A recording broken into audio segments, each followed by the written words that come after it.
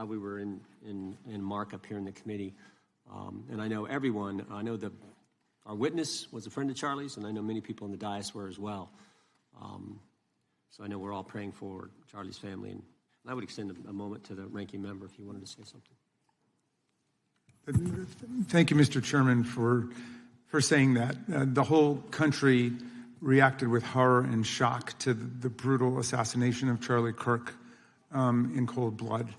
And there is never any warrant for political violence in America. And just as we all recoiled together at the shocking assassination of Melissa Hortman and others who died in that Minnesota attack, we all stand together categorically against political violence in America and determined to end,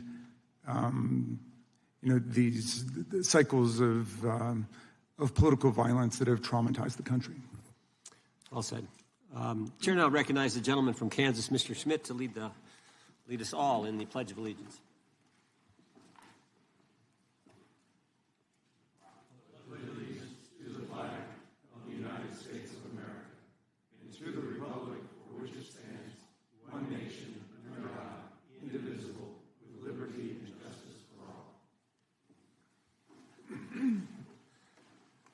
As is customary, we will begin with opening statements. 5 weeks ago, because of the work of Director Patel, we learned that the former chair of the House Intelligence Committee and current United States Senator leaked classified information.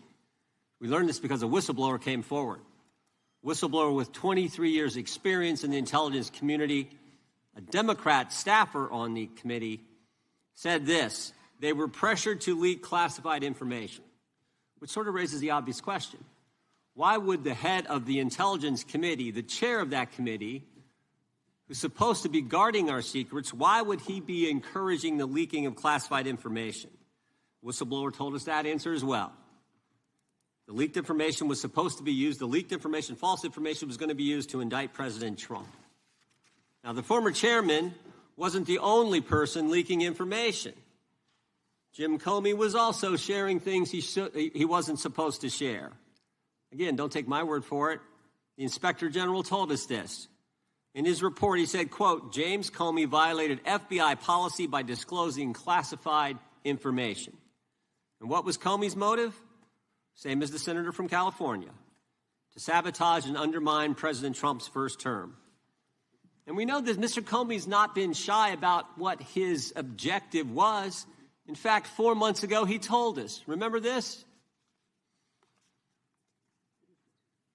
8647.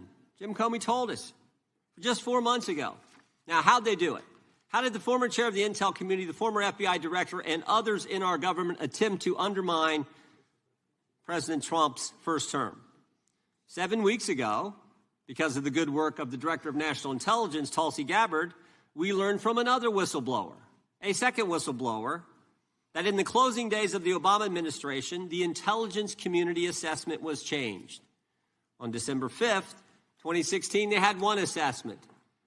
That assessment said Russia did not impact the election vote count. There was a meeting at the White House on December 9th, 2016, where it was decided, no, we're not going to have that. We're going to come up with a new one. And the new one said Russia was trying to influence election and did influence election, which just wasn't accurate. And that new one is published on January 6, 2017.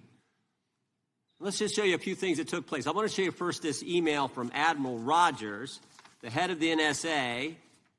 You can see it was December 22nd. It says to Jim, John, and Jim Clapper, John Brennan, Jim Comey.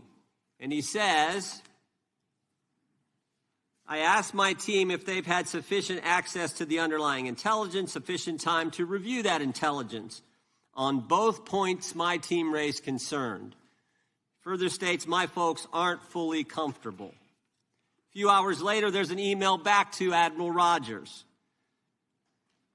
This one is from Jim Clapper, and it says this: it is essential that we be on the same page and all of us are supportive of the report in the highest tradition of, that's our story and we're sticking to it.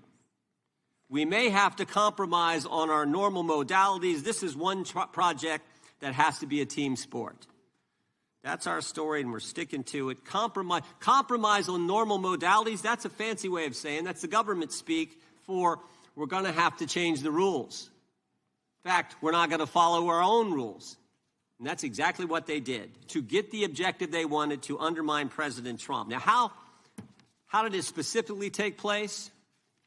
The whistleblower said that the government officials ignored concerns about discredited information. And what was that discredited information? What was the discredited information that they didn't ignore the concerns about? What did they use, that discredited information? Of course, it was the dossier. The now famous Steele dossier that was paid for by the Clinton campaign when they hired the law firm Perkins Coie, who hired Fusion GPS, who hired the foreigner Christopher Steele, who wrote all this garbage and lies down. That is what was used to change the intelligence community report. And what happens next? What do Jim, John, and Jim do next? They go to Trump Tower on January 6, 2017, to brief then President-elect Trump about the dossier.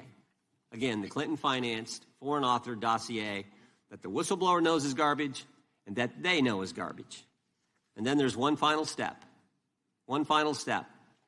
Jim Comey leaves that meeting with the president and immediately leaks to the press that they briefed the president on the discredited information. They briefed the president on the dossier and thereby giving it some credibility and creating the basis and the predicate for all they did to the president.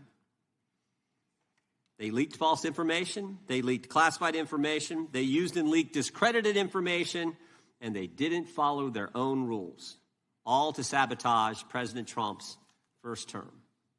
And but for this guy, Kash Patel, but for this guy, we would never have known this information. The good people of this great country would not have known what took place 8 years ago when they were trying to undermine the guy elected by we the people. And I want to thank Attorney General Bondi. She set up a special strike force, a special team, to look into this and see if there's any criminal liability that exists in what took place. Now, in addition to getting the truth to the people, Director Patel is getting the bad guys off the street. He's moved agents out of Washington, got the focus off of politics here in D.C., and is instead putting bad guys behind bars. 21,000 violent criminals have been taken off the streets, which is a 125% increase from the comparable period in the previous administration. He's rescued 4,000 kids. He's got 1,300 predators who he's arrested. He's also ended the weaponization of the FBI. No more spying on parents at school board meetings. No more pre-dawn raids on pro-life Catholics. No more retaliation against whistleblowers. And he's given us information that Chris Wray didn't. Maybe said better, he's given us information that Chris Wray wouldn't. Director Wray didn't tell us that there were 26 confidential human sources at the Capitol on January 6, 2021, even though he was repeatedly asked about that by members of this committee. Director Wray didn't tell us that there were 17 of those confidential human sources who entered restricted space. 4 went in the Capitol. None of them were arrested. They weren't authorized to do that. They broke the law. None of them were arrested. Lots of American citizens were arrested, but the guys whose whose American tax dollars was used to pay these guys who broke the law, none of them were. One was recommended for charging and was not charged. And remember when Chris Wray told us that the Richmond field office memorandum on pro-life Catholics was just a one-off? Turns out he wasn't being square with the Senate either. Director Wray wasn't square with us. He told us that multiple other officers were involved in targeting the Catholics. We got that information from Director Patel. We learned from Director Patel the FBI actually surveilled a priest, tried to get the priest to divulge information, break the priest-penitent relationship and confidence that exists. And Director Patel is saving taxpayers' money. He's not going to build a new headquarters outside of D.C. He's going to keep the headquarters right here in the capital city. Save Americans money. Save the taxpayers' money. In 8 months, Director Patel has given us the facts. He's ended the weaponization at the FBI. He's taken bad guys off the streets, and he's saving taxpayers' money. But my guess is the Democrats won't focus on all that good news. They'll focus on politics. they'll stick with Comey and Clapper and Brennan and continue to try to undermine President Trump. With that, I yield to the ranking member for an opening statement. Thank you very much, Mr. Chairman, and welcome, Director Patel. You and I have not had the opportunity to meet, and alas, you failed to respond to the 8 oversight letters I've sent you over the last 7 months. So we do have a lot of questions piling up for you, but I want to start with a word of praise.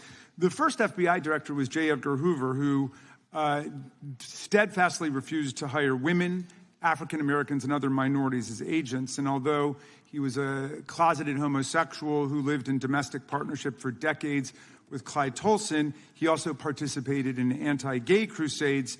He aggressively promoted what we would today call white Christian nationalism, and he would undoubtedly be turning over in his grave to see as one of his successors a first-generation Indian American and a proud Hindu. So I congratulate you on being a breakthrough in this sense and being a beneficiary of the civil rights movement that opened up the FBI and the federal workforce to lots of people who never would have been hired in its first decades. Alas, you share J. Edgar Hoover's dangerous obsession with blind loyalty over professionalism and effective public policy. For Hoover, it was blind loyalty to him in keeping his secrets. For you, it's blind loyalty to Donald Trump in keeping his secrets. During your confirmation, it was widely noted on all sides that your primary qualification was your unwavering loyalty to Trump. Unlike other directors, you had no work experience at the FBI, but you had made over 1,000 media and political appearances in support of Trump's campaign. Your Senate confirmation vote was 51-49, the closest in history, with your opponents warning you were not qualified and had no interest in actually developing the qualifications for the job. I hoped that they were wrong. Alas, they were not. While most other new FBI directors drew on their experience as FBI agents, you didn't have that. But you did write a picture book trilogy for children ages 5 and up based on your experience clashing with President Trump's political enemies. In your book, you describe your literary alter ego, Kash the Knight, as a wacky, easily bored wizard carrying out King Donald's vengeance by driving his enemies out of the kingdom. In the books, King Donald is besieged by the evil Hillary Queentown, but saved in the end by Kash. Then Kash goes on to catch mules who are stealing the 2020 election for the great King Donald from Sleepy Joe. And then in the third book, Kash takes down the dragon of the jalapenos, nicknamed the DOJ. Your supporters had hoped that you would graduate from imagining yourself a romantic fairy tale knight to actually running America's premier federal law enforcement agency.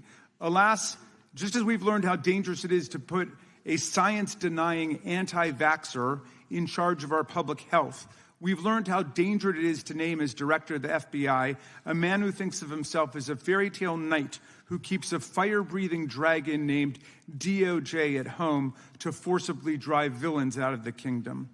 When Charlie Kirk was assassinated, while his killer was still on the loose, you decided you didn't need to be at FBI headquarters in Washington to work with your team while the chaotic manhunt unfolded. You spent your evening dining in a swanky Midtown Manhattan restaurant and tweeting out false information that the subject of the shooting was in custody, a statement you had to retract 1 hour later. Your performance was so disturbing that even the MAGA base was alarmed. Culture warrior Christopher Rufo, who just a few months ago sat in your chair as a Republican witness, observed that you performed terribly, and he called for your ouster. The FBI might be able to survive your delusions of grandeur and the explosively volatile temper that was on display yesterday in the Senate. But the intractable problem is that you are running the FBI not as a law enforcement agency charged with keeping the American people safe, but as a political enforcement agency working directly for the president's vengeance campaign. 7 months in, it's impossible to overstate the destruction, chaos, and demoralization you've brought to the FBI and its workforce and the resulting danger your actions have caused to our country. You've been systematically purging the FBI of its most experienced and qualified agents, division leaders, and experts in counterterror, counterintelligence, and cybersecurity, precisely the people who have the expertise you lack and which the FBI and the country need.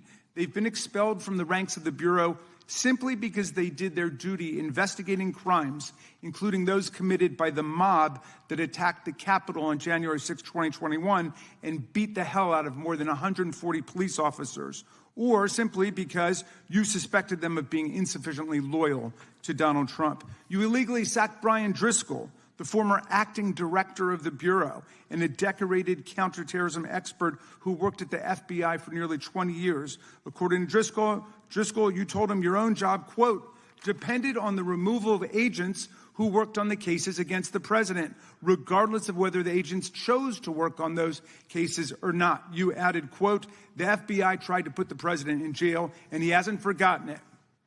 You forced out the leader of the Salt Lake City field office, Mehtab Saeed, just weeks before Charlie Kirk's assassination, depriving the FBI of an experienced counterterrorism expert described by her colleagues as absolutely the best and legendary. She would have led the FBI's manhunt had she not been fired. When Trump decided that rounding up immigrants with no criminal records was more important than preventing crimes like human trafficking of women and girls, drug dealing, terrorism, and fraud, you ordered the 25 largest field offices to divert thousands of agents away from chasing down violent criminals, sex traffickers, fraudsters, and scammers to carry out this immigration crackdown. Director Patel, you treated the men and women at FBI with disrespect and paranoia. You've assembled a roving band of freelancing henchmen within your office and charged them with conducting unauthorized investigations, targeting and harassing career FBI employees. Amazingly, you forced senior leadership to repeatedly take polygraph tests to prove their political loyalty and pushed out leaders who refused these demeaning exercises. And now we're seeing one very clear reason why you want to build a political FBI.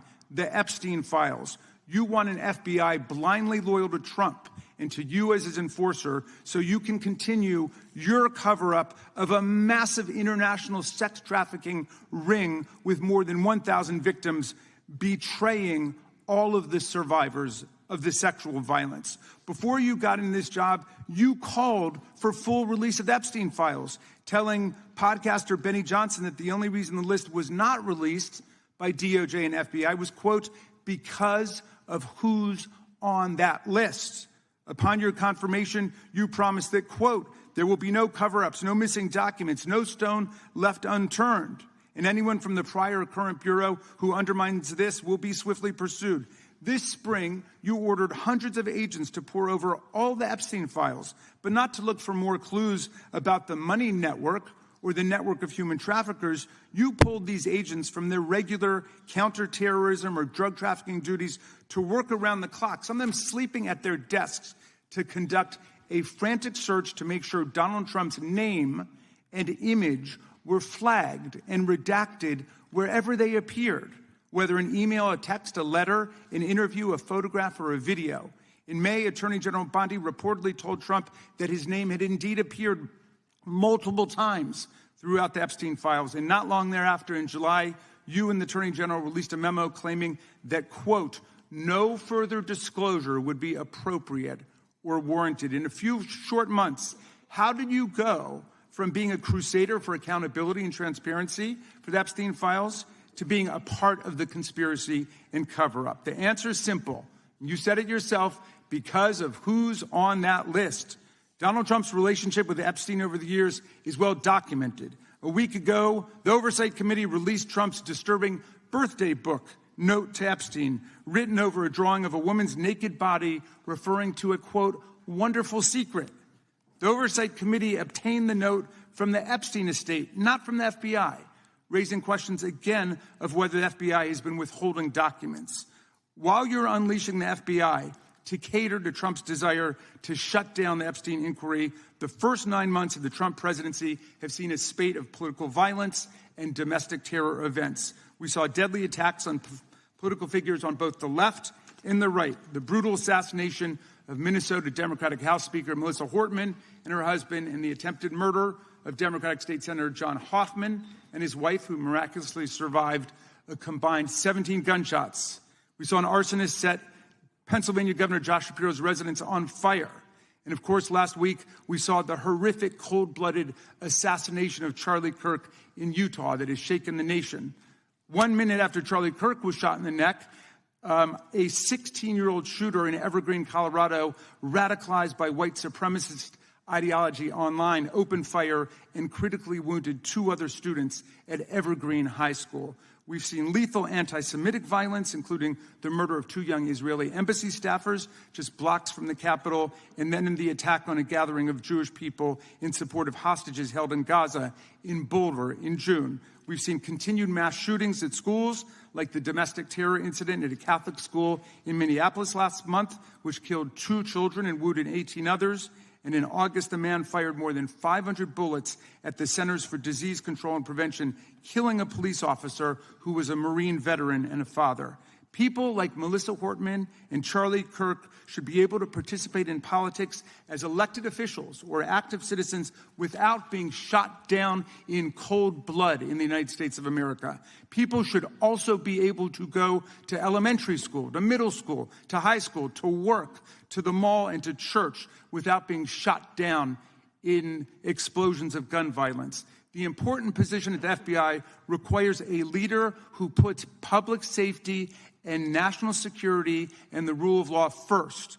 I'm afraid, Director Patel, you've given us reason to believe you've used the powers of the FBI to serve Donald Trump and his agenda of partisan retribution. You've broken your promise not to do that. You've betrayed Jeffrey Epstein's victims and survivors. You've turned your back on the career law enforcement officers of the FBI. And as a result, you've left all of us less safe than before. Mr. Chairman, I yield back. Gentleman yields back. That opening statement may have been longer than any book director's ever written or anyone else has written. Without objection, all of the opening statements will be included in the record. We will now introduce today's witness. Mr. Patel has been the director of the FBI since February of 2025. He previously served as chief of staff at the Department of Defense, deputy director of national intelligence with the National Security Council, and also as a congressional staffer, as a federal prosecutor, where he focused on national security cases. And he also worked as a public defender in the state of Florida. We welcome our witness, appreciate his work, and thank him for appearing here today. We will begin by swearing you in. Director, would you please stand, raise your right hand. Do you swear or affirm under penalty of perjury that the testimony you're about to give is true and correct to the best of your knowledge, information, and belief, so help you God? Let the record reflect that the witness has answered in the affirmative. You can be seated as you are. You've been through this yesterday. Did a fine job. Please know that your written testimony will be entered into the record in its entirety. Accordingly, we ask that you summarize your testimony. Director, you may begin. Good morning, Mr. Chairman, Ranking Member Raskin, and members of the committee. I want to begin today by discussing the appalling assassination of Charlie Kirk. It's important for this FBI to be transparent without jeopardizing our investigation, so a little bit of the timeline is important. Charlie Kirk was unfortunately assassinated on September 10th. We immediately, the next day, released images early in the day in local time in Utah to start the public partnership in our manhunt for the assassin and culprits. At approximately 5 p.m. local time, I arrived on the ground and walked the crime scene myself, and we flew multiple FBI assets in and out to process DNA simultaneously while bringing in evidence response technicians, hostage rescue teams, and other experts to assist state and local law enforcement with their investigation. At 8 p.m. local on September 11th, the FBI collected and populated and promulgated at a press conference a video of the suspect on the grounds. We also released enhanced images. Due to that release that I directed and ordered, the suspect involved was apprehended and in custody at 10 p.m. local time. That's less than 2 hours after we did the video release and the photo release. So within 33 hours, that individual suspect was in custody. And his family, who has since been interrogated, specifically stated to FBI interrogators that because of the video that the FBI released at my direction and because of the photographs that they released, they identified their son, they confronted their son when he swung by their home, and that's what led to his apprehension. We are still, the FBI, has that investigation ongoing, and it continues to be ongoing. And I want to thank the state of Utah and the state and local authorities there. And I also want to thank the Attorney General and President Trump for directing resources to allow us to conduct that investigation as we have. Under this administration, the FBI has arrested more than 23,000 violent criminals. 23,000 in 7 months. That's twice as many year to date last year. We've taken over 6,000 firearms off the streets. 6,000 guns are no longer in the hands of criminals in 7 months. We've identified and found and located 4,700 child victims.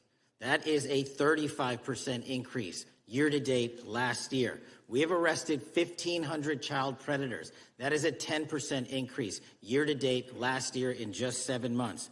We've assisted our partners with countless counterterrorism operations around the world. We've captured, at the FBI, 4 of the most top 10 wanted fugitives in the world in 7 months. To put that in perspective, that's as many as my predecessor nabbed in the entirety of the Biden administration. We got 4, we got more coming. On top of that, in 2 weeks, thanks to the help of the CIA, we collected and captured one of the individuals responsible for the horrific Abbey Gate bombing that led to the murder of 13 service members. We did that in 2 weeks. They didn't do it in the 4 years of the entire prior administration. Nationwide, we've been executing our Operation Summer Heat, the FBI's national focus on targeting violent crime based on intelligence-driven operations. Ask the citizens of Seattle, Miami, Memphis, Charlotte, Chicago, New Orleans. To specifically highlight New Orleans and Nashville, there has been a 250% increase in violent crime arrests in those cities alone and other mid-major cities that I've just listed. In just a few short months, we have already unleashed 1,000 FBI personnel across this country. Every single state across this country is getting a plus-up. This is a fiction that the FBI is short or that we are compromising the men and women in the field. They do not need to be in Washington, D.C., so we're sending them into the field to each and every one of your states. Because of that, crime is at an all-time low. We had to do it because of the explosion of crime. And maybe the most important stat for Americans to realize, in just 7 months, we are on track to produce the lowest murder rate in modern U.S. history by double digits.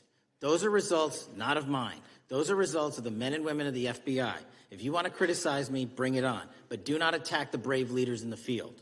We are also working 24/7, 365 on the opioid epidemic that is killing more than hundreds of thousands of people a year. We have seized 1,600 kilograms of fentanyl off the streets so far in 7 months.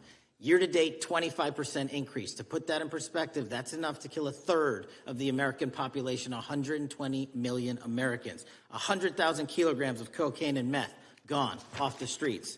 Earlier this year, I highlighted in Cincinnati, Ohio, how we're getting creative to chase down those that were willing to do harm to our citizens, not just by striking at the heart of the fentanyl producers, but the fentanyl precursor companies in China. And we indicted for the first time multiple companies and individuals, not just in America, but in mainland China, that are producing the ingredients that produce and make fentanyl that kill our children. And we're going to keep going. Counterterrorism work, cyber attacks, and foreign adversaries are something the FBI must never sleep on, and we are not sleeping. In the counterintelligence space alone, this year, year-to-date, 30% increase in counterintelligence arrests from the DPRK, Russia, Iran, and China. And I want the American people to know, in this setting, there's a lot of work that the brave men and women in the FBI are doing we just can't get into, but they don't stop. Our cyber threats, ransomware attacks, those harming our children online. We have nearly a 20% increase in indictments and arrests in 7 months alone this year. We're going after those that harm our malware, infrastructure systems, telecom systems, and energy structure. Combating SALT and Vault typhoons are just a little bit of the examples we're doing. Maybe most importantly, under the counterterrorism and domestic terrorism umbrella, are nihilist, violent extremists, and those that label themselves 764, who wish to go online and convince children to maim and mutilate themselves and commit suicide. And we are producing record numbers of arrests under that umbrella organization. We even stopped an individual in the 764 network who wanted to conspire to kill an adolescent girl. He is now in custody. Transparency remains one of my main priorities at the FBI. And this is what I've done in my 7 months at the helm. We've produced more than 33,000 pages of documents to Congress to a variety of committees, including, I believe, 7,500 to this committee alone, if memory serves me correct. To put the 33,000 in perspective, my predecessor in 7 years produced 13,000 pages in total to the United States Congress. His predecessor in 4 years produced 3,000 pages in total. I repeat, I have produced 33,000 pages in 7 years to this Congress and will continue to do so. I'm dedicated to restoring the trust in the mission and the integrity of the FBI, and we cannot do so without congressional oversight, and I promise you I will continue to do so. On the Epstein case, the original sin on the Epstein case was how it was handled by Mr. Acosta when he first brought the case in 2006, 7, and 8. The original case had a very limited search warrant, had a very limited search window, had a very limited investigative window. I was not there when those search warrants and that investigation was launched. I would not have done it that way. They were limited to only 3 to 4 years of investigations from 97 to approximately 2001 and 2002 to 2005. Mr. Acosta allowed Mr. Epstein to enter into a plea agreement where he served weekend jails for trafficking minor women. He also was allowed to leave jail to go home on the weekends. Plus, he allowed a non-prosecution agreement to be signed as part of that plea deal, prohibiting future investigations from that prosecution and from that evidence, and prohibiting the collection of further material. That is the original sin. We are working with Congress to produce more than any administration ever has material on Epstein. And I welcome the challenge to tell us that we are not being as transparent as the law allows. We even went to court and asked the judges to lift those prosecutorial agreements and to lift those court order seals, and they denied us 3 times. Congress is welcome to do the same and join the fight. And I'd lastly like to focus on operation that the president led in D.C. Because of this, we are taking this fight in D.C. to every single city across the country. 2,100 arrests in the last month alone. D.C. has seen a 60% decrease in gun crimes, 75% decrease in carjackings, and 53% decrease in homicides in our nation's capital. And rightly so. We're bringing that fight to the streets of America. I want to thank you for your support, and I'm proud to be the director that leads this FBI into a new headquarters building that they've needed for decades, saving the taxpayer $3.5 billion, and also providing our workforce a safe environment. If you don't know the calamity that is the Hoover Building, I invite each and every one of you to walk around. I'll give you a tour myself, and you can see where the cement falls on the heads of our employees that is only to be saved by netting. Just to give you an example. Thank you for support to our mission. And I do want to highlight one thing about D.C. It's because the FBI gathered sources and evidence that we were able to, through our source network, identify the horrific murder of the D.C. intern, Eric Tarpinian. Mm-hmm. And I've spoken to his family, and we are working to bring them justice. And Mr. Chairman, in my 16 years, now my 17 years of government service, if anyone has any questions about my service, bring it on. Yeah. Thank you, Director. We will now proceed under the 5-minute rule. The chair recognizes the gentleman from California, Mr. Ison. Director, delighted to have you here. You are a breath of fresh air. As you outlined, and I won't repeat it, the accomplishments, you did so with the same resources as your predecessor, roughly. Is that correct? I believe so, yes.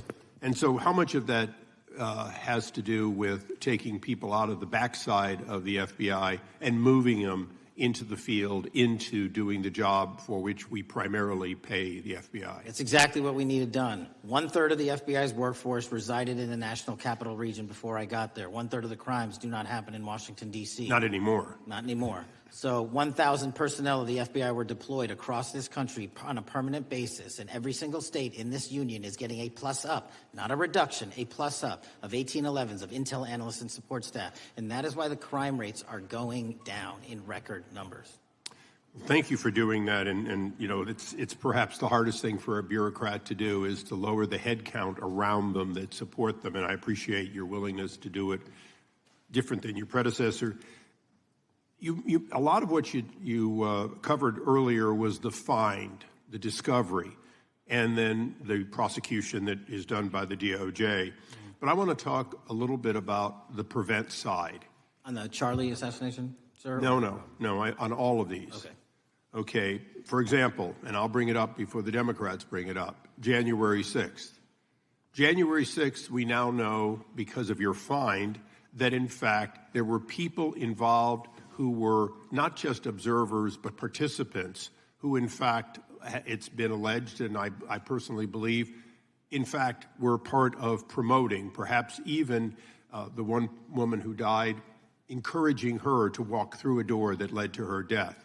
When you see that kind of activity, and you know it was done under predecessors with full knowledge, whether it's January 6th, where embedded people crossed the line, or any other activity, including obviously the Russian hoax that we're now dealing with up in front and center.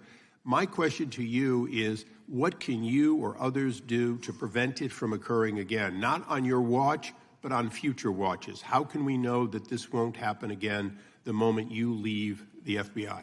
It's simple. What I'm doing through our leadership cadre is having FBI agents do what they were trained to do, not what they were not trained to do, not put them in situations that both harm them and the public. We're also utilizing our SORT networks and prioritizing the threat structure to go after the narco traffickers, the counterterrorism people, the counterintelligence threats, and the cyber threats. That's what they were trained to do, and that's what we're letting them do.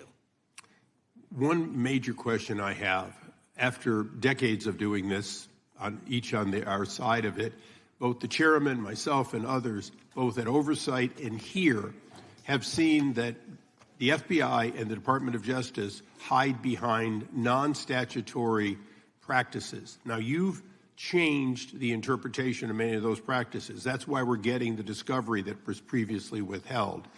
How do we work together to make sure that we never again have false walls, non-statutory walls that say the Department of Justice has a prohibition about giving, quote, you fill in the blank, that has led to the chairman not seeing anything until you took over? I'm wedded to aggressive constitutional oversight. Having been a House congressional staffer, I know that is an important part of securing our democracy. And the way we make it an everlasting, enduring process is by showing the American people the results of what we are doing and the important work of this committee and putting it out to them so they can see government waste, fraud, and abuse. And then they can demand from our constituents and our electors that they want this process to continue. Last major question here. Some things are so sensitive that we both would agree they cannot be made public. Will you commit to this committee, when it is too sensitive to disclose, that you would at least make it available for in-camera review by the chairman and ranking members or others designated? I have done that, and I will continue to do that. Well, thank you, Mr. Chairman. This is a breath of fresh air. This is the beginning of what we need. But my questions today for the director are ones in which I believe that we do need to codify by agreement or by statute, if necessary, the kind of openness and transparency that we're seeing from this administration, the kind of discovery that's allowing us to do our oversight properly. And I would hope that that be the follow-up to this, obviously along with the Attorney General. And I yield back my 4 seconds. Thank you. The gentleman yields back. The gentleman from New York is recognized. Thank you, Mr. Chairman. Welcome, Director Patel. In the wake of the tragic murder of Charlie Kirk, Donald Trump said, quote, violence and murder are the tragic consequences of demonizing those with whom you disagree, day after day, year after year, in the most hateful and despicable way possible, close quote. I would note for the record that Donald Trump has famously demonized practically every person he has ever disagreed with, and therefore, using his own logic, he has put their lives at risk. I should know.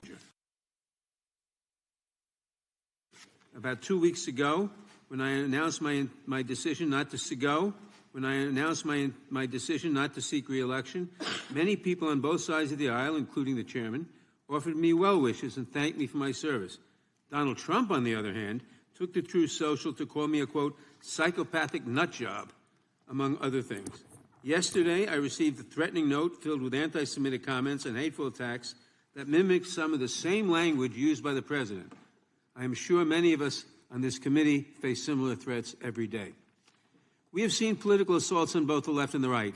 The attack on Charlie Kirk, the attempted assassination of the president, the murder of the Democratic Speaker of the Minnesota House, the assault on Paul Pelosi, and the attack on the Capitol on January 6th, for example. Director Patel, do you agree that there is political violence from both the left and the right? There's too much political violence. Do you agree, yes or no, that there's violence? There is too much political violence based on ideologies from either side. From either side, okay.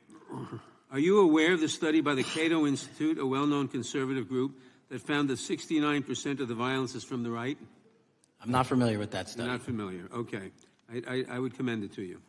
Are you aware the administration has threatened to use violence as an excuse to crack down on liberty and freedom of speech? Say that again, I'm sorry? Are you aware the administration has used has threatened to use violence as an excuse to crack down on liberty and freedom of speech. Nobody at the FBI is doing that. I didn't ask you about the FBI. I said the administration. I speak for the FBI.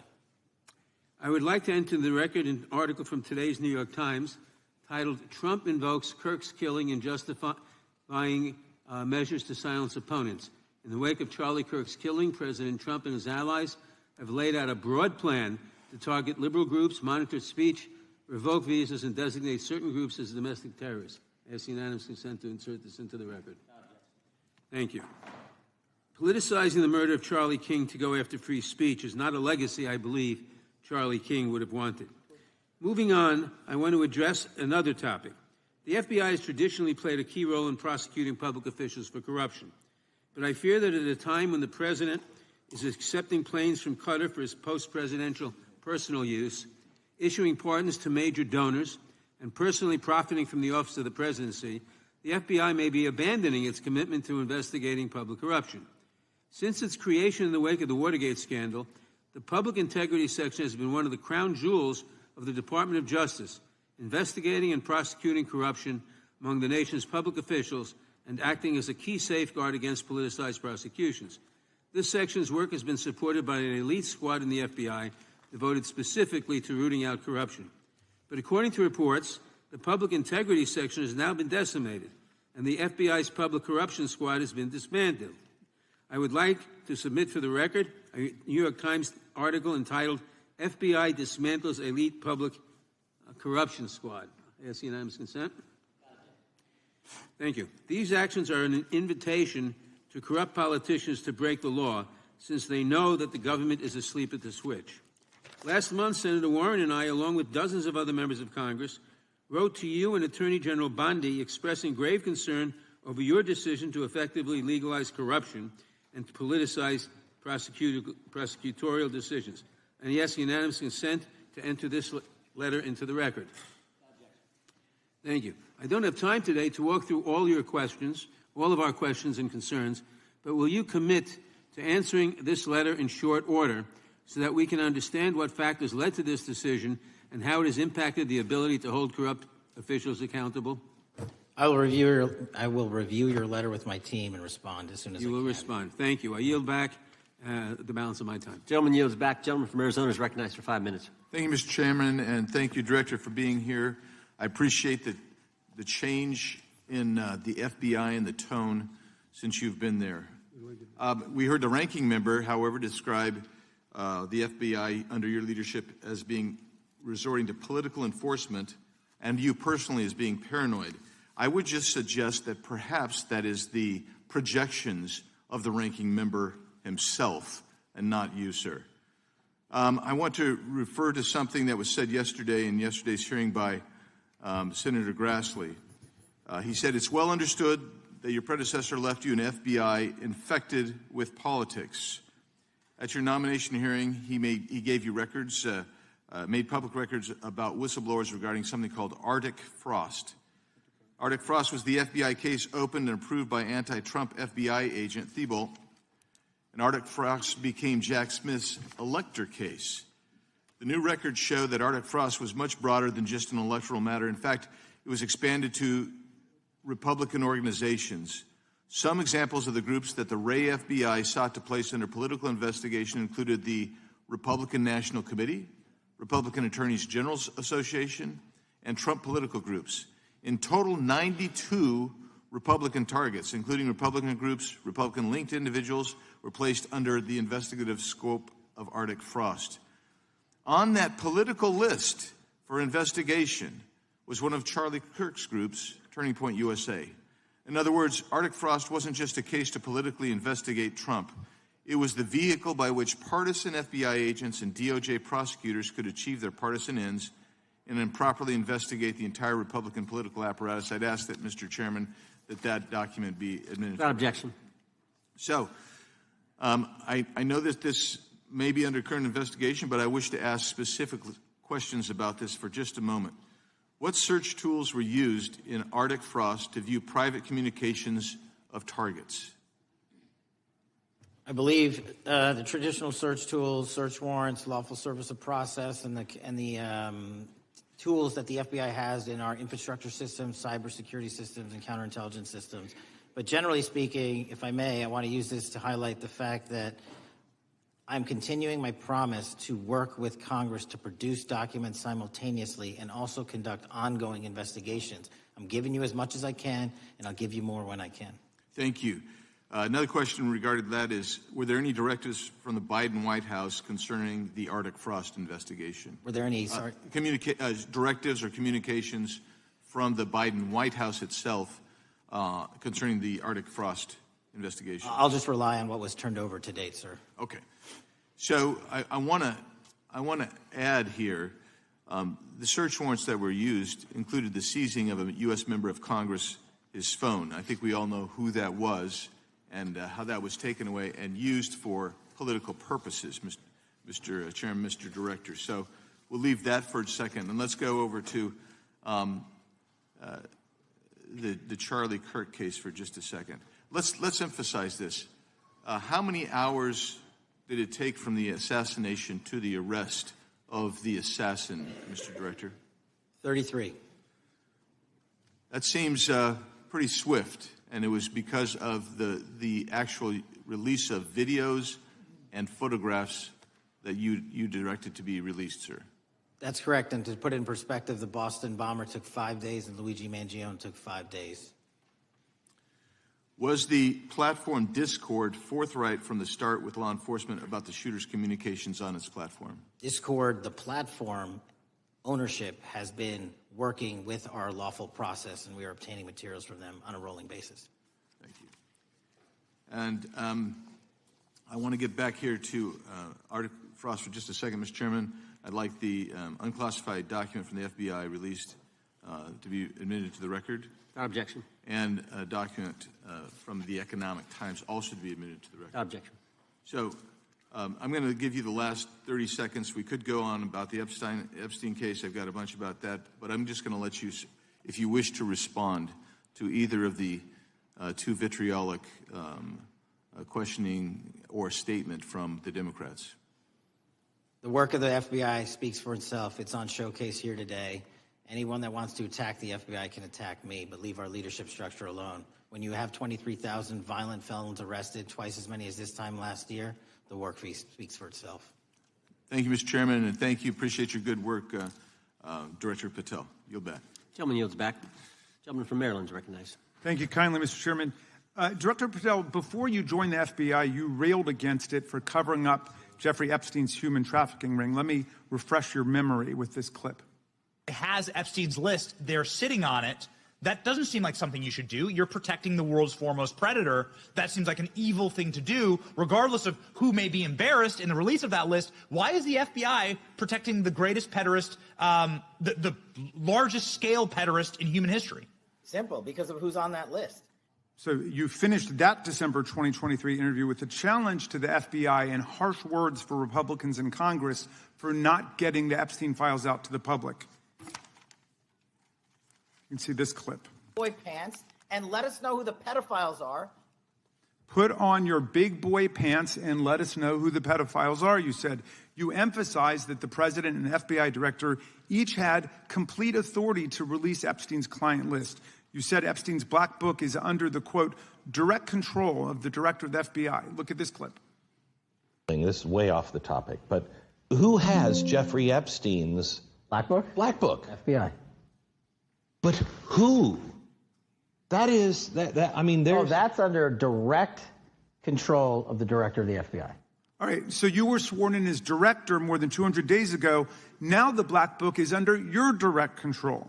So why haven't you released the names of Epstein's co-conspirators in the rape and sex trafficking of young women and girls? The Rolodex, which is what everybody colloquially refers to as the Black Book, has been released. Oh, no, you're talking about what the journalist got 5 years ago? No, that's not what we're talking about. We're talking about what you were talking about there, That's the Black exactly Book what I under was the direct control of the FBI director. We have released more material than anyone else before. The Biden administration, Obama administration had the exact opportunities to release this material, and they never did.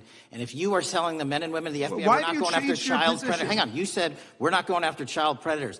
1,500 child predators arrested this year, 35% increase. I'll reclaim my time. 4,700 child victims Mr. Chairman, I'm going to found. reclaim my time if you could instruct the witness.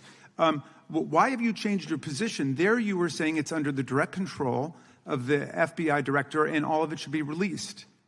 Why have you changed your position? Everything that has been lawfully permitted to be released has been released. And as I told you, the investigation was limited. And let me make something crystal clear. I never said Jeffrey Epstein didn't traffic other people, other women, and they're not other victims. This is the investigation we were given from 2006, 7, and 8, and the search warrants from 2006, 7, and 8. That's what we're working with. Well, wait, have you released all of the stuff that the FBI has seized from Epstein's house? The computers, the emails, the file cabinets, the documents? What about the financial records? Have you released all of that? Everything the court has allowed us to release. Which court are you talking about? 3 separate federal courts have come in and said... We're talking about the evidence you've got. It's got nothing to do with what those courts have. Do you have any idea how the law works? Do you want me to break the law in a federal judge's order? No, I want you to follow your own word, Director Patel. You said up there it was under the direct control of the FBI director. He had the black book. Everything I have direct control over, we have gone to court. You haven't. Complete your sentence. Everything you have direct control over, you said. Have gone to court, and everything we have direct control over. Complete your sentence. You said everything. Release. We're releasing. He'd like to complete his answer. You began the sentence. Everything you have direct control over, and then you stopped that sentence. You've released everything that you have direct control over. And I have direct control over and can lawfully release. If you're not familiar with the court orders, that's not my fault. Oh, I'm perfectly. Look at them. I'm perfectly familiar with them. But how did we prosecute Ghislaine Maxwell?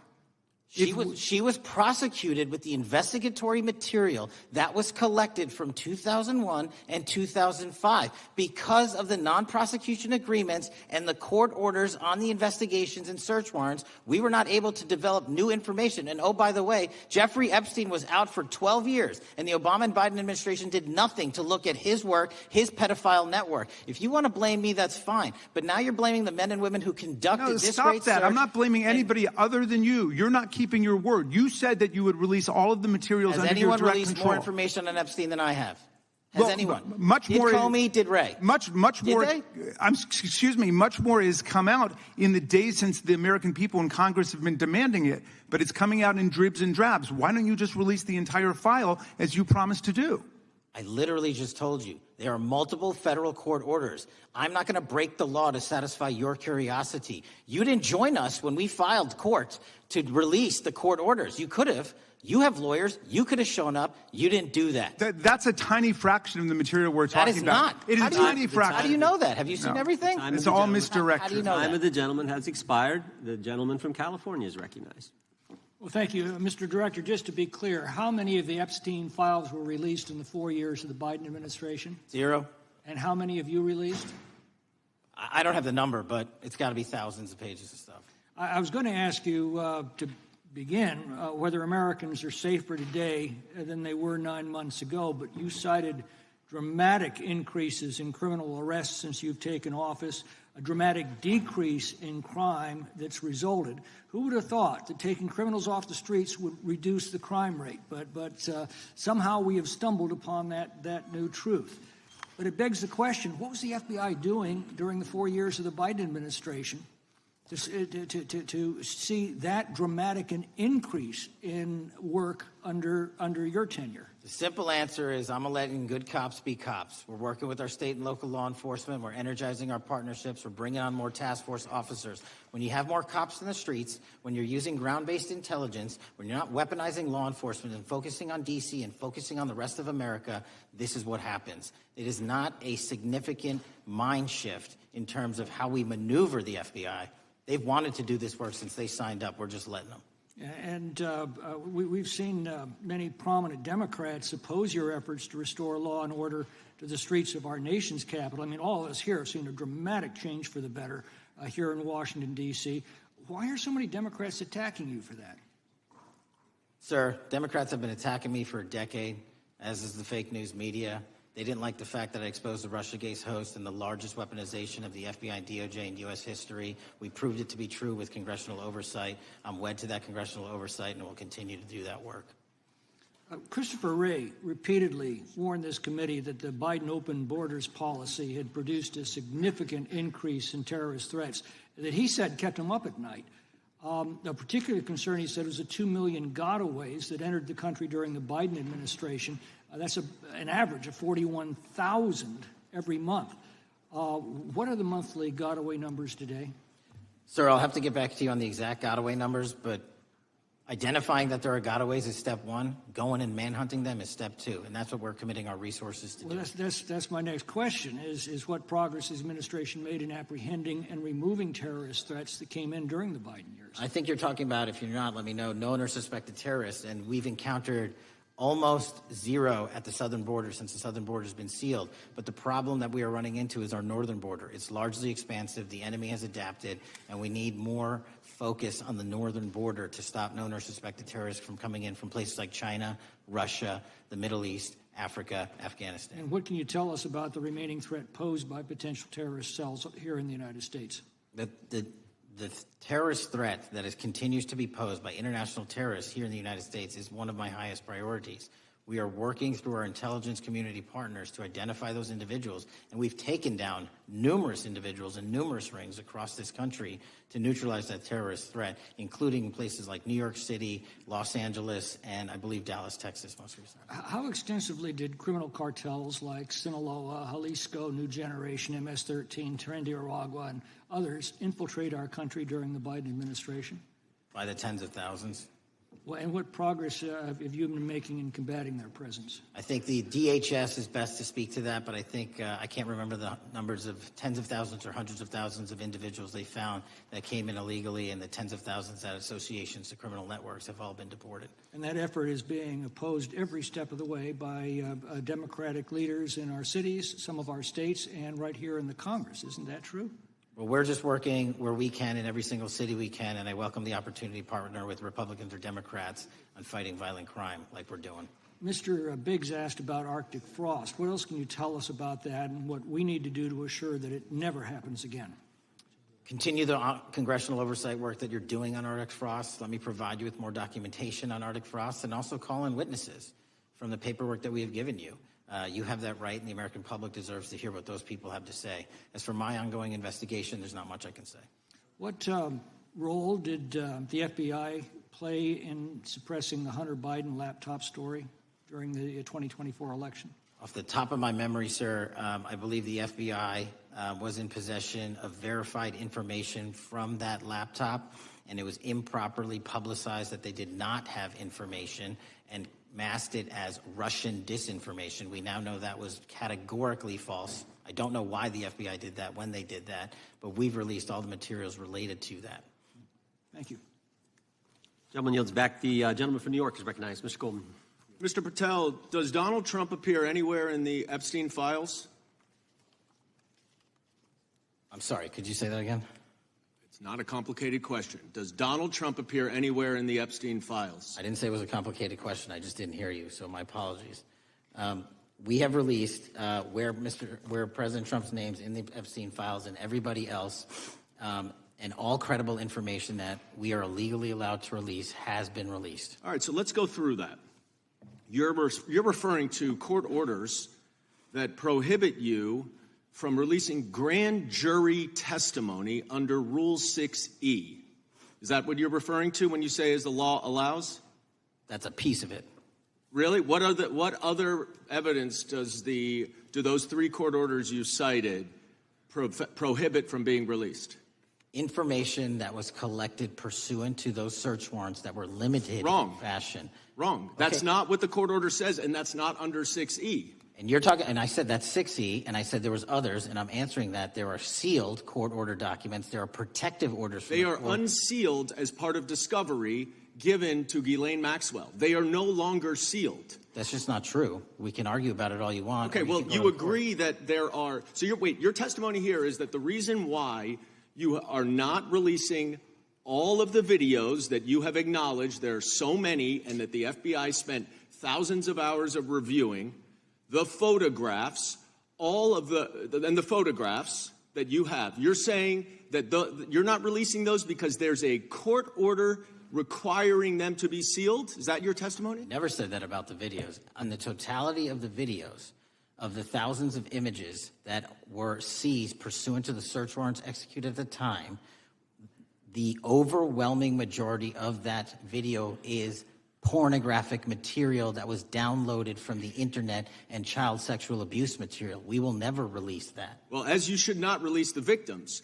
But if there are videos that relate to others who Epstein trafficked to, such as maybe Prince Andrew, or photographs, that you have total control to release. Yes, and if it exists... And so why haven't you released it? Why are you supposing that that is a fact when in fact it is false? Are you saying that You're saying that none of the videos relate to anything relevant to the Jeffrey Epstein trafficking ring? Every single video that we have collected pursuant to the prior search warrants has been examined for the last 10 years.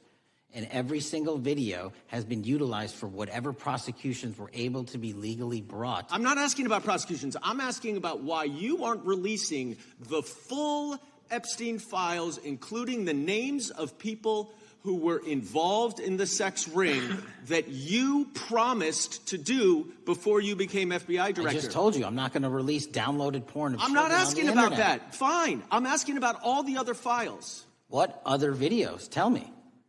Tell me. That's what I'm asking. Tell me. You're saying there are no videos that would be relevant to anyone else involved in the Jeffrey Epstein sex ring. Pursuant to Mr. Acosta's collection of information based on the search warrants. That's all we have in our possession. And I'm asking you, that stuff. That's all we got. I'm not asking all you got. I'm asking you, in that stuff, there's nothing that's related to any other sex traffic, any other people engaged with Epstein in underage sex. That's correct. To my knowledge, no. Okay. Let's talk about the witness interviews. 302s of witness interviews. Those are not subject to the court order. Those are not subject to any fictional sealed order for a search warrant. Why aren't you releasing those with the redacted names of the victims? We are releasing as much as legally allowed. That's why we went back to the courts. How is that not legally allowed? Sir, do you know how court orders work? Do you know how protective orders Actually, work? Actually, Mr. Patel, I was a real prosecutor for 10 years. I know exactly how. So I was a fake one? And I want to understand what the court order prevents you from releasing witness statements that the FBI took. You should know that as a real prosecutor, when the court hand downs a protective order and a motion to seal, the material is sealed unless that your judge testimony waives here it. is that all of those witness statements are under a court order, a protective order. We are providing everything we can legally provide. No, that's not my question. My question is, why are those witness statements that are not grand jury testimony, that if they were under a protective order are no longer under a protective order, why are they not being released? How are they not under a protective why order? are you not going to the court like you did for the grand jury testimony to unseal those records? The DOJ did go to the court. No, not on those records. Why aren't you going? You just went on grand jury. Time of the gentleman has expired. You are hiding the Epstein files, Mr. Patel. Time of the gentleman has expired. You are part of the cover-up. Can I respond? Sure can. Any allegations that I'm a part of a cover-up to protect child sexual trafficking and victims of human trafficking and sexual crimes is patently and categorically false in the work of my FBI. So I hope you will talk to them when they have requested to speak with you. Because the victims have requested and you are not responding to them. Director, yes or no, is the FBI still spying on parents at school board meetings? No, sir. Is the FBI still targeting Catholics? No, sir. Is the FBI still spying on President Trump? I don't believe so. Is the FBI still censoring Americans? No, sir. Is the FBI still targeting Americans for shopping at Cabela's or purchasing Bibles? Nobody is targeted for their faith. Is the FBI still targeting Americans who are pro-life? Nobody is targeting anyone for their beliefs. Is the FBI still cooking the books on crime data? The crime data is real. Is the FBI still purging agents for conservative viewpoints? No one at the FBI has asked their viewpoints on politics. Is the FBI still labeling the Betsy Ross flag, the flag of the American Revolution, a hate symbol? No.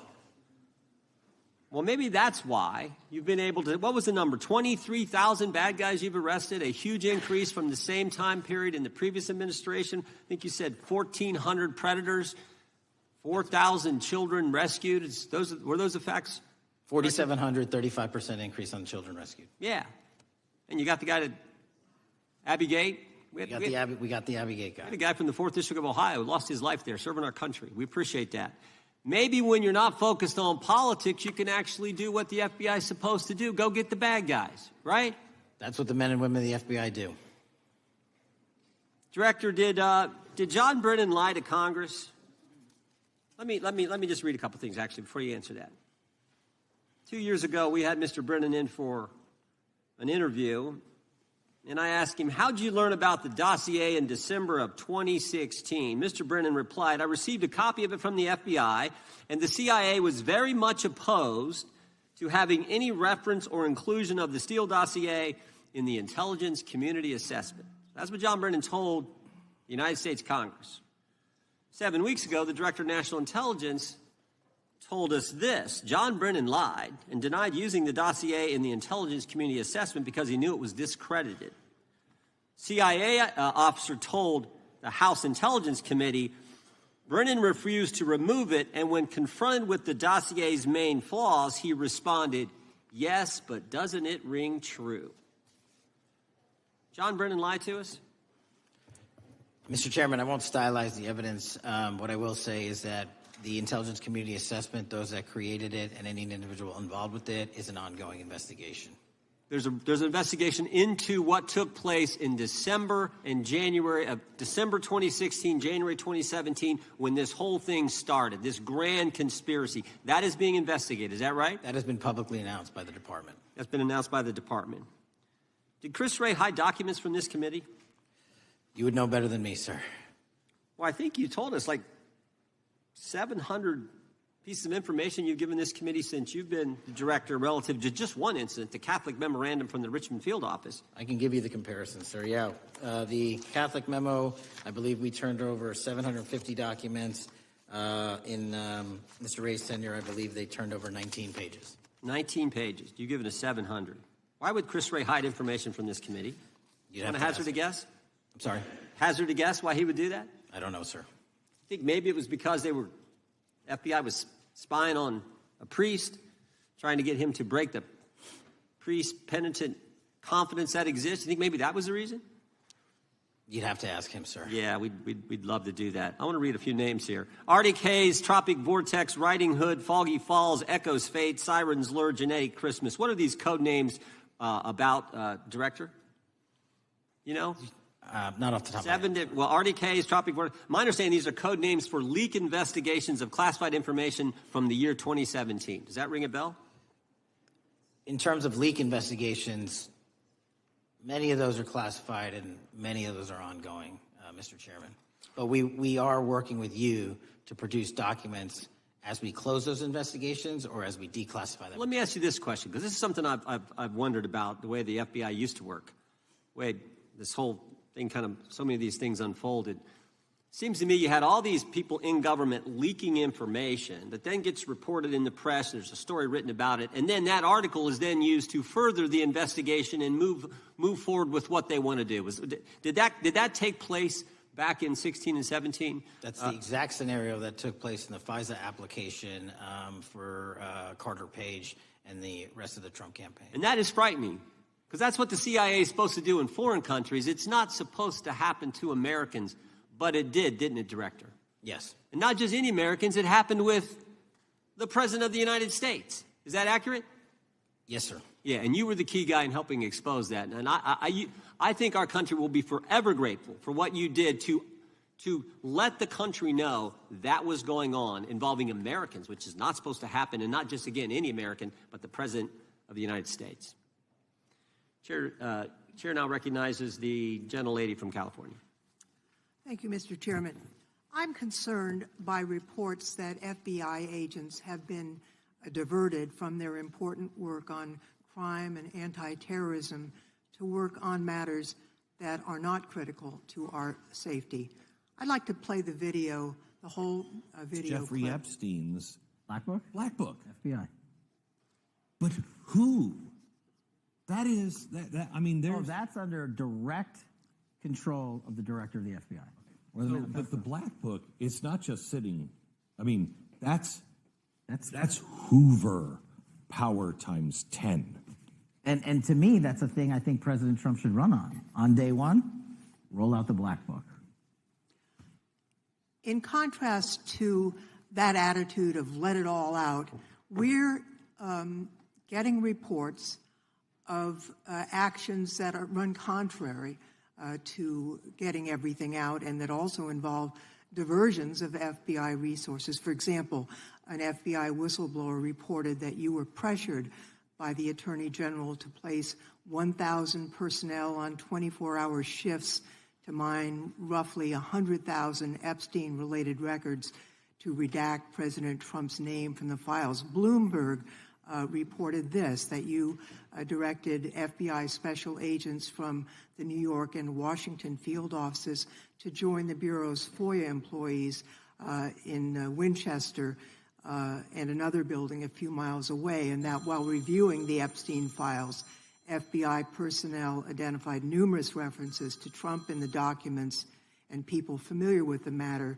said that Trump's name, along with other high-profile individuals, was blacked out. Now, the New York Times reports, and this is a quote, Justice Department officials diverted hundreds of FBI employees and federal prosecutors from their regular duties to go through the documents at least 4 times, including once to flag any references to Mr. Trump and other prominent figures.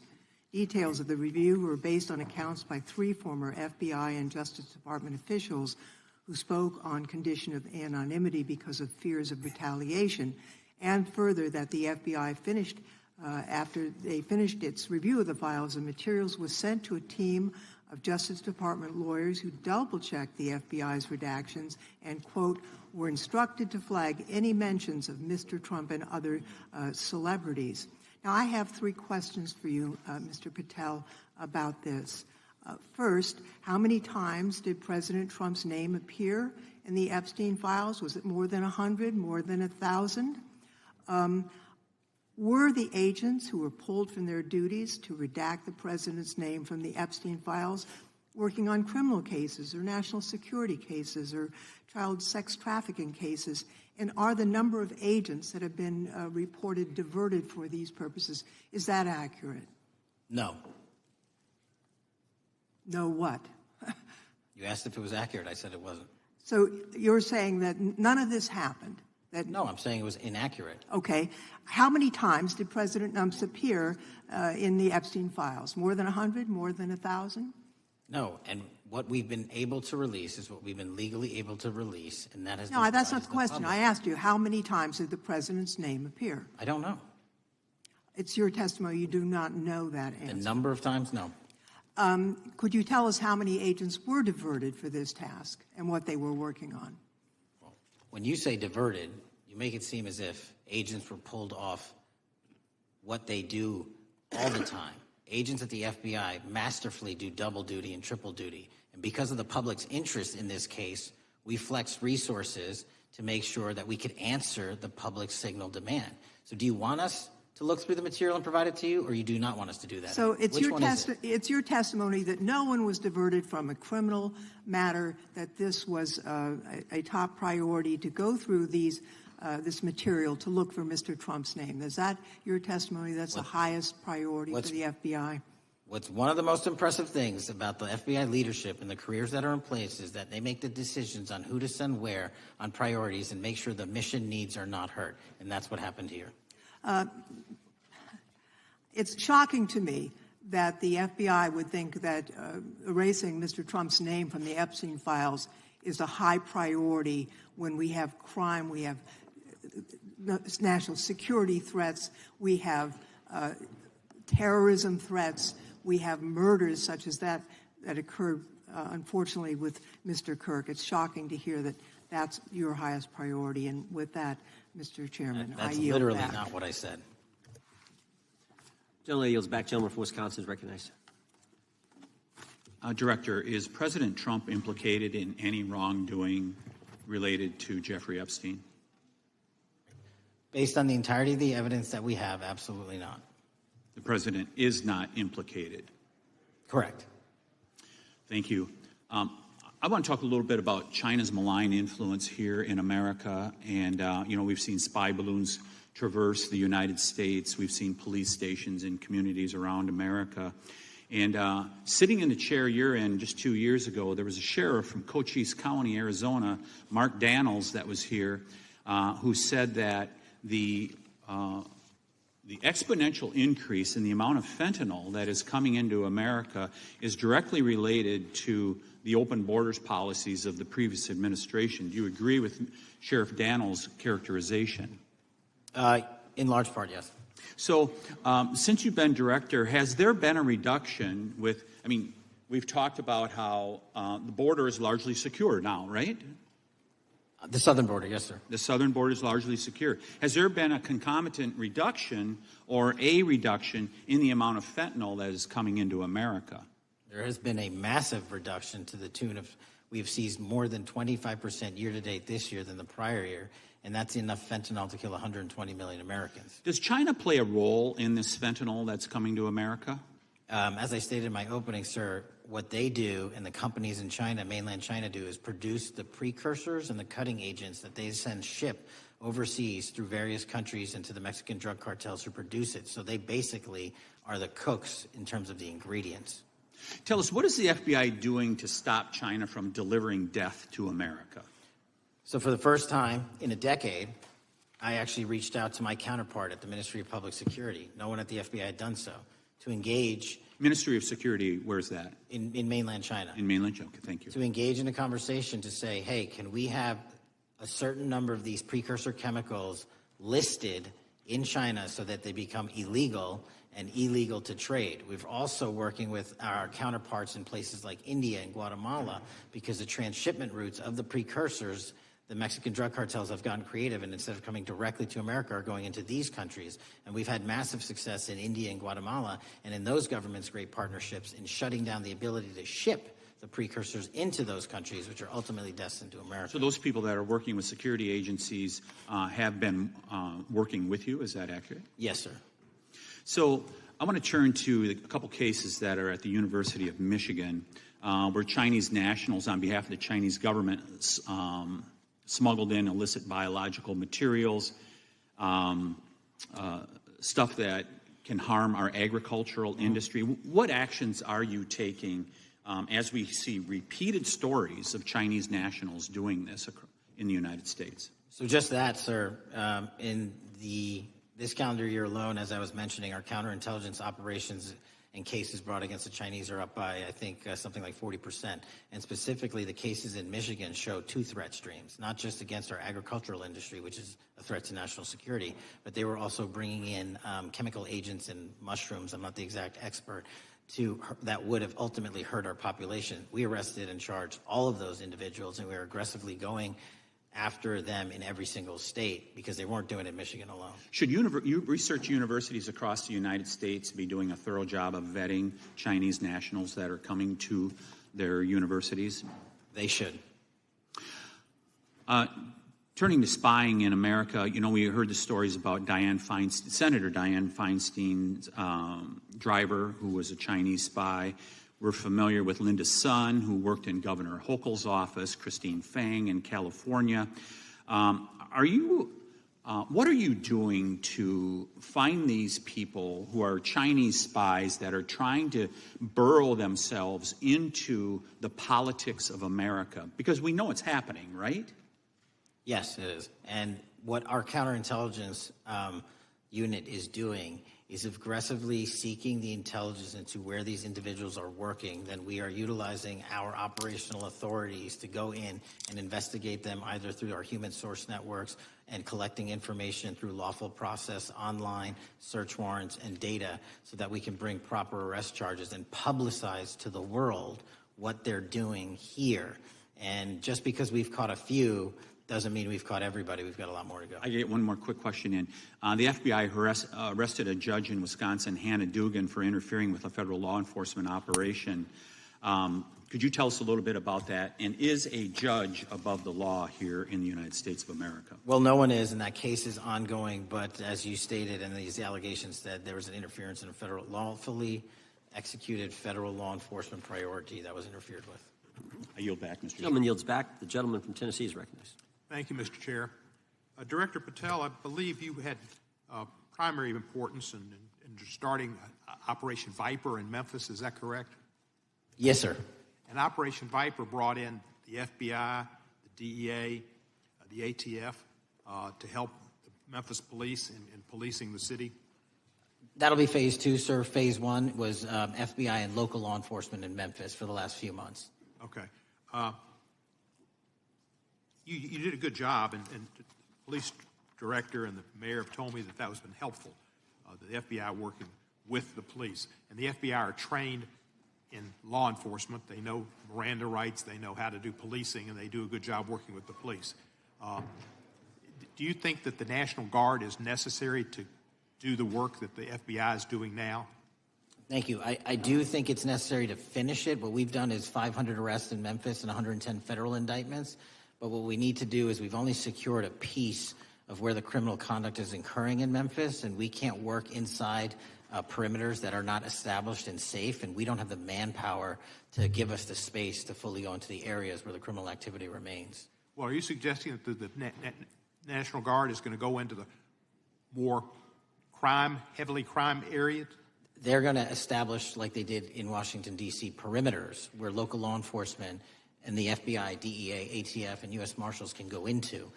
We can't be going into all these areas knowing that they're extremely volatile and jeopardizing the safety of our agents. Did the National Guard do anything in Washington to help the FBI stay safe from these dangerous elements? They established perimeters. Established perimeter, and the criminals knew about it, so they... It was a visible force, sir, so they kind of saw it. Well, what you did, I commend you for what you did, and I think the FBI coming in, we have a crime problem in Memphis. The FBI has helped. DEA will help, and the ATF will help. I don't think the National Guard is going to help, and what I've seen, they're not trained in law enforcement, are they? No, sir. And so that could be a problem. Who will direct the National Guard in Memphis? Will it be? Will they have control over your agents? No, sir, they won't. Who will have control over your agents? You? Well, the SAC and then ultimately the chain of command up to Washington, D.C. will control the FBI, but there's a task force that was put together that is going to be led by an interagency. The heads of U.S. Marshals, DEA, and FBI will be working together with DHS collectively on this. Have you visited Memphis before? Yes, sir, I have. So you know how good a city it is. I love Memphis. A lot of us do. And Memphis is a great city, great history, civil rights museum. Might say something about slavery, but that was the history. It needs to be taught. Blues, Elvis. Beale Street, right. Barbecue. And people should come. It's not a troubled city. We've got some crime, but it's not a troubled city. We're not troubled, and we love our city, and we hope that the National Guard doesn't come in and cause people to have questions about Memphis because it's a city they should visit. Let me ask you this about, you said that the homicide rates are coming down to an all-time low? In modern recorded U.S. history, yes, When does modern recorded history start? I think the FBI, and I'll get back to you on this, has stats on that going back about 30 years, sir. Okay, I was thinking back to Ozzie and Harriet, and I didn't think you could beat Ozzie and Harriet's time. Secondly, you mentioned the Epstein case.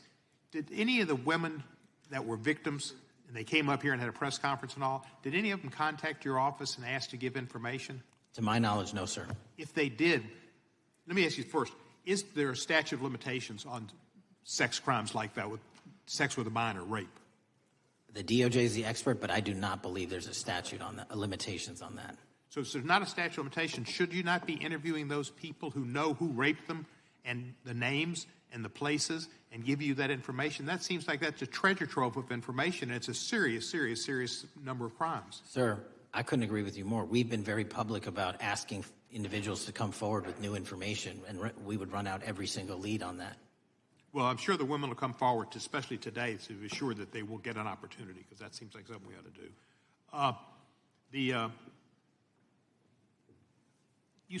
Mr. Driscoll, what was his reputation? I can't comment on Mr. Driscoll's matter. It's an ongoing litigation. Yeah, but his reputation you could tell us about. I can't tell you about his reputation. His work has been laid out in that lawsuit. How many of the FBI agents who worked on the January 6th case have been fired? I don't have that number, sir. Do you have a ballpark figure? No, but I can tell you that individuals based on case assignments in the FBI that I have led have not been terminated for case assignments. Thank you, sir. And come back to Memphis, and you work with Kevin Kane in our Tourism Bureau. He's great. Thank you. And thank you for your work in Memphis. Gentleman, yes, back. Mr. Chairman, I have a unanimous consent request. Gentleman's recognized. So I've got 4 documents I'd like to introduce into the record. The first one is Jeffrey Epstein's 6th story played out for years in plain sight. And Acosta is quoted in here saying, "I was told Epstein belonged to intelligence and to leave it alone." The second document is entitled, "What Epstein's Bodyguard Warned About His CIA Connections." The third document is from Fox Digital. It's titled, "Epstein's Private Calendar Reveals Planned Meetings with Obama Admin Official CIA Chief." And the last document is Wall Street Journal article that highlights Ehud Barak's 36 meetings with Jeffrey Epstein. He was the former Prime Minister of Israel and head of military intelligence for Israel. It may have held that title when he met Epstein, and then, yes. Without objection, the gentleman will hold for a second. The gentleman from Maryland is recognized. Thank you, Mr. Chairman. Just one UC request. This is Judge Engelmeyer's decision from August in U.S. versus Epstein, stating the government's 100,000 pages of Epstein files dwarfs the 70-odd pages of Epstein grand jury materials. Without objection, the gentleman from Kentucky is recognized for 5 minutes. Thank you, Mr. Chairman. Director Patel, I watched some of your Senate hearing yesterday when Senator Kennedy asked you, "You've seen most of the files. Who, if anyone, did Epstein traffic these women to besides himself?" You replied, according to the transcript, "There is no credible information that he trafficked them to anyone else." You also said somewhere in the hearing and here today that the problem is that the case files are constrained by limited search warrants from 2006 to 2007 and that the non-prosecution agreement hamstrung future investigations. Those constraints only apply to the Southern District of Florida. They do not apply to the Southern District of New York, the location of the 2019 sex trafficking indictment, which produced many things, including a series of FD 302 documents. According to victims who cooperated with the FBI in that investigation, these documents in FBI possession, your possession, detail at least 20 men, including Mr. Jess Staley, CEO of Barclays Bank, who Jeffrey Epstein trafficked victims to, victims including minors such as Virginia Roberts Giuffre, may she rest in peace. That list also includes at least 19 other individuals, one Hollywood producer worth a few $100 million, one royal prince, one high-profile individual in the music industry, one very prominent banker, one high-profile government official, one high-profile former politician, one owner of a car company in Italy, one rock star, one magician, at least 6 billionaires, including a billionaire from Canada. We know these people exist in the FBI files, the files that you control. I don't know exactly who they are, but the FBI does. Have you launched any investigations into any of these people, and have you seen these 302 documents? Sir, I have asked my FBI agents to review the entirety of the Epstein files and bring forth any credible information, and we're working with Congress not only to divulge that information and produce it to you, but any investigations that arise from any credible investigation will be brought. There have been no new materials brought to me launching a new indictment. So is the loophole here, or is it your assertion that these victims aren't credible, that the 302s maybe didn't produce credible statements that rise to a probable cause? It's not my assertion, sir. It's the assertion of 2 different United States attorneys' offices from 3 separate administrations who investigated those same materials in lifetime. Are the 302 documents in the FBI's possession?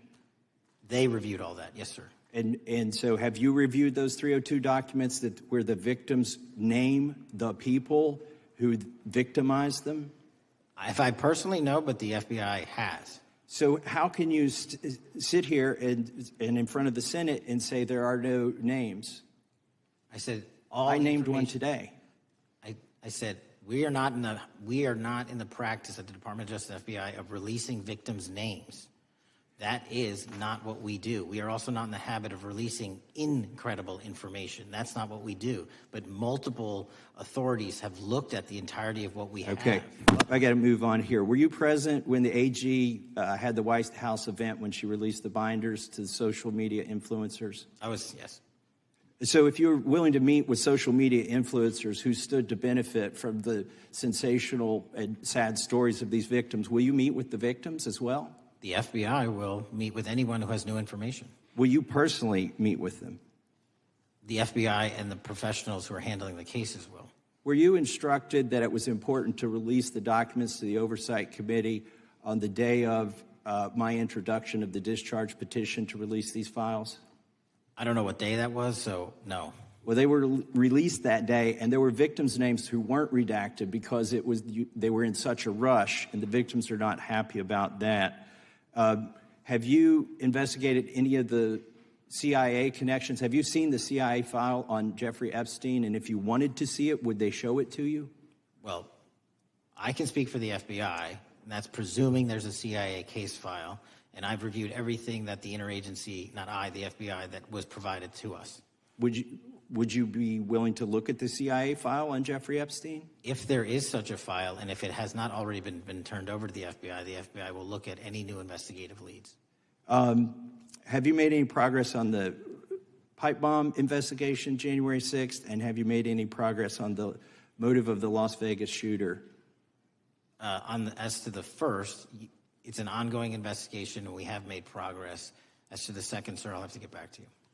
All right. Thank you. I yield back. Mr. Chairman, I have a unanimous Gentleman consent yields back. request. Unanimous consent request from the gentleman from New York. I ask unanimous consent to introduce an unsigned memorandum from July 7, 2025 that says we did not uncover evidence that could predicate an investigation against uncharged third parties with the insignia of the Department of Justice and the FBI.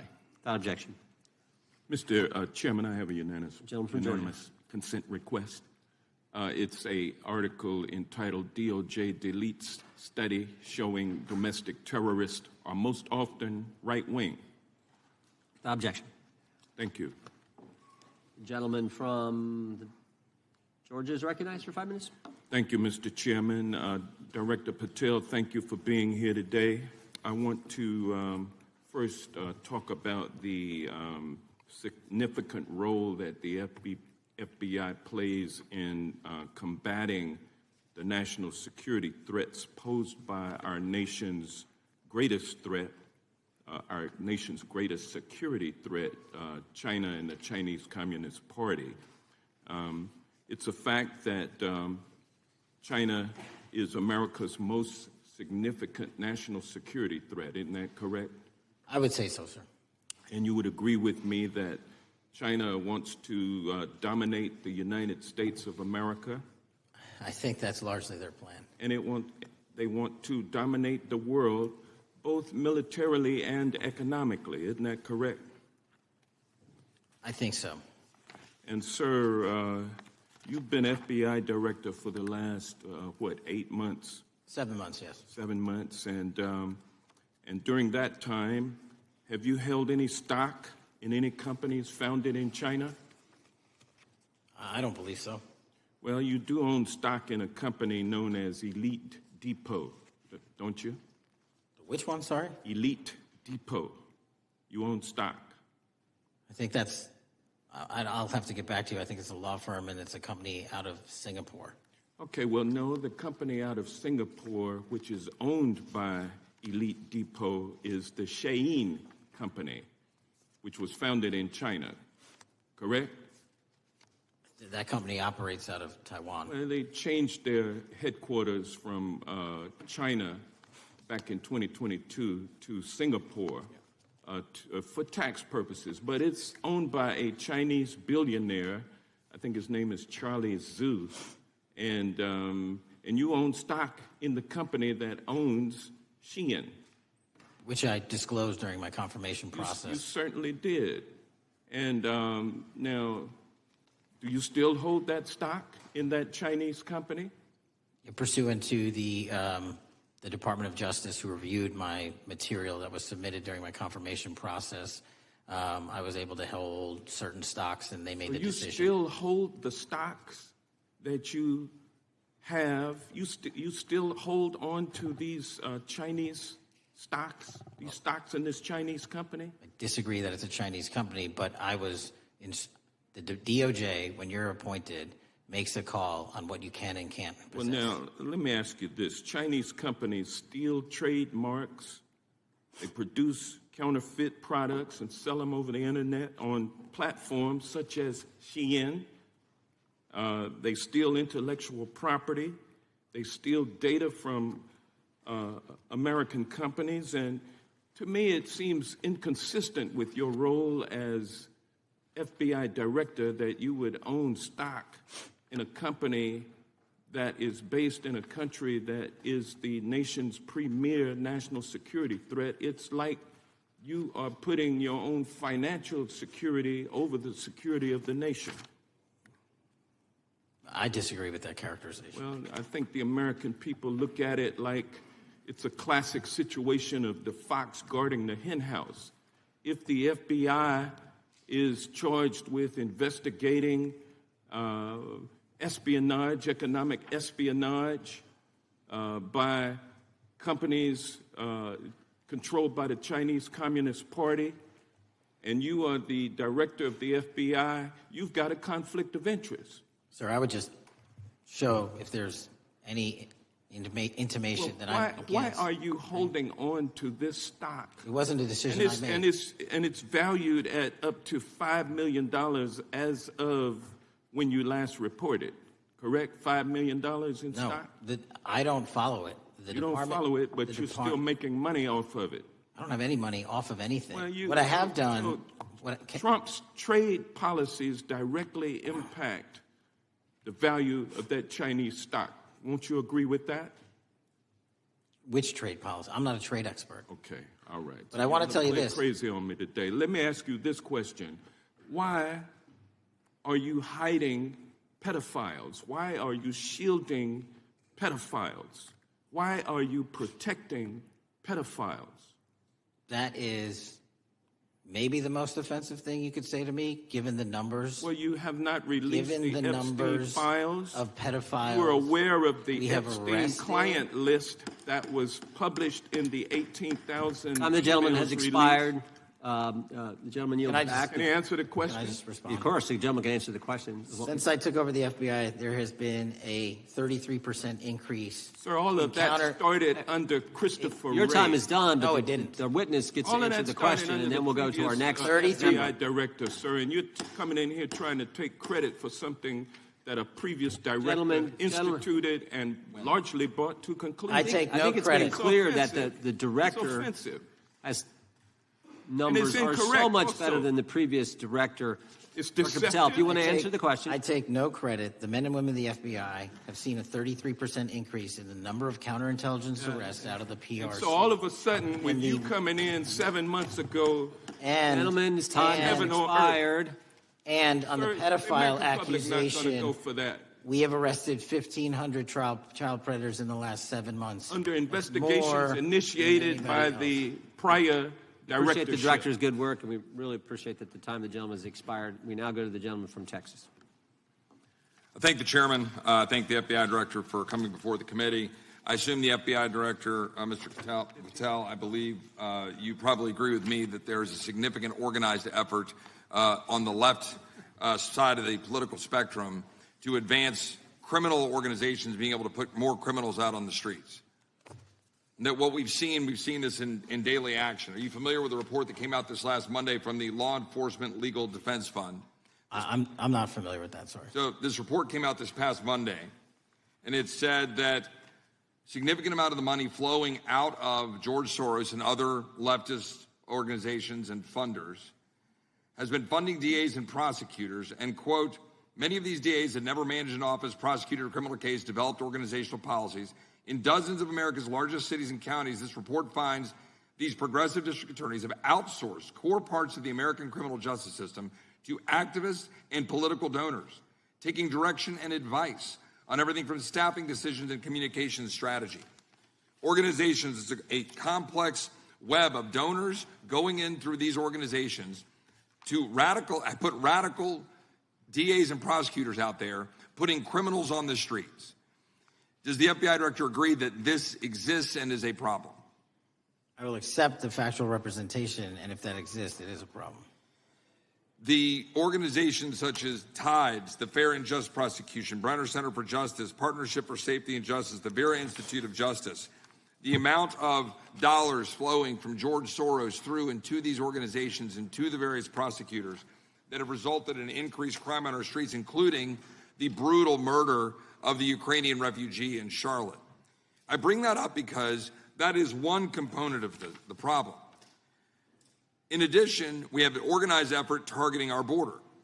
The NGOs, the nonprofits, and the deep pockets, the United Nations, charitable organizations, and a long list of over 250 organizations that the Center for Immigration Studies put out that lays out a complex web of organizations that were moving people into our country, knowing that they're dangerous, knowing that they're criminal, associated with taxpayer dollars flowing through the United Nations and donor dollars flowing through organizations, including ostensibly religious ones, putting these dangerous individuals on the street that resulted in fentanyl in our communities, that resulted in the death of Jocelyn Nungare, of hundreds, thousands even, as the director testified, 100,000 people dying from these narcotics every year. All of this in an organized effort, a complete effort by the radical left to use taxpayer dollars and these dollars to put people on our streets. In addition, the extent to which we've seen now with the Southern Poverty Law Center and their hate map targeting, for example, the Family Research Council, where we had a shooting right here in D.C. over a decade ago, putting Charlie Kirk, putting a target on TPUSA, Antifa, other radical organizations that are very specifically organized in targeting conservatives and ordinary Americans. Well, how about the organized effort to infiltrate our schools and advance a transgender agenda and advance a radical agenda, perhaps one that we will see exposed further in the individual that actually shot Charlie Kirk? So here's my question. Will you as the director, and are you as the director, pursuing all legal channels to follow the truth wherever it may lead on this organized effort, one? And two, do you agree that Congress should take all action necessary to expose this web of dollars that are flowing to undermine our way of life? I got another minute in my time that I'd like to hear from you on this topic broadly. I'll keep it short.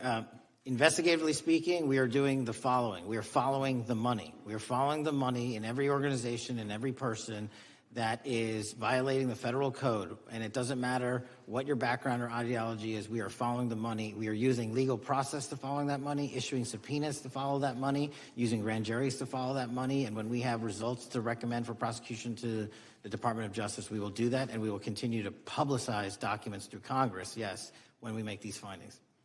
Mr. Chairman, I'd like unanimous consent to insert the record outsourcing justice by the Law Enforcement Legal Defense Fund that I alluded to before. I would ask unanimous consent to add a 2024 list provided by the Center for Immigration Studies on these United Nations and other affiliated groups that are responsible, over 250 of them, for moving individuals into our country in a coordinated effort. I would like a unanimous consent to insert a letter that I sent that currently has 33 members of the United States House of Representatives have signed on it, calling for a special select committee to pursue the organized effort from the radical left to target our way of life and undermine our security by putting criminals on the street and having our borders being wide open and putting us in danger.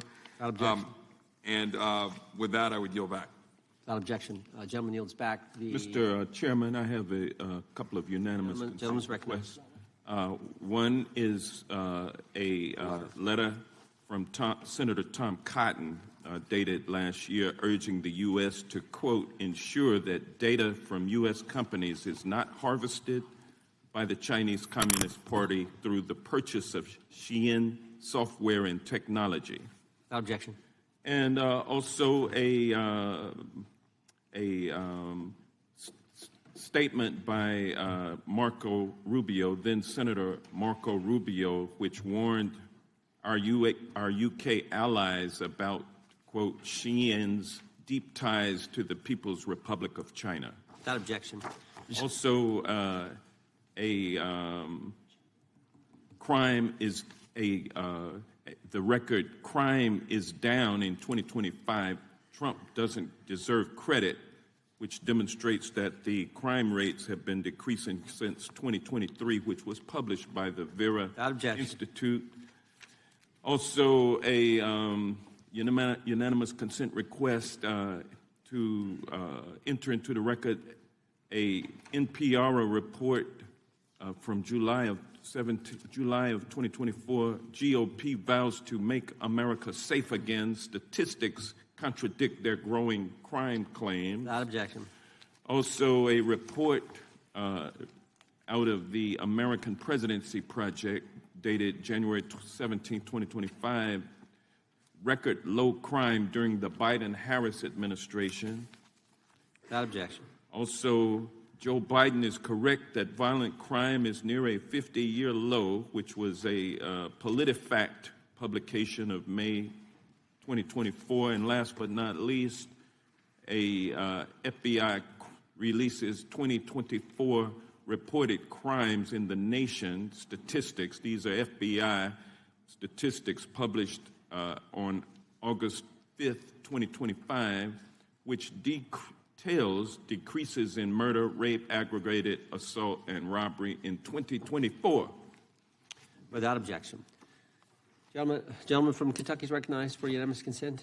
Mr. Chairman, I ask unanimous consent to submit two sets of documents. The first is a series of emails from the victims of Jeffrey Epstein. They are making FOIA requests to get their own FBI files and not having any success. So I want to bring attention to that by submitting that to the record. The second document that I want to submit to the record, for the record, I know we don't usually read these. This one's not readable. It's completely redacted for the most part, the first 50 pages. This is actually the search warrant that was served on James O'Keefe for a diary that he had already given to the government 2 months before. And as it turns out, there were no indictments here, yet he still doesn't know why he was raided, and I think he deserves to know. So, Without objection. Thank you. The chair now recognizes the gentleman from California. Director, the first time you saw Donald Trump's name was in the Epstein files. Did you close the files or keep reading? I have reviewed not the entirety of the files, so I have. You haven't reviewed all of the Epstein files? Personally, no. You're the director of the FBI. This is the largest sex trafficking case the FBI has ever been a part of. Buck stops at the top, and your testimony today is you have not reviewed all the files.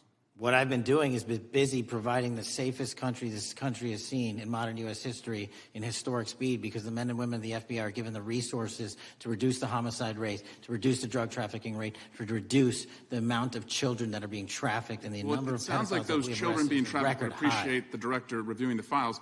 You said you don't know the number of times Trump's name appears in the files, so it could at least be 1,000 times. Is that right?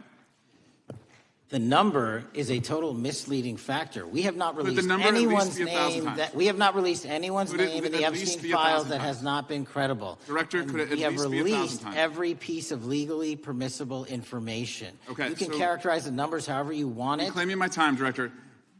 It sounds like if you don't know the number, it could at least be 1,000 times. Which it's not. Me, it's not. Is it at least 500 times? No. Is it at least 100 times? No. Then what's the number?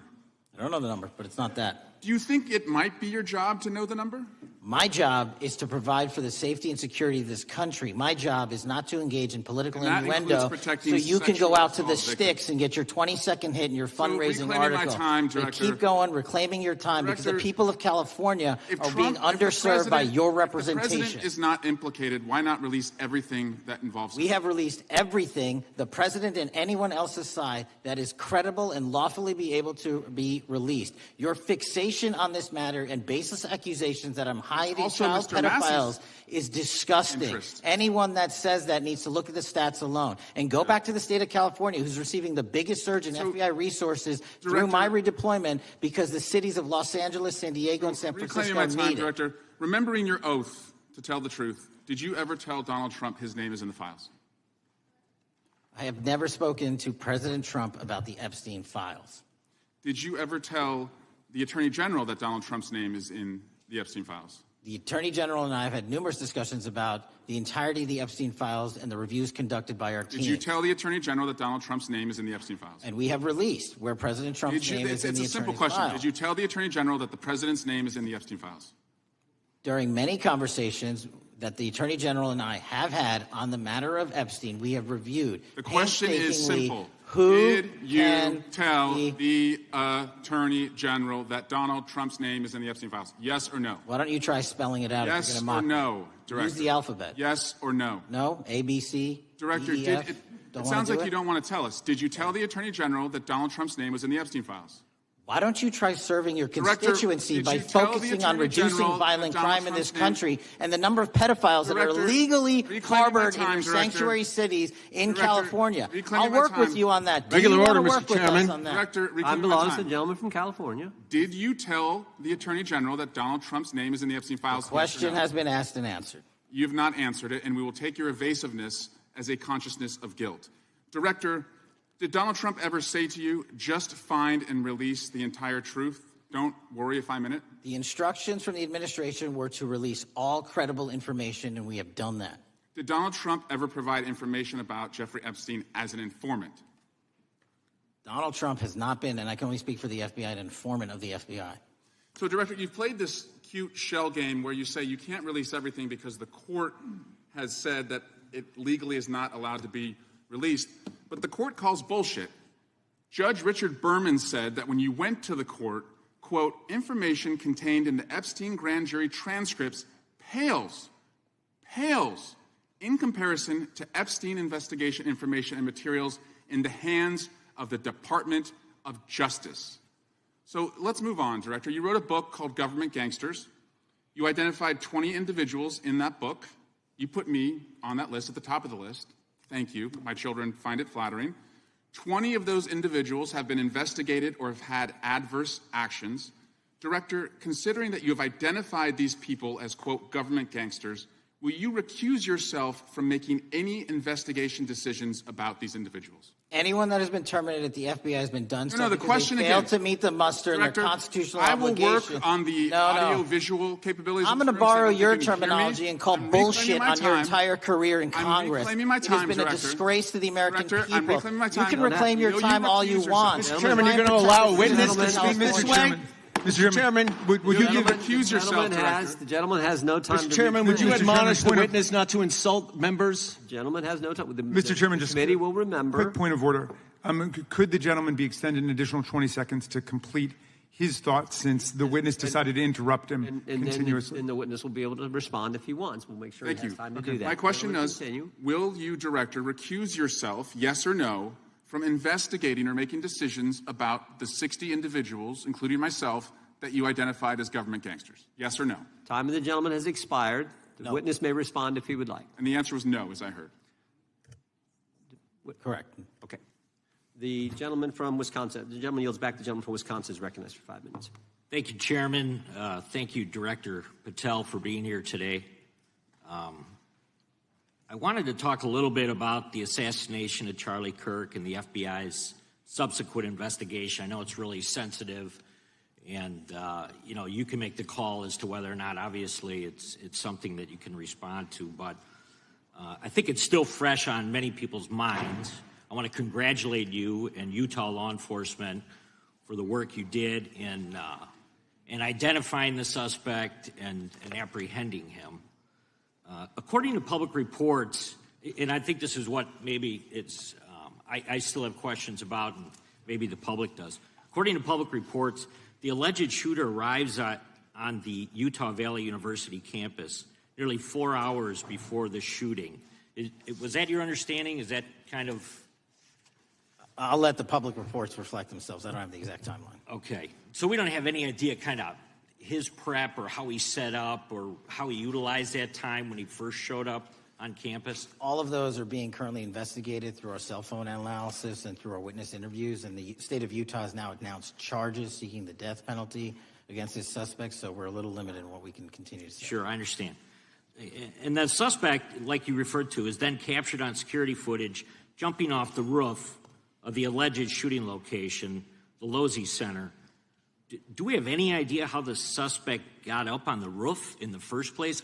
I think for members of Congress, especially after Butler and Pennsylvania, it's just unimaginable that there could be some type of security breakdown prior to an event of that size where somebody could access a rooftop.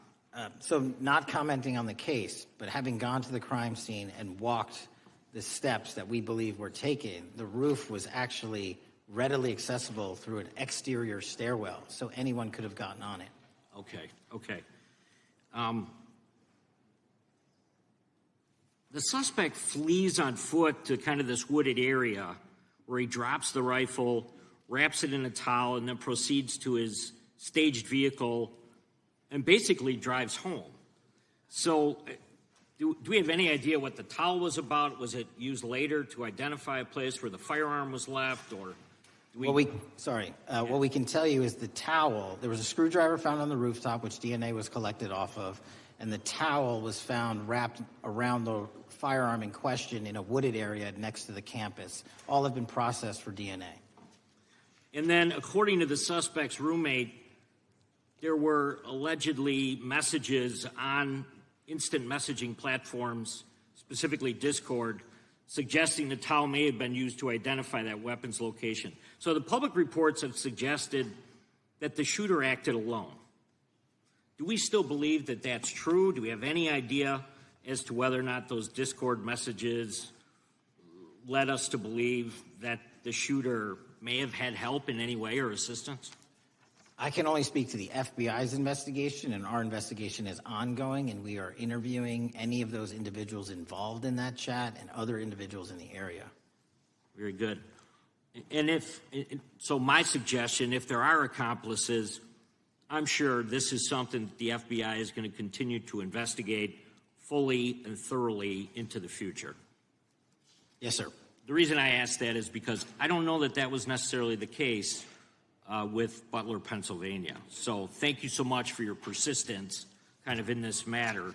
There's still a lot of public questions that need to be asked. Let me shift to another topic very quickly. On July 31st, 2025, the DOJ and the CIA declassified the annex to Special Counsel John Durham's 2023 report on Operation Crossfire Hurricane. The 29-page Durham Annex contains previously classified information about, among other things, the investigative referral of the Clinton campaign plan. Why would somebody place documents in a burn bag related to this case? That case is very much ongoing, so I can't comment on the stylization of the evidence we're collecting. Can you comment at all on the Durham Annex as I described it? The Durham Annex, which has been publicly released thanks to the FBI's commitment to transparency, is one of the documents that's being utilized. And in general terms, speaking for a burn bag, sir, a burn bag is what you use to put classified documents into generally, because that is literally how you destroy them. So it appears that efforts were made by the Clinton campaign to reach out to the FBI agents or the Clinton sympathizers in the intelligence community in order to lead more credibility to the Clinton campaign plan. Do you think that's an accurate characterization? Again, I'm not going to characterize that material because it's part of an ongoing investigation. Thanks for being here today. I yield back. Gentleman yields back. Gentleman from California is recognized. Thank you, Director Patel, for being here today. The FBI searched Jeffrey Epstein's Manhattan residence, correct? I believe that happened in 2018. I think there was 2 locations, sir. It's 2019, and in that residence, the FBI found a safe, correct? I don't have the catalog of evidence in front of me. In that residence, the FBI found a safe, correct? I'll accept your representation. Okay. And in that safe, the FBI found topless and lewd photographs of girls, correct? Again, sir, I'll accept your representation. I don't know. Thank you. It was all over the media at the time. There's a New York Times article that says Jeffrey Epstein is indicted on sex charges as discovery of nude photos is disclosed, dated July 8th, 2019. And the Times reports a trove of lewd photographs of girls was discovered in a safe inside financier Jeffrey Epstein's Manhattan mansion. Author Michael Wolff has conducted numerous interviews of Jeffrey Epstein. I'm going to play for you a video clip of what Michael Wolff said Epstein told him was in the safe, and what he showed the author was in this safe. So let's please play that clip now. Elected. And I was sitting talking to Epstein, and he said, "Wait a minute, I got to show you something." And then he went into his safe, and he came out with photographs. They were Polaroids, I think, and he kind of spread them out like playing cards, and it was Trump. I mean, I think there were a dozen of them, and it was Trump with girls of an uncertain age at Epstein's Palm Beach house, where all of the things that he would ultimately be accused of took place. And I remember very vividly 3 of them. There are 2 in which Trump is, the girls, topless girls, are sitting on Trump's lap. And then a 3rd in which he has a stain on the front of his pants, and the girls are kind of pointing at it, sort of bent over, laughing. So, Director Patel, I'm going to ask you a very broad and general question. As you know, Donald Trump and Jeffrey Epstein were friends. There are, of course, photos showing Donald Trump together with Epstein, correct? I don't have the entirety of the photographs, but I think they've been photographed in public together. All right. Are there any photos showing Donald Trump with girls of an uncertain age? No. How do you know that? Because that information would have been brought to light by multiple administrations and FBI investigators over the course of the last 20 years. Well, you know what? That's just not true, because no one knew about the creepy birthday message that Donald Trump wrote to Jeffrey Epstein until the Wall Street Journal disclosed it, and then all of a sudden, the Epstein estate provides it to Congress. Well, so certainly, you weren't there at the search. You don't know what Epstein may or may not have done with those photographs even prior to the search. Maybe someone has it. Maybe the Epstein estate has it. You raise a great point. So I'm going to ask you, have you asked to talk to Michael Wolff? You raise a great point. I haven't personally asked to talk to Michael Wolff. Has the FBI asked? But the FBI, I'll get back to you if the FBI specifically so Michael asked has ever. About 100 hours of testimony of Jeffrey Epstein. Wouldn't it be good for the FBI to interview Michael Wolff? I'm not saying they haven't. I just don't know. Has FBI subpoenaed the tapes that Michael Wolff has conducted of Jeffrey Epstein? I don't know. All right. So if you could provide us an answer, that would be terrific. Sure. Well, let me ask you this question then. Have you looked at all the photos in Epstein files? I have looked at all the information that the investigators who investigated this case have provided to run out credible leads. And in the Epstein file, was there that creepy birthday message that Donald Trump had written to Epstein? No, that's what I was trying to tell you. You raise a great point. The estate of Jeffrey Epstein has a voluminous amount of information that they have not released before. Okay, so that's great. So wouldn't it be great if FBI subpoenaed the estate of Jeffrey Epstein for all that information? The estate is under no obligation to provide that material, even pursuant to a subpoena. That's a great point. Yeah, that's just false. Okay. That's just false. You're the frickin' FBI. You can subpoena the information from the estate, and you better do that. That's literally not how it works. I'm going to move on now and talk about Epstein's client list. You confirmed that it exists. Attorney General Pam Bondi confirmed earlier this year that it exists. So I just want to ask you a simple question. Is Prince Andrew on Epstein's client list?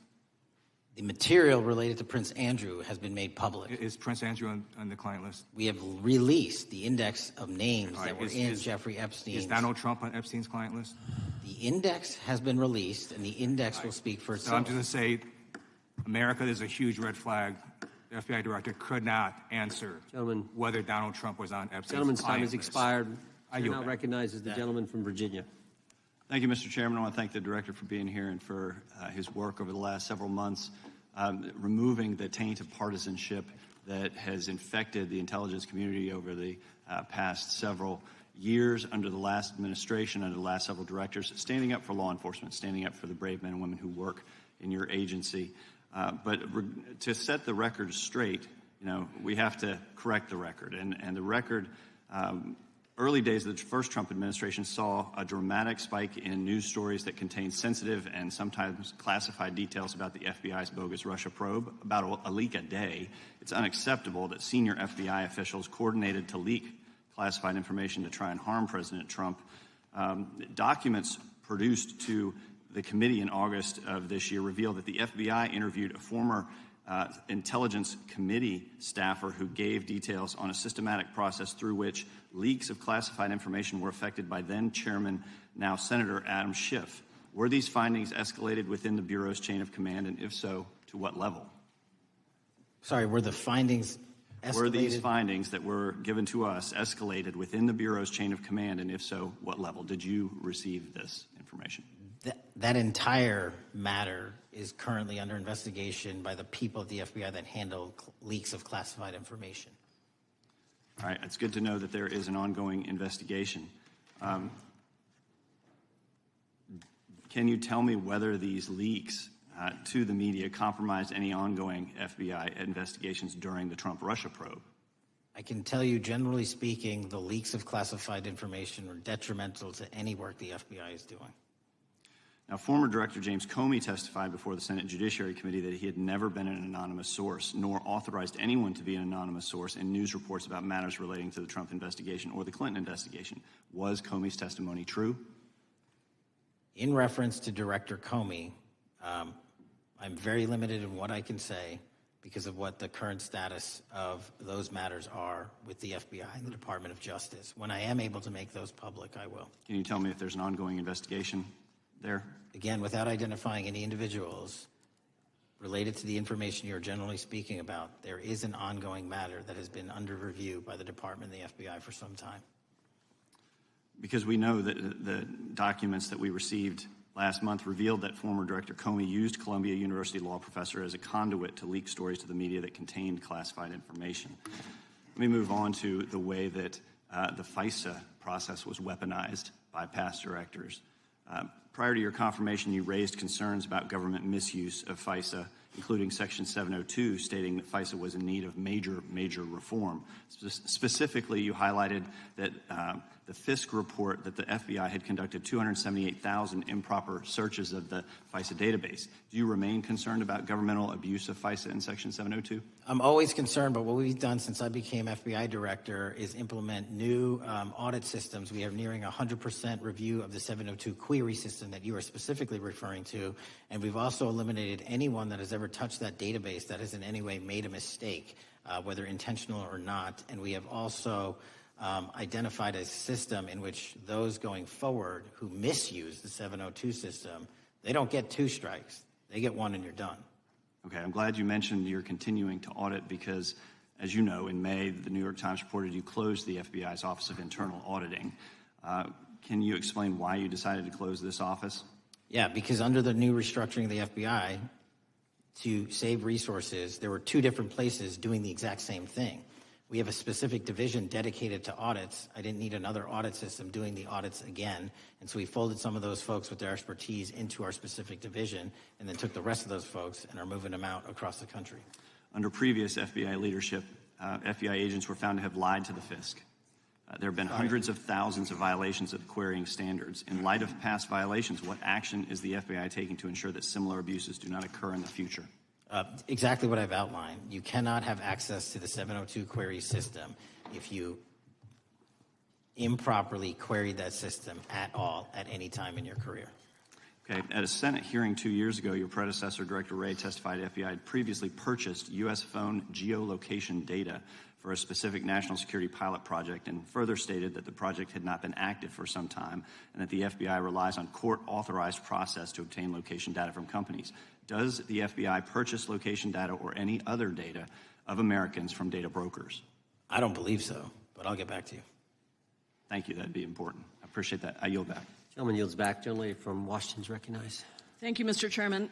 Mr. Patel, before you joined the FBI, you had very strong opinions about what the FBI was hiding regarding Jeffrey Epstein. In a September 2023 interview with Glenn Beck, you said the Black Book is under the, quote, direct control of the director of the FBI. In December 2023, you said, let us know who the pedophiles are. Even for a short time after becoming FBI director, in February of 2025, you tweeted, quote, there will be no cover-ups, no missing documents, no stone left unturned. In June, you told Joe Rogan, quote, we've reviewed all the information. We're going to give you every single thing we have and can. But then suddenly in July, everything changed. You and Attorney General Pam Bondi released one video and said that there was nothing more to see. Your July memo says you uncovered more than 300 gigabytes of data and physical evidence, but that you had decided no further disclosure would be appropriate or warranted. That is a quote. I think what happened, Mr. Patel, is that suddenly you discovered that Donald Trump's name was all over these files, and you started a giant cover-up. So you are under oath, Mr. Patel. You just testified to Mr. Swalwell that you did not speak to the president about the Epstein files. To your knowledge, did Attorney General Pam Bondi speak to the president about what was in the Epstein files? I can't speak for Attorney General Pam Bondi. So to your knowledge, you don't have any information. The question was, do you have any knowledge? Do you have any knowledge? I can't speak. You are refusing to answer the question, so let me tell you that the Wall Street Journal reported that in May, Bondi told Trump that he was in the Epstein files, and at the same meeting said that the DOJ did not plan to release the files. Yesterday, you testified to Senator Kennedy that there was, quote, no credible information that Epstein trafficked girls to anyone else, and that you have, quote, continuously and publicly asked the public to come forward with more information, and we'll look into it. Today, in response to Mr. Massey's question, you appeared to say that the survivors were not credible. These are survivors. That's not at all what I said. Okay, great. I'm going to ask you this in a second, but let me tell you about the survivors, and let's bring them up here into the room. These are women who came to the Hill and testified that they were groomed and raped at the age of 14 and 16 years old, and they called to meet with the president and to meet with the FBI and to have people investigate their claims. Some of them have never testified before. If you are so interested in getting the public to submit any information, why have you not met with them? You said you haven't met with them. Have you met with them? I'll give you one more chance. My job as the FBI director is to invite the all answer yes or no leads. to whether or not you met with these women who were sexually abused and raped? Any insinuation by you or any people on your side that I am not manhunting child predators and sex traffickers, just look at the stats. Patel, and you talk about cover-ups, man. Mr. Chairman, you talk about cover-ups. And I will take as much time as Where I were want. you during the Instruct Obama the and Biden witness, administrations when these so-called Instruct the cover-ups were witness. going on? Why didn't Chairman. anyone in those administrations talk to any of these purported witnesses? I have some regular order, Mr. every single person to provide credible information. Time belongs to the gentlelady from Washington. And I'm going to take when another you couple accuse of the minutes. witness of something, he's allowed to respond. That's how it works. You say Listen, something, he didn't even, excuse me, Mr. Chairman, you have always been fair. But this is not fair. And you will get this is my time, and he said that the witnesses were not credible. Seconds of time. I'm going to get an additional minute of time because that's how much time he took. You won't get a minute. You'll get some seconds. What we think is under 5 minutes. You don't get to demand how much time you get. That's not how it works. Mr. Patel, are the victims of the Jeffrey Epstein horrific trafficking ring, are they credible? Any person with information about ongoing sexual trafficking. I'm asking you if they're credible. Ma'am, I'm commenting on the evidence we have. But we have routinely asked for people to come forward with more evidence, and we will look at it. And the evidence that we have was the same evidence that the Biden and Obama Justice Departments had. And they determined, not me, they determined that information was not credible. Chairman, he's not letting me even ask my questions. You ask the questions, he gives an answer. You may not like what he says, but that I'm doesn't mean you get to he's interrupt not answering him. my question. Mr. Chairman, could we restore the gentlelady 45 seconds so she can We will complete give her her question? additional 30 seconds, which is what I said I'm earlier. going to keep taking my time because you'll take the time that you get. You get are 30 not seconds. answering the question. The question is, I have. You just don't like the answer. Are these women credible? It's a yes or no answer. I have answered the question. Well, and what I is keep the telling answer? you, I'm the only FBI director that has welcomed new information in this case. This administration is the only one that has welcomed any new information in this case. Is there a yes or no to Present whether the new victims credible are information credible? present new information. Are the victims credible or not? I'll tell you what happened in the last Trump administration. Are they credible or not? You can't Victims even say. credibly came forward, and you know what happened? President Trump authorized the indictments of Jeffrey Epstein. Called them not Biden, a hoax. not Obama. President Trump no one called else. the entire thing a Democratic hoax. So I would like to ask the gentlelady's time has expired. I gave her the additional 45 seconds she requested. The gentlelady yields back. The gentleman from New Jersey is recognized for his 5 minutes. If you would meet with the women who were sexually abused and raped and groomed at the ages of 14 and 16 years old. Are you going to cover up? Are you going to continue to cover up for the rich and powerful men, including those that might be on this committee? I can yell too, Mr. Chairman, but I don't want to yell above this. The time belongs to the gentleman from New Jersey. I appreciate the gentlelady yielding back. Are you going to allow them to testify, Mr. Patel? Go ahead. Will you allow them to testify to you, Mr. Patel? Mr. Patel, thank you for being here. I know it's been an interesting and difficult 2 days. And I wasn't going to talk about the Epstein thing because there's a lot of other issues that affect the FBI, but I have to say a few words. I've sat here, I've listened to this, I've watched it, and my Democratic colleagues are so concerned now, Mr. Patel, all of a sudden. Where were they last year? Where were they the year before? Where were they the year before that? Where was the last president in any of this? All I know, the only thing I see is a single letter from the ranking member that was sent in 2019 that he didn't like the plea deal, and some people signed on to that. Most of the truth, the real truth, let's be honest, let's be intellectually honest. The real truth is we didn't hear from them at all, anybody of them. Hardly any of them ever mentioned it. Some of them didn't mention it at all until the beginning of this year. Earlier in the year it started. Not one Democrat asked Director Wray. We all remember Director Wray was here. Not once, not twice, multiple times. Nobody asked Director Wray about Epstein before this committee. Nobody was that concerned. Where was the concern for the victims then? Where was the moral righteousness then? Where was the outrage then? Where was the sense of duty then? Where was the desire for accountability then? Where was the urgency for justice then? Most of all, where the hell was the integrity then? You know what the truth is. Let's just say it, man. Tell the truth time. The truth is, it's politically useful for them to try to do this now, even though they didn't give a damn about it in the past. And you know what? That's an insult to the victims, and that's an insult to America. Continue to do the work you're doing. Continue to uncover what needs to be uncovered. One real quick thing before I say anything to 9/11. We know that was mishandled by the past director and by the past FBIs. There are family members here. There are family members who are concerned. God Almighty, we want to get to the truth of that. I ask you, please, to meet with them, to talk to them, and to investigate this with truth. In the Biden administration, we went through a very dark and difficult period of time. The FBI trust was broken with the people. Catholics this is the stuff we've been talking about, were labeled radical threats for praying in their churches with their rosaries. Parents at school boards were called terrorists for standing up for their children. Hindu holy men in New Jersey. We have the largest Hindu temple in the world. They were attacked. They were put up against the wall with guns to their heads. So it isn't just a Catholic or Christian thing. American Jews were targeted in colleges and universities, and a lot of folks in the FBI, in the past FBI, not this one, didn't give a damn. We can't go back to targeting religion. We can't go back to silencing free speech. The Biden administration did that. So I got questions for you.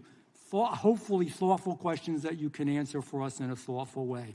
How is this FBI now, under your leadership, how are we restoring trust for Catholics, for Hindus, for Jews, for parents, for all the other, for just American people that were targeted by FISA because they had a different viewpoint? How are we restoring that trust in the FBI? In multiple ways, sir. One, and maybe most importantly, is through transparency and providing the American public with the material so they can read it themselves as to what the abuses were in the past, whether it relates to the Catholic memo or the Hindu incident you talked about at the largest temple in North America. Any institution of faith and any member of faith will not be investigated by this FBI because they are men and women of faith ever, period. And nor should they. Nor should they. I don't mean to interrupt you, but my God, of all the amendments to the freedom of speech, freedom to believe in what you want to believe in, I know you're standing up for that. Continue. I'm sorry. No, that's it. Sorry. Okay. The Richmond memo was driven by a reliance on sources. The Southern Poverty Law Center. You know, the words sound nice, but the organization's not so nice. And we've seen the Anti-Defamation League distort data that counts as violence.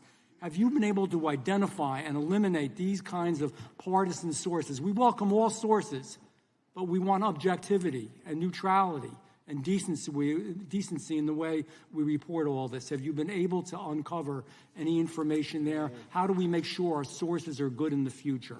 We have reviewed the source processes that infiltrate any institutions of faith, and they will no longer be going into institutions of faith. They will be directed towards criminal activity and protecting the homeland, the two most important missions the FBI has, and that's what we're going to continue to do. Good. And I'll say this. There was a lot of bull today, a lot of you-know-what, and I'm not going to say it because I respect the institution so much going on around here. Continue to do the work of the people. You are here for that reason. The administration is here for that reason. It was weaponized and politicized, the FBI, in the past. I hope to God we never, ever see that again. One of the darkest parts of American history.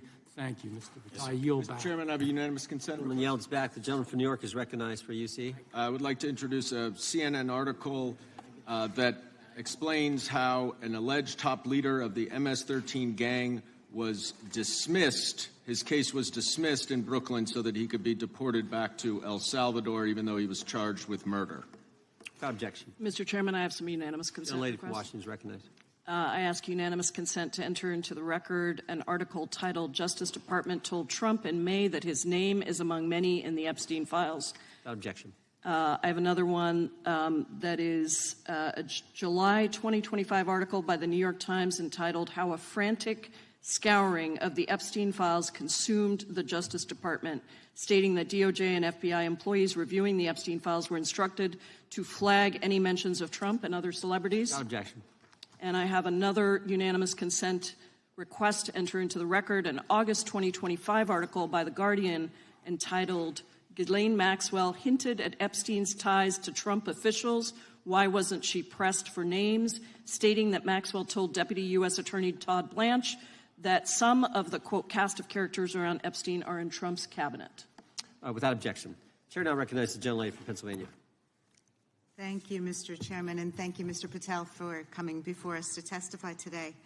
I am concerned by your repeated claims that you're not able to disclose anything further about the Epstein investigation and files, and that there's no evidence of a broader conspiracy or other people who should be charged, because the American people aren't buying that you've been transparent or that there's nothing further to be seen. In your exchange with my colleague, Mr. Roy, you reiterated something that I heard you say yesterday in your Senate testimony, and that is, under your direction, the FBI will always follow the money. Is that right? The money, did you say? Yes. Yes, you said you'll follow the money. That's great. And just now you said you welcome the opportunity to investigate new evidence. So there has been significant recent reporting just in the last couple of weeks that after Jeffrey Epstein was arrested, 4 major banks flagged more than $1.5 billion in suspicious transactions connected to him that suggested a massive conspiracy related to his child sex trafficking activities. Director Patel, has the FBI reviewed the $1.5 billion in suspicious bank transactions flagged to the government relating to Epstein and his co-conspirators? I know the FBI has reviewed numerous SARs. I don't know the totality of that number. Okay. Can you provide us with that number? I'll get back to you. Okay. And have you initiated any new investigation of those bank transactions since, say, September 8th when the new reporting came out? I'll check with the Treasury Department because they're the lead on that. Okay. So, Director Patel, how many individuals or entities has the FBI interviewed, subpoenaed, or compelled to testify? Can you give us those numbers with respect to these bank transactions? Not off the top of my head. I'll have to work with Treasury. Okay. we're concerned, you see, because you say you're going after child predators, but We are. obviously this is how you follow the money, is if you follow the bank transactions that apparently enabled the child sex trafficking. Would you agree? It's one of the valuable investigative tools is to follow the money. Okay. Have Jeffrey Epstein's victims have asked us to ask you whether or not you've investigated Epstein's lawyers, the lawyers who facilitated those payments. Have you subpoenaed or questioned any of those lawyers? So in 2018 and 19, what I recollect is many, if not every one of those lawyers was part of the investigation. But you weren't there at that time, I wasn't right? there. Okay. So can you get us the names and the numbers of who was investigated then with respect to those lawyers? As long as I'm allowed to release it, absolutely. Okay. Well, if we provide you with subpoenas, I assume you can release it. Is that right? We have a current subpoena, and we're working with Congress to provide it.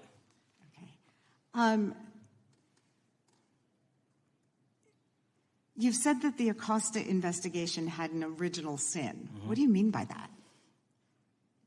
Basically, if you're looking at an actual pedophile ring, what you should not do is limit the time frame in which you're legally able to collect information.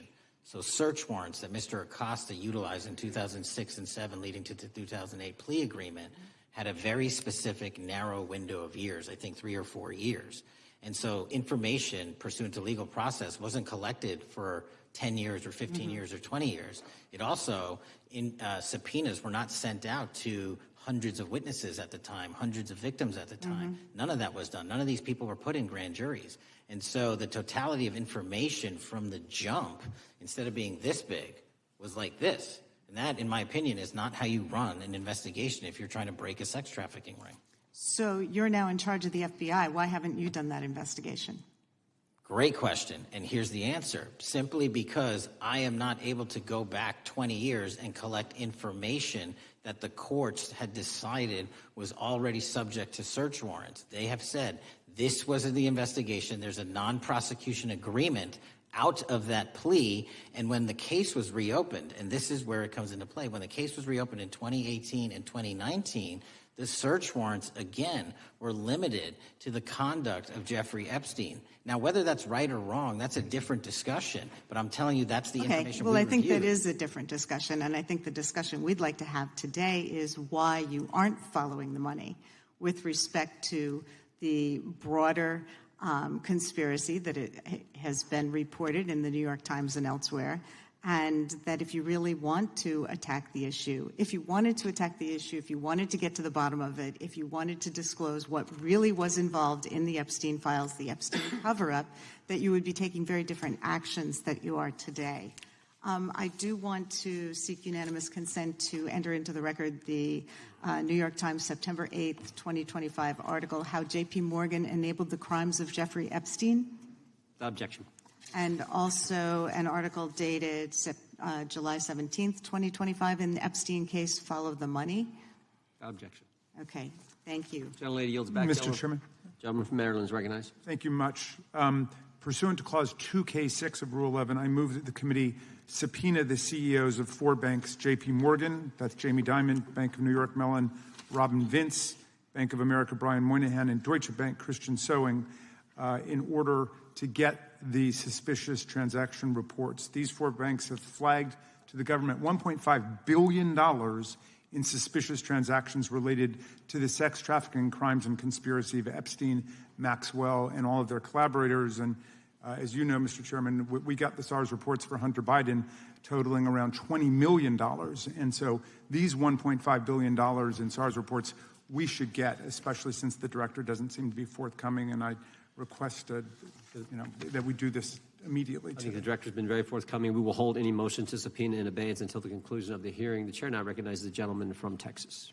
Thank you, Mr. Chairman. Thank you, Director Patel, for being here.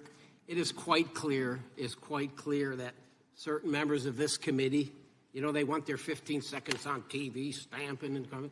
Maybe it's for fundraising. Maybe they're struggling in their district. They need a little bump. But they turn a committee into a clown show, and that's what we're seeing. You're being unjustly attacked today. I watched the Senate hearings yesterday. You were attacked there. We know there's an agenda. There's always an agenda. It's the same characters with the same personalities, the same objective, and that is destroy the mega movement. You're being attacked, Director, is because you're effective. You highlighted what you've been doing in D.C. with the president in reducing violent crime. You're very effective. Another individual that was very effective with meaningful debate and dialogue was Charlie Kirk. And they killed him for it. Charlie Kirk was a man of faith. First and foremost, he loved his Lord Jesus. He loved his family. Beautiful wife, beautiful children. Just a remarkable, honorable man that was silenced with this assassin's bullet. I would say if Charlie Kirk lived in the biblical times, he'd have been the 13th disciple. He'd have been the 13th disciple. We have a new committee, if you're not aware, a new select committee regarding January 6th. I'm honored to be on that committee. I'm looking forward to working with other members to expose truth, questioning federal agencies that were involved on January 6th, like the FBI, played a role, but we don't really know, Director, to what extent. We don't know. The January 6th sham committee was not formed by Nancy Pelosi to seek truth. It was nothing about getting to the truth about January 6th. Their sole mission was to damage Donald J. Trump and end his political career. And everybody knows it. That's what the purpose was. You know what's nice? So I kind of get to ask the question, though. How did that work out for you? Donald J. Trump is back in the White House, and America loves him. I spent 30 years in law enforcement, retired sheriff from a large county in the great state of Texas. I have seen, Director, I have seen more enthusiasm and support for law enforcement today because of what you and Donald Trump have done over the last 8 months to protect the American people. The American people couldn't count on their government to protect them. Crime is rampant. And now we have a president and an administration that puts the American people and their safety first. It's interesting, a few minutes ago, a classmate reached out to me and sent me I told him, I said, yes, we got Director Patel in front of our committee today. And Andy Kane wanted me to tell you, he said, quote, tell him we love him. Tell him we love him and all the brave warriors exposing the deep state. Kash, you're a great American, sir. You're a great American. Your work as the director of the FBI is commendable. It's commendable. And I want to thank you, sir. Thank you for your service. Keep up the good fight, brother. Don't let him tear you down. Keep up that good fight. You have it in you. With that, sir, I yield back. Gentleman, yield to me.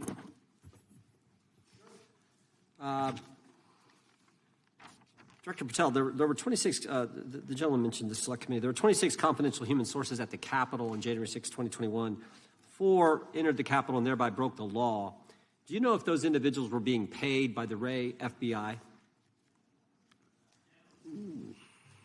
So we've provided 600 pages of documents to this committee alone regarding January 6th. That's 600 pages more than any of my predecessors. Yep. Generally speaking, confidential human sources are always paid by the FBI. That's how it works. I can't speak to the specifics on each one and how much they make. And we appreciate it. We've reviewed some of that material, and you've given us a lot of material that we didn't get from Director Ray. That specific question, I think, is important to the American people. Were people who were confidential human sources of the FBI who broke the law, one was recommended for prosecution, my understanding is, by the information we've received from you. Were they actually paid by the very taxpayers who may have got charged with the same offense? I think that's important for us to understand. I'll get back to you on that. Thank you. Chair now recognizes the gentleman from California.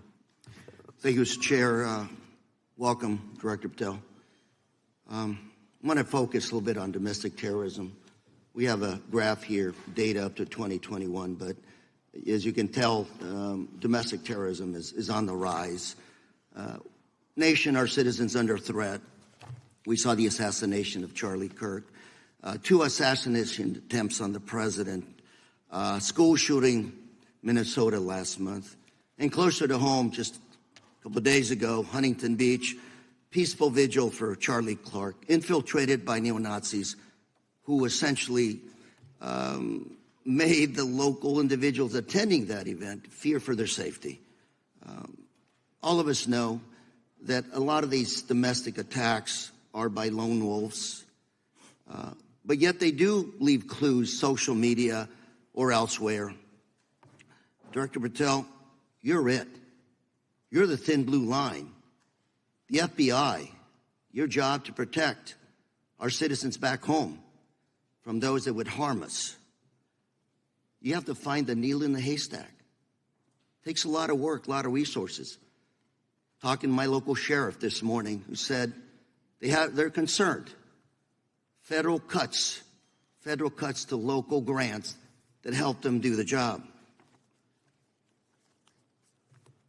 Then, of course, let's not forget about other threats that are coming before us, like high-tech fraud. Local senior recently was talking to me about a text she had gotten, a demand by the IRS to send a payment immediately, or the IRS agents were on their way to arrest this individual. Pretty gutsy stuff by folks probably from Europe, North Korea, Russia, China, people, okay, going after those precious savings our senior citizens rely on. Yet the president's proposing a budget cut of $500 million or more to your organization, the FBI. You've said that that'll essentially equate to about 1,300 less jobs at the FBI. So I'm going to ask you essentially, what is it that we can do to help you do your job? Little concerned. Friday Night Lights, one of the events I love to do on Friday nights, go to the local high school football game. Sit there at the stadium and you always say, what if? What if? You're the thin blue line. Can you do your job cutting $500 million from your budget? Thank you, sir. I think we are doing our job, and the distinction is with the budget that we have, we are flexing more resources to the field. California is receiving the largest FBI plus-up of any state in the union due to that plus-up. They're not getting a reduction. No state is getting a reduction. Every state is getting a plus-up. And so I'm utilizing the money that we have to first plus it up. And the empty vacancies that we have, those haven't been filled in years, not under my leadership. Here's my concern. You're going to do well. You're doing more with less, is what you're saying. Yet we're about to vote on a budget that has $88 million more to protect members of Congress, the executive branch, and the Supreme Court. There's a contradiction here. Back on Main Street, we're saying you can do more with less, you can protect them with less money. Yet here in Washington, we're saying we need more money to protect members of Congress.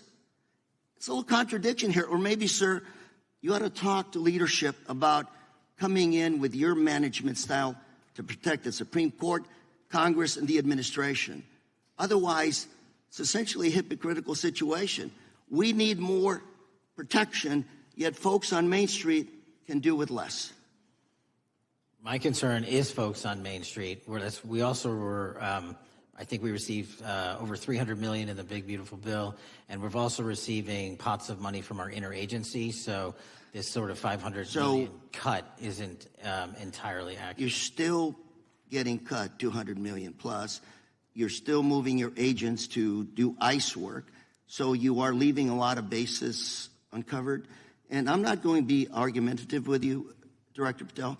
I'm just saying, if that thin blue line does not hold, people on Main Street will pay the price. I agree with you, sir. And I just look forward to working with you, because I am very concerned that these kinds of budget cuts are short-sighted, especially when my local sheriff calls me and says, we need more support, and we're looking at budget cuts. I'll work with you, sir. Thank you, Mr. Chair. I yield time. Mr. Chairman, I have another unanimous consent request. The gentleman yields back. The gentleman from New York is recognized for unanimous consent.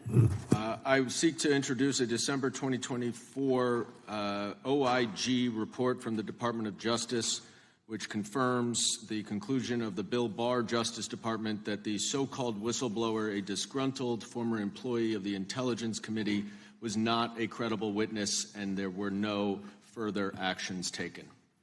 Without objection. Mr. Chair, I'd like to submit some items for the record. You bet. Gentleman from California. First one, Trump's deportation diverts FBI agents off child predator cases.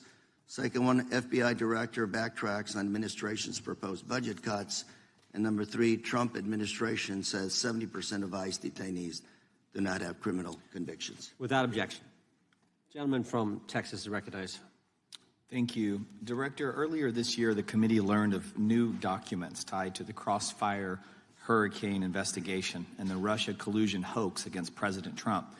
Your efforts in declassifying key documents tied to this investigation allowed the committee to acquire thousands of pages that it did not have previously. Did any of your predecessors make any effort to declassify these documents? Not to the extent we have. Did any of your predecessors share or leak any details that were classified at the time? There are ongoing leak investigations across the board at the Bureau related to this. I believe one of those is Mr. Comey, and I thank you for continuing that investigation. Among the declassified documents are the Durham Report Annex, the Crossfire Binder, and the Nellie Orr Criminal Referral. Could you summarize for those watching what we know about the Russia collusion hoax so far? Well, sir, I think the record will speak that the Russia collusion matter was perpetrated by a political party to go overseas and obtain information from a foreign intelligence asset, only to have that information, which was demonstrably false, turned over to the FBI, who walked into a federal FISA secret court and asked for a secret surveillance court order and lied to the federal court, and we know that because someone was convicted of it, and only to surveil the political opponent. So that is a massive scandal. We helped expose it. And in terms of the pages of productions, I provided 1,400 pages of production related to Crossfire Hurricane, and my predecessors have provided 0. I appreciate that, and I appreciate your courage and commitment to declassifying these important documents for our review, and hope that you'll continue with this commitment. Can we expect to see more declassification efforts regarding the Crossfire Hurricane and Russia collusion hoax? Yes.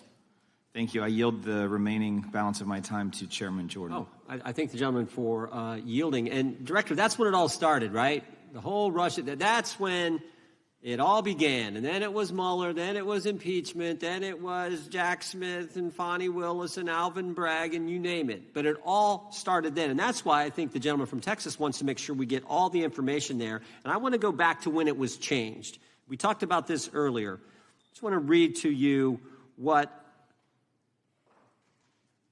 the CIA officer said to the House Permanent Select Committee on Intelligence. Quote, Brennan refused to remove the dossier, and when confronted with the dossier's main flaws, he responded, yes, but doesn't it ring true? So that's what he initially said. And then when he was talking to this committee, he said the CIA was very much opposed to having any reference or inclusion of the Steele dossier in the intelligence community assessment. So on one hand, you got a witness who was there who said he refused to remove it even though he knew it was garbage. And then he's, on the other hand, telling the committee, no, we didn't want anything to do with it. It shouldn't have been a part of the intelligence community assessment, which we know it was. You know it was. You found that. Those are two entirely different stories. I think Mr. Brennan has some explaining to do, frankly, what happened there. And I think you said earlier that this whole thing, and I think you said to Mr. Gooden, this whole thing is being looked at as part of this grand conspiracy to undermine the president, whether it's Comey, Brennan, Clapper, former head of the Intelligence Committee, now senator from whoever it is. That's all being looked at. Is that accurate? Yes, sir. Well, we appreciate that. And part of what's also being looked at, and I think the gentleman from Wisconsin brought this up earlier, what is a burn bag for, by the way? Generally speaking, the intelligence community obviously utilizes and possesses classified documents, but drafts of those classified documents and even ultimate finished products of those classified documents have to be recorded and or discarded. And if they are discarded, the only way we do that, the hard copies is we literally put them in burn bags that are identified specifically for that purpose, and there is a very exact courier system in which those burn bags are obtained and the material inside is destroyed. So it's to get rid of the material, right? Yes, sir. And it looks like the annex that Mr. Durham in his investigation had was put into a burn bag by your predecessor, I assume, to be destroyed. Is that accurate? Without getting into the stylization of the evidence, anything that's put in a burn bag is for purposes of destruction. Do you find that interesting that the Durham annex was placed in a burn bag, that you would discover that when you took over as the head of the FBI? We found a lot of information in a lot of burn bags. Well, we appreciate you finding that. We'd like to know a little bit more about that, and we look forward to that information coming forward. And I appreciate the gentleman yielding. With that, we now recognize the gentleman from Colorado. Thank you. Thank you, Mr. Chairman, for holding this hearing. Thank you, Director Patel, for being here today. I have a couple of questions regarding a terrible shooting that occurred in Colorado, a state, as you may know, that I represent. You've testified previously about, I think, what you would describe as your efforts to provide more information regarding the investigation with respect to the horrific assassination of Mr. Kirk. And so, in that same vein, I'm hoping you can provide this committee and my constituents in Colorado with some clarity. Absolutely. I think, as my colleagues know, in Evergreen, Colorado, Jefferson County, a county that I proudly represent, at Evergreen High School, a shooter ultimately injured. 2 students were praying for their swift recovery. There's an article here from Colorado Public Radio. The title is, quote, FBI was already investigating an account that may have been linked to the Evergreen shooter. You're familiar with the circumstances generally, Director, regarding this terrible tragedy. Yes. So my understanding from the public reporting is that an organization reported to the FBI in July of this year regarding, just reading here from the article, that the FBI opened an assessment into a social media account user whose identity was unknown and who was discussing the planning of a mass shooting with threats nonspecific in nature. This is the FBI's statement to the press. And that the FBI continued to work this assessment investigation to identify the name and location of the user up until September 10th, 2025, which was the day of the tragedy. Can you provide us some clarity on what were the impediments to finding, the account user, and maybe describe in greater detail the FBI's work in that regard? Generally speaking, yes, because I know even though the shooter's deceased, the investigation we're not done. Sure. And so the impediments to finding these individuals, and you highlight a great point. We had 2 huge tragedies in the span of days in this country. The school shooting in Evergreen, Colorado being one of them. And proactively going out onto these social media platforms, which are so large, is our biggest impediment. And we need to rely on the service providers. There's actual legislation, I can't remember the name of it, that's up for renewal, which will, and I think at the end of the month, which gives service providers the ability to report that information in from their end without liability. We need that to continue, because while the FBI has so many people and the police are great at doing it, there's just too many platforms to cover down on. Well, I appreciate that, Director Patel, and I think we're certainly, I'm interested in continuing this conversation, because I think the reporting suggests that there's a pattern, and that ultimately we want to make sure that law enforcement is able to prevent this kind of tragedy from happening in the future. I have a question. It's not meant as a gotcha question, so it just frame it there. But it is in regards to some reporting around a periodic transaction report that you had filed earlier,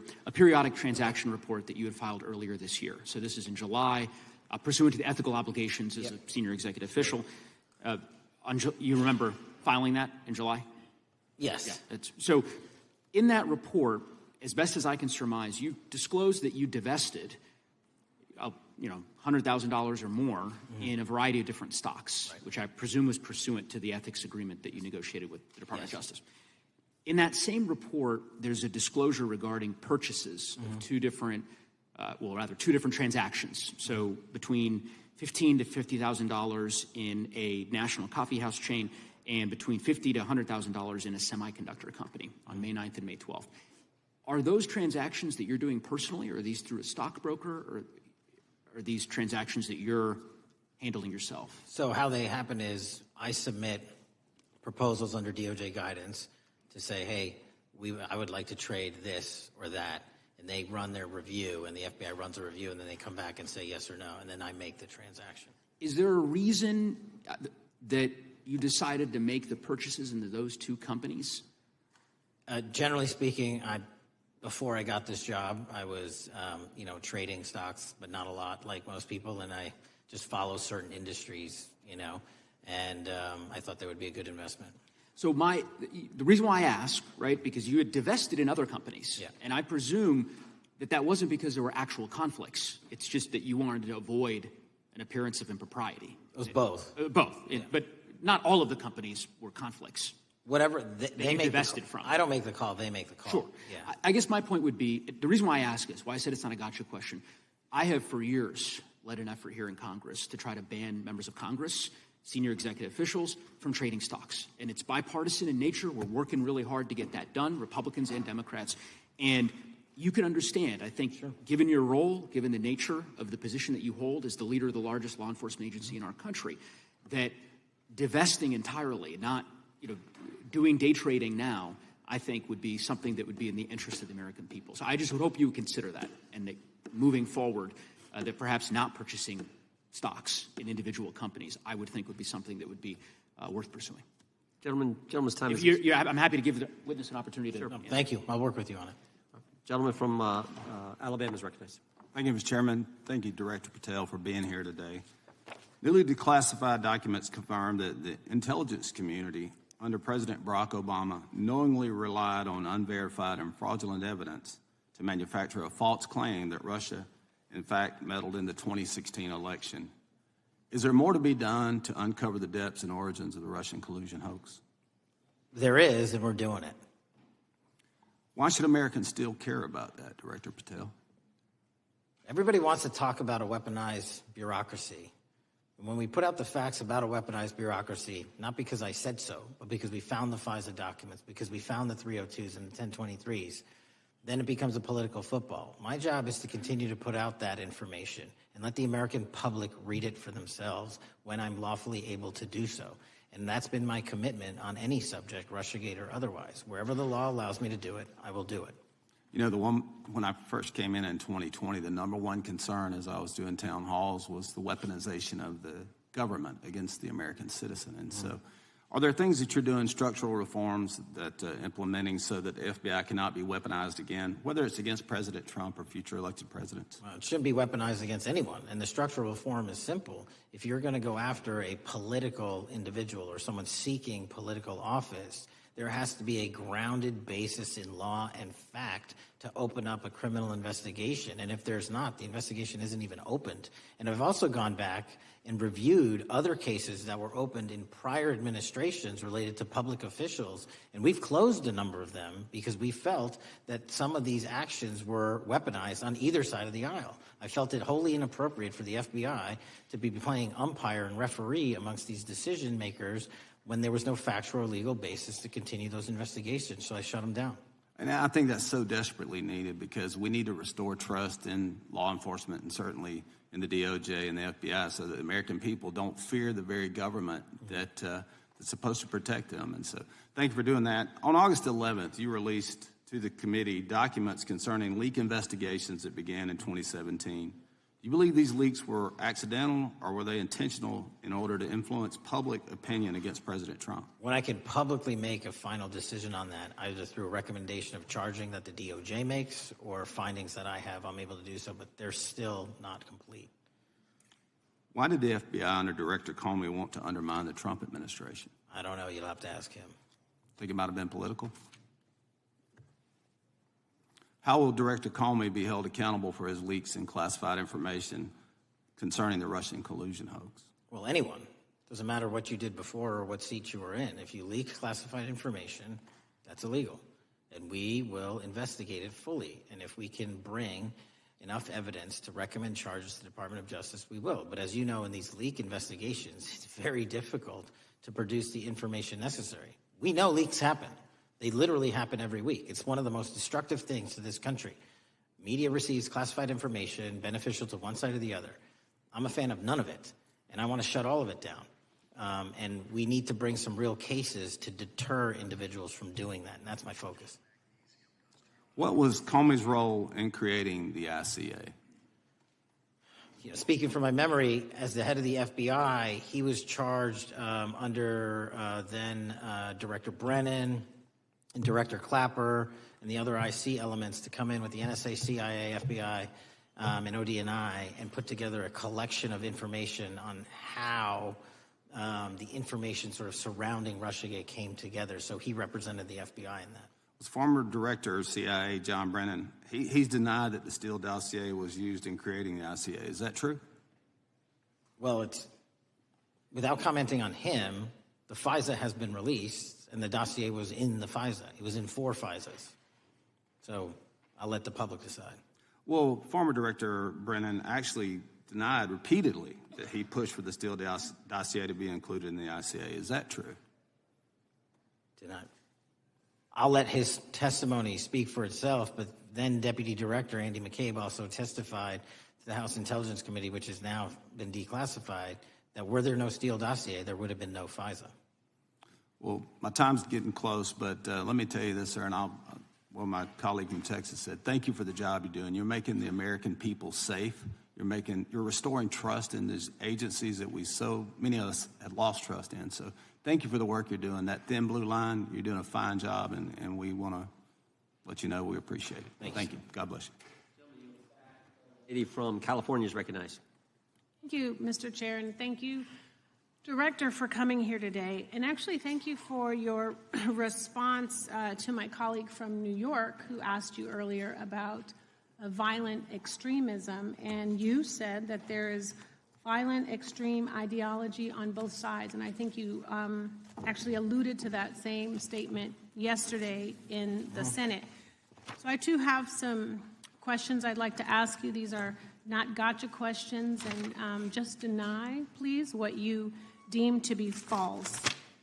So Dylan Roof, who followed white supremacist propaganda, murdered 9 black parishioners in Charleston in 2015. Do you deny this? I'm sorry. Dylan Ruth? Roof? Roof. Can you give me some more information? You're head of the FBI. You probably know this. If you don't know, that's fine. You can give me a reminder. I've got a lot in front of me. It was national news. Robert Bowers murdered 11 Jewish worshipers in Pittsburgh in 2018. I do remember that. And it was the deadliest anti-Semitic attack. So do you admit that that happened? Yeah, I'm not saying the other thing didn't happen. I'm just asking for a little information. Patrick Cruces, who posted a manifesto about a Hispanic invasion, walked into a Walmart in El Paso, Texas in 2019 and began firing. He murdered 23 people that day, and the youngest was 15. Do you admit or deny that that happened? I'll take your presentation as accurate. All right, well, I have to say all of these cases have been adjudicated. As I said, they are not gotcha questions. These incidents were national news. And as director of the FBI, you have access to all of this information. So in 2022, Peyton Grendon walked into a supermarket in a black neighborhood in Buffalo, New York, and started shooting. He murdered 10 people that day. And on September 10th, your friend Charlie Kirk was assassinated. Tyler Robinson has been taken into custody and charged, but also on that day, Desmond Holley, a 16-year-old white male, shot and injured 2 students at a high school in Colorado before killing himself. And according to the Anti-Defamation League, he had a fascination with mass shootings and white supremacy. So do you admit to, deny these facts? Those happened. Okay. Your predecessor, former FBI Director Christopher Wray, said that one of the most dangerous concerns is that racially motivated violent extremism, especially white supremacists, has been the biggest chunk of our domestic terrorism cases and is responsible for the most lethal attacks over the last decade. Do you admit or deny, A, that he said this? I'll let the record reflect that. Whatever he said was what he said. All right, and do you agree? That there is racially motivated crimes being committed in America? Yes. Yes, especially white supremacists, which is the biggest chunk of our domestic terrorism. I'm glad that you said this. So last week, President Trump was asked if there were extremists on both the left and the right. He was actually asked this by Fox and Friends, and his exact words were, I'll tell you something that's going to get me in trouble, but I couldn't care less. The radicals on the right oftentimes are radical because they don't want to see crime. The radicals on the left are the problem, and they're vicious, and they're horrible, and they're politically savvy. Do you agree with the president? I don't speak for the president. The president speaks for himself. Do you agree with the president? I don't. On what matter? On the question that I just asked, do you agree with his statement about the radical left? That there's ideology that's driving violence on both sides? Yes, that's what he acknowledged. No, he didn't. He didn't. But I'm glad that you're saying that and actually creating some separation between you and the president. And I'm glad that you That's literally are not what happened. He acknowledging said both. that there is violent extremism on both sides. What's interesting is that the research arm of the Department of Justice, the National Institute of Justice, do you know what that is? I'm familiar with them. Okay, great. It is the research arm of the Department of Justice, and it published an article in 2024 devoted to domestic radicalization, violent extremism, and terrorism.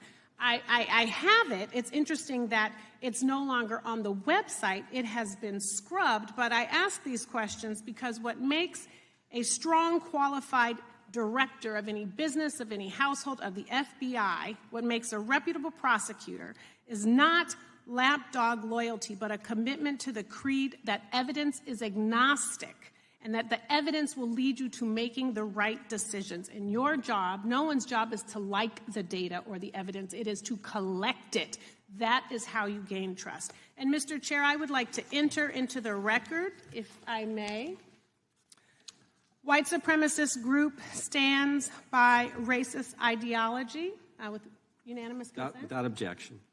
Dylan Roof, the radicalization of the alt-right and ritualized racial violence. Without objection. Thank you. Another article, how Robert Bowers went from conservative to white nationalist. I'd like to enter that into the record with me. Without objection. Patrick Cruces believed he was fulfilling Trump's wishes in El Paso attack, his attorney said. I'd like to enter into the record. Without objection. Buffalo shooting, how far-right killers are radicalized online. I'd like to enter that into the record. Without objection. Evergreen High School shooters' online activity reveals fascination with mass shootings, white supremacy. I'd like to enter that into the record. Without objection. Murder and extremism in the United States in 2024, a report by the Anti-Defamation League. I'd like to enter that into Without the record. objection.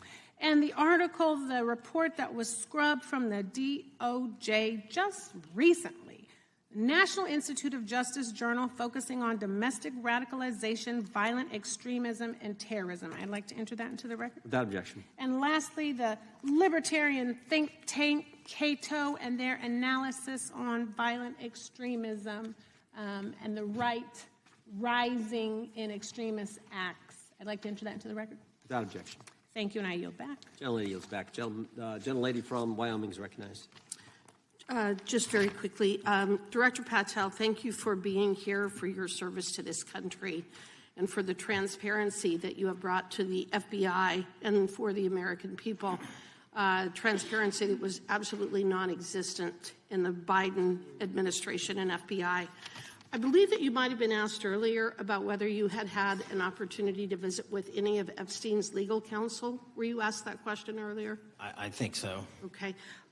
One of the legal counsels or legal fixers for Mr. Epstein was Stacey Plaskett, the Democrat delegate to Congress from the Virgin Islands. So perhaps for those on the other side who are interested in talking to Jeffrey Epstein's attorneys, they could sure visit with one of their own colleagues.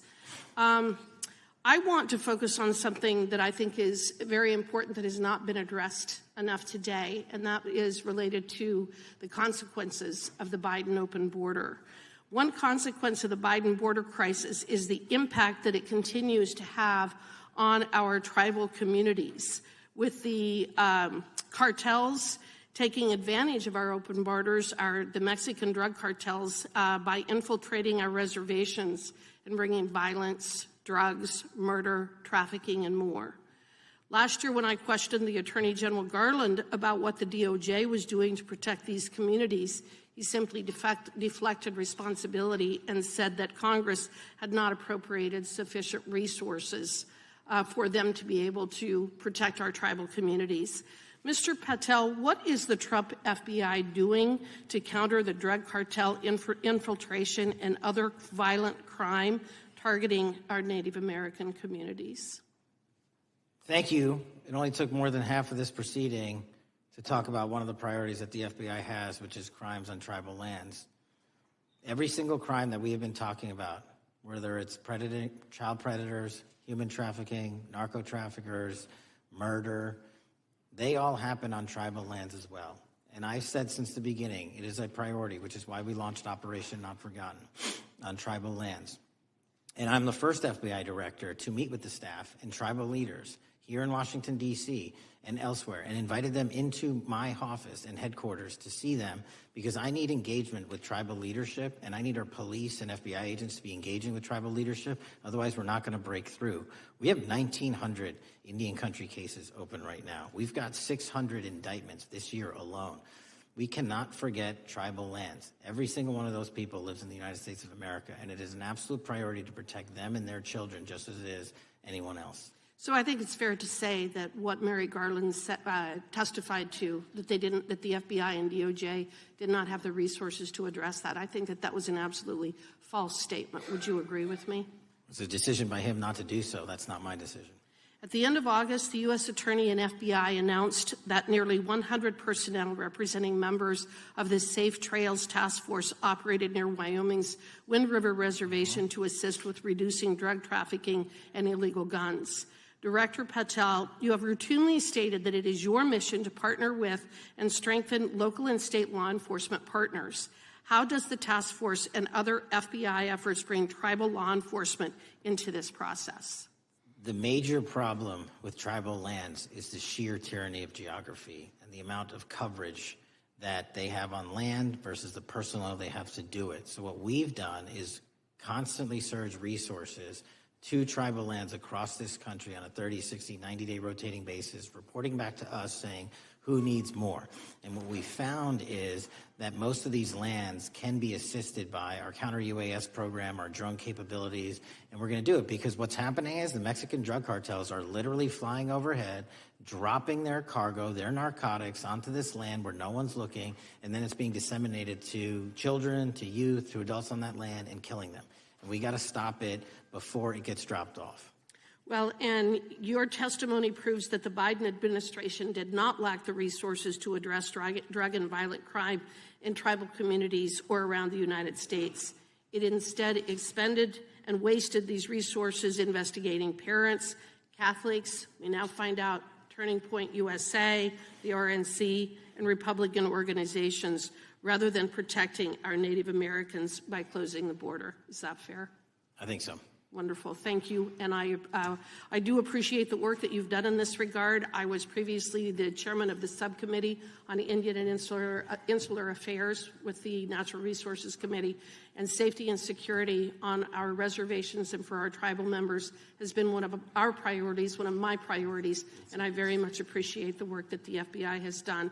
Let me know if there's anything else I can do to help you. And with that, I yield back. I will, ma'am. Gentlelady yields back. The gentlelady from Georgia is recognized. Thank you, Chairman, and thank you for coming in today, Mr. Patel. In the past few months, the country has experienced a string of horrific, high-profile attacks that have been motivated by racial hatred or political ideology. A shooter attacked the CDC headquarters, firing hundreds of rounds and killing a police officer. An arsonist set fire to the Pennsylvania governor, Josh Shapiro's residence, with the governor and his family actually inside. Minnesota House Speaker Melissa Hortman and her husband were assassinated earlier this year. Clark and Charlie Kirk was murdered last week. Bomb threats have been made against HBCUs and the DNC, and just the list goes on and on. I only have just a few minutes today, so I don't want to take a lot of time to go into all the countless and devastating violent crimes and incidents that have happened at our schools or on our streets and in our communities that have just been happening all year long. Mr. Patel, just yes or no, is this type of political violence ever acceptable in your eyes? No. I'm glad that we agree that these heinous acts designed to instill fear and division in our nation are never, ever acceptable. Yet each of these incidents has recently taken place under your watch. The FBI's website states that protecting the United States from terrorist acts is the FBI's #1 priority, including from domestic terrorists. Is this still your #1 priority? Domestic terrorism? Preventing domestic terrorism. Our #1 priorities are protecting the homeland and international terrorism and crushing violent crime, and domestic terrorism sort of interlays between both of those. Okay, so, well, then I'm glad that you're giving us the right answer, but unfortunately, your actions kind of tell a different story. Earlier this year, you granted the ranks of the FBI's Domestic Terrorism Operations Section. This is the section of the FBI that is most directly responsible for addressing political violence in our country by preventing attacks from occurring and effectively responding to them if they do. The agents in this section are the ones who stopped an individual stockpiling weapons, who planned to attack schools and churches in Florida and seized bombs made by an ISIS sympathizer in New Orleans. And instead of ensuring that this section has all the resources that it needs at a time when its mission is critical, you fired its decorated veteran FBI agents who have served their country proudly under Republican and both Democratic presidents, and you scrapped the tools that they developed to fight domestic terrorism, including the National Domestic Terrorism Incident Database. I mean, most of that is just not true. We have 1,700 current DT managed programs. We're up 300% in the amount of cases we brought against nihilistic, violent extremists, including 764, wishing to harm our children. The FBI and the men and women are getting after that problem set more than ever because I've unleashed them to do so. And any insinuation that these tragic occurrences across the country are somehow singularly my fault or disgusting because that watershed goes Mr. down to the Patel, men I'm and going to women at the reclaim my FBI, time. Mr. Patel, and they I'm are going to not reclaim my time. responsible Mr. for it. Chairman, I'm I'd happy like to to work with enter a you unanimous to consent- get them what they need. Gentlelady request. controls the time. Unanimous consent request. She'll state Thank a you request. very much. Into the record, an article from Reuters titled FBI Scales Back Staffing, Tracking of Domestic Terrorism, Probes Sources Say. Thank you very much. Without objection. I appreciate that. So, Mr. Patel, and it isn't just the domestic terrorism operations section. Under your watch, agents are fully diverting their attention to these anti-immigrant and city takeover operations, leaving our children vulnerable to dangerous networks of online predators, both domestic and international. You pulled more than 120 FBI agents from their normal duties to operate sobriety checks and conduct traffic stops, exposing the FBI's fleet of unmarked cars and thereby making it harder for the FBI to combat violent criminal gangs, foreign intelligence services, and drug traffickers in the process. That's simply not true. If we were not able to do two things at one time, how would we be Patel, I seizing reclaim record my amounts time. of I reclaim my fentanyl? time. 23,000 Chairman, I'd like to violent enter felons have been into the arrested. Time belongs to the More gentlelady. than twice as many as Consent last Time request. belongs to the gentlelady from Georgia. Thank you very much. And this request basically is, it is an article from Reuters, which quotes law enforcement officers familiar with agents who once covered child exploitation cases, but now focus on immigration child exclusive. Thousands of agents diverted to Trump immigration track down. Mr. Patel, in the short time I have left, your tenure as director of FBI has been somewhat problematic. Americans are left safe, definitely less safe under your watch. You have gutted the FBI's ability to keep safe from domestic terrorism. You have sent FBI agents to conduct traffic stops and round up hardworking immigrants who pose no danger to public safety. People even President Trump referred to as good, long-time workers. Your job is to protect and serve the American public. Time to the You have gentlelady. spent your time protecting heinous individuals and using the FBI to serve as a political circus. You at times have appeared unequipped. Time and to this the country gentlelady has deserves better, expired. and I yield. Gentlelady yields May back. I respond? Sure can. Simply put, what is it? Are we failing? If we're failing, how are we arresting 23,000 violent felons? Twice as many as this time last year. Are we failing? Because if we're failing, how are we seizing 1,500 kilograms of meth, 25% increase from last year? Are we failing? Because we captured 4 top 10 FBI most wanted from around the world in 7 months. That's more than the entirety of the last administration. Are we failing because we put 1,500 child predators in prison? Are we failing because we dismantled 300 human trafficking networks? Which is it? You don't like me, that's fine. But don't you dare disparage the men and women of the FBI that are producing record results in historic fashion to protect this country. They are kicking ass for America, and they're going to continue to do so. And we appreciate your leadership. The gentlelady from Florida is recognized.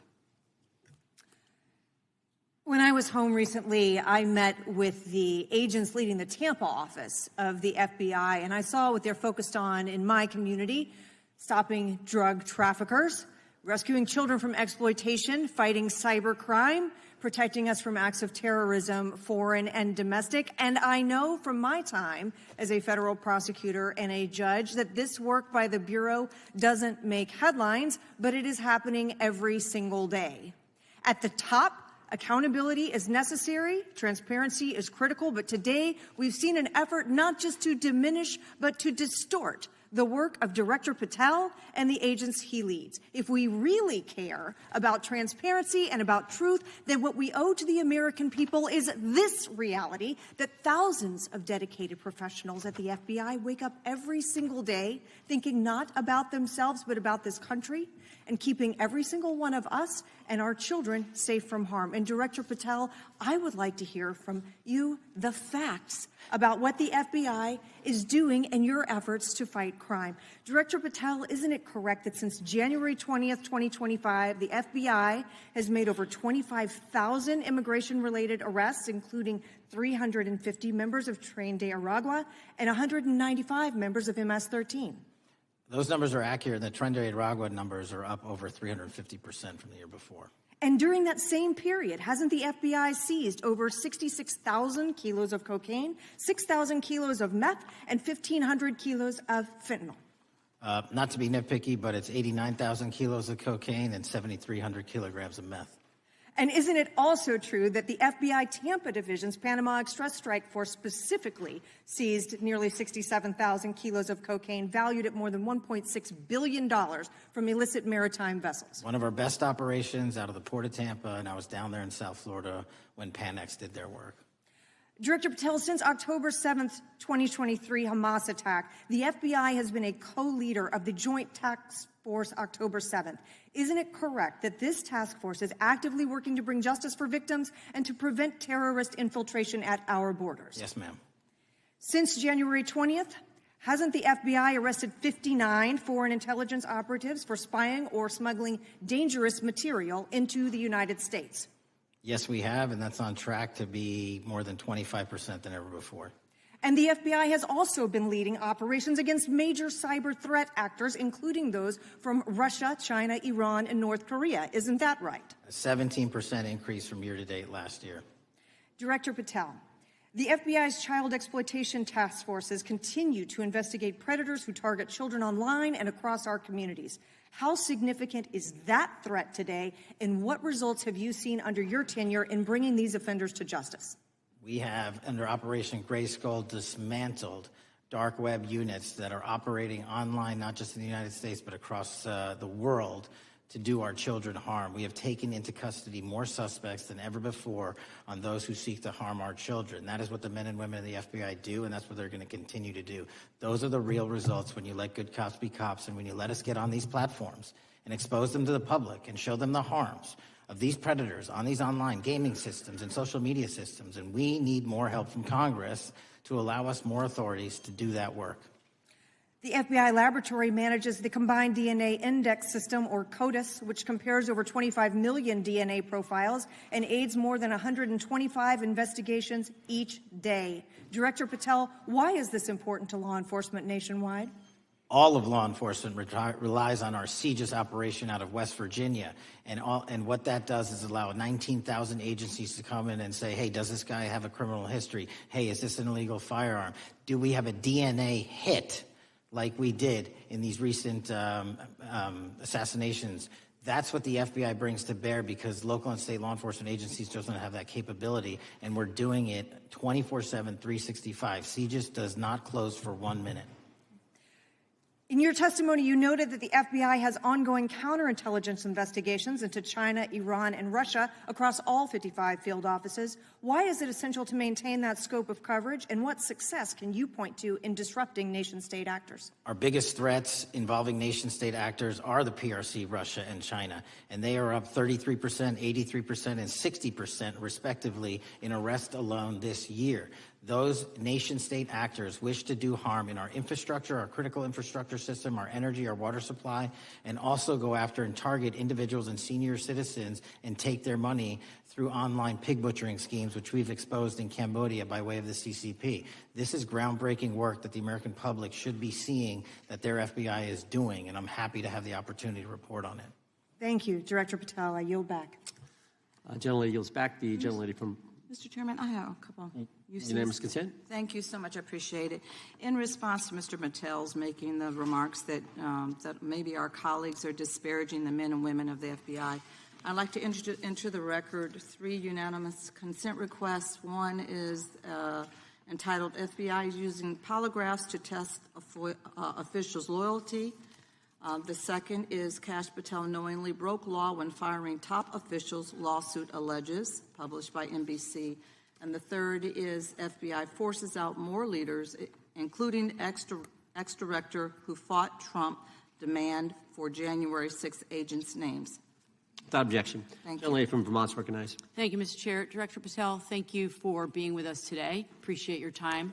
Let me say at the top, political violence should have no place in this country, and I strongly, unequivocally condemn the killing of Charlie Kirk last week. And this is exactly the kind of case that warrants a swift and thorough investigation by the FBI. What shouldn't be happening, however, is this administration's seeming attempt to exploit Mr. Kirk's death within minutes of this horrible, horrible assassination, dividing us even further without knowing enough about the killer's complicated, confused political ideology and the extent of his motivation. And this week, Vice President Vance claimed that this is, quote, an extremely destructive movement of left-wing extremism, and said that, quote, it's part of the reason why Charlie was killed. He pledged to go after organizations on the left. But Director Patel, it was just 3 months ago that Melissa Hortman, the Minnesota House Speaker, and her husband, Mark, were shot to death in their home in the middle of the night by a self-identified right-wing extremist and Trump supporter. When that assassination happened, the FBI released a written statement denouncing the killings and pledging to hold the killer accountable. And I thank the Bureau for that. It was clear, concise, to the point. But when you compare that statement to the over 50 mentions of the Charlie Kirk killing and just 4 for the Hortmans on accounts affiliated with the FBI and your personal account, it appears to many Americans that you're valuing some lives more than others, and that's painful. And this is what I'm hearing from my constituents, so I just want to convey that to you. And the Vice President didn't even call on right-wing organizations to tone down their rhetoric after that horrific killing in Minnesota, and he never once spoke about dismantling conservative institutions. This week, when the president was asked by a reporter about Speaker Hortman, he claimed he didn't even know who she was. One of the most high-profile assassinations of an elected official in recent memory, and the president claims to know nothing about it, hasn't even heard of it. It was absolutely devastating for her colleagues and for her family. And I think we all can agree in this room that we have to stop this political violence. So my first question to you is, Director Patel, what is your plan as director of the FBI to turn down the temperature, especially in light of the fact that it seems like members of the administration are reacting to political violence based on party affiliation? What's your plan? I can only speak for myself and the Of course. FBI. And what we are doing is, I think I mentioned earlier, we're following the money, because whatever attack you are describing, and they are all despicable, equally so, people need money to operate. People need money to conduct these attacks, to conduct these investigations. And so what we are doing is finding the people that supported this infrastructure system, because even when you say there's a lone, quote unquote, lone wolf actor, he's not truly a lone wolf actor. Something happened along the way. I agree. And so can I just because we have such little time, are you making a commitment right now to follow where the evidence goes in Absolutely. investigating whether it's violence on the left or the right? Because over the last 10 years, when you look at the ideology, I want to follow up on what my colleague from California said. When you look at the data, you look at the Anti-Defamation League data, 96% of ideological motivated killings were committed by the right wing. When you look at the Institute of Justice report that she cited, it's 5 times the number that 5 times the number of far left extremist incidents are perpetrated by far right. And it's been reported, and she mentioned this, that as of September 12th, 2025, just 2 days after Charlie Kirk's killing, that the DOJ removed that report from the DOJ website. That's why Americans are concerned that there seems to be a separate system of justice, that if you are a Republican and you are attacked, you will get the full weight and authority of the FBI in this administration. But if you are somebody serving in the Minnesota State Legislature and you are assassinated in your home, that the response is different. And I think to ignore the threats from the right or try to do a both and when there are multiple instances when it's overwhelmingly coming from the right, this is a disservice, because Americans want to know that whoever they are, whatever their political affiliation, that the response is going to be the same, and it is going to be done with the same diligence. And I'm wondering if you will commit to me right now that you will be a voice right now standing up to those voices in the administration that are adding to the violent rhetoric right now. That's what I'm asking you. Will you commit to this? Time of the gentlelady has expired. The gentleman can respond. My voice will be through the investigations that the FBI conducts, and we will conduct them all lawfully and equally. Can we expect in the future that your tweets in related to one killing will be the same level of concern? The gentleman from Texas is recognized. Thank you, sir. Director Patel, thank you for being here today, and most importantly, thank you for restoring trust and faith in the FBI, which has been severely eroded under the Biden administration. Thank you for your service and your continued service in this capacity. On April 7th, 2025, Charlie posted on X, "Assassination culture is spreading from the left. 48% of liberals say it would be at least somewhat justified to murder Elon Musk. 55% say the same about Donald Trump. In California, activists are naming ballot measures after Luigi Mangione. The left is being whipped into a violent frenzy and set back. Whether losing an election or losing a court case justifies a maximally violent response," end quote.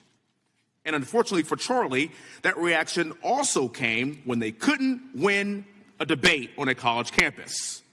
You cannot be intellectually honest and say that this problem is on both sides. It's not just what happened to President Trump, it's also what just happened to Charlie. We've gotten to a point in America where violence is encouraged. We have a former president of the United States that opens up his campaign in 2019, that's Joe Biden, by saying that his opponent is a, quote, existential threat to this country. Houston, we have a problem. People that you disagree with are not existential threats. They are not Nazis. They are not fascist. They are not racist. They are not deplorable. They are not irredeemable. They are your fellow Americans who have a different perspective on how government should run and what government should look like. Whether or not we should have strong sovereign borders, whether or not we should have safe communities, whether or not we should have places to worship our God and not worry about being shot, whether or not we live in communities and cities that are not overwhelmed by drugs and crime, whether or not we have two genders, and whether or not we have common sense in our policies and our values. And people that believe these things are not existential threats. I happen to be one of these people that believes all of the above, and as someone that served this country in combat, I can assure you I am not an existential threat to this country because I swore to protect her. I also want to point out, how many cities have you seen burned to the ground since Charlie Kirk's death? Zero. No summer of love, no riots, no nothing, no looting, no killing. None. We simply gathered and prayed for his soul, his family, and his country, because that's exactly what we represent. And while we might be angry, this righteous anger will carry on Charlie's message and legacy. I want everybody to know something very simple. Charlie is not dead because of what he said. He is dead because people listened. My time is limited, so I have a few questions for you, sir. And again, thank you very much for being here. I really appreciate your time and your service. In your experience in the FBI, have you noticed a precipitous rise in political violence and other associated crimes that you have been investigating so far this year? And if so, is this trend in motive left-wing or right-wing violence? I can always speak generally, sir. There is too much political violence, and it has been a precipitous rise on too many fronts. How do we solve this? We solve this by giving the FBI more authorities to go into and work with the private sector. There are too many online platforms. There are too many social media platforms. There are too many gaming platforms. There are too many places for people from America and around the world to get together without their parents knowing anything about it, without their school teachers knowing anything about it, and infesting the minds of our children and infecting them with radical ideology, and that is the root cause of these problems, and we must tackle it. It is not a 1950s America anymore. In 2025, the cyberspace needs to be tackled. Thank you. Switching gears, when your predecessor sat right there in that seat a couple of years, last year in a committee hearing, I asked him a very detailed question about Matthew Thomas Crooks, the shooter responsible for the assassination attempt on President Trump's life. I didn't get an answer from Chris Wray that day, and I submitted written questions to the FBI and into the record of this committee, and I want to resubmit those questions today because I think we are still awaiting answers to those questions. So, Mr. Chairman, I'd like to submit them for the record, please. I'd like to ask you, sir, and the FBI, under your leadership, would you please respond to these questions, and can you commit to doing that? As soon as the trial's over. Thank you very much. I will end with this. Charlie Kirk is not dead because of what he said. Charlie Kirk is dead because people listened. He set up a tent that said, "Prove me wrong," and exercised his First Amendment right. That's all he did. And we will continue to do so in this country in order to preserve this constitutional republic. And with that, I yield back. Thank you. Gentleman yields back. The gentleman forward is recognized. Thank you, Mr. Chairman. Before I begin, I want to caution my colleagues on one-sided violence in this country. We just heard that there were no riots on the right. We're literally sitting in the building where there was a giant riot by supporters of the president, the right. We also heard that only leftists, have said that Trump is a Nazi. In 2016, the current vice president of the United States said, Trump is either a cynical asshole or he's America's Hitler. And so this is the problem. I don't want to have to say this garbage, but you want me to sit here and get painted with one brush, the whole left. No, there are extremes on the left, and there are extremes on the right. And we collectively should tackle that. But to come here and just look at us and say we all support what's going on in the extremes is why we can't solve anything in this building. Director, let me say first, thank you for being here, and my condolences on the loss of your friend. And I'm happy to hear that you want to do more on the social media platforms. It's crazy what's going on the social media platforms. There are so many conspiracy theories on what's going on with Charlie Kirk. Israel assassinated him, right? There are conspiracy theories about your personal social life all day. It is totally rampant.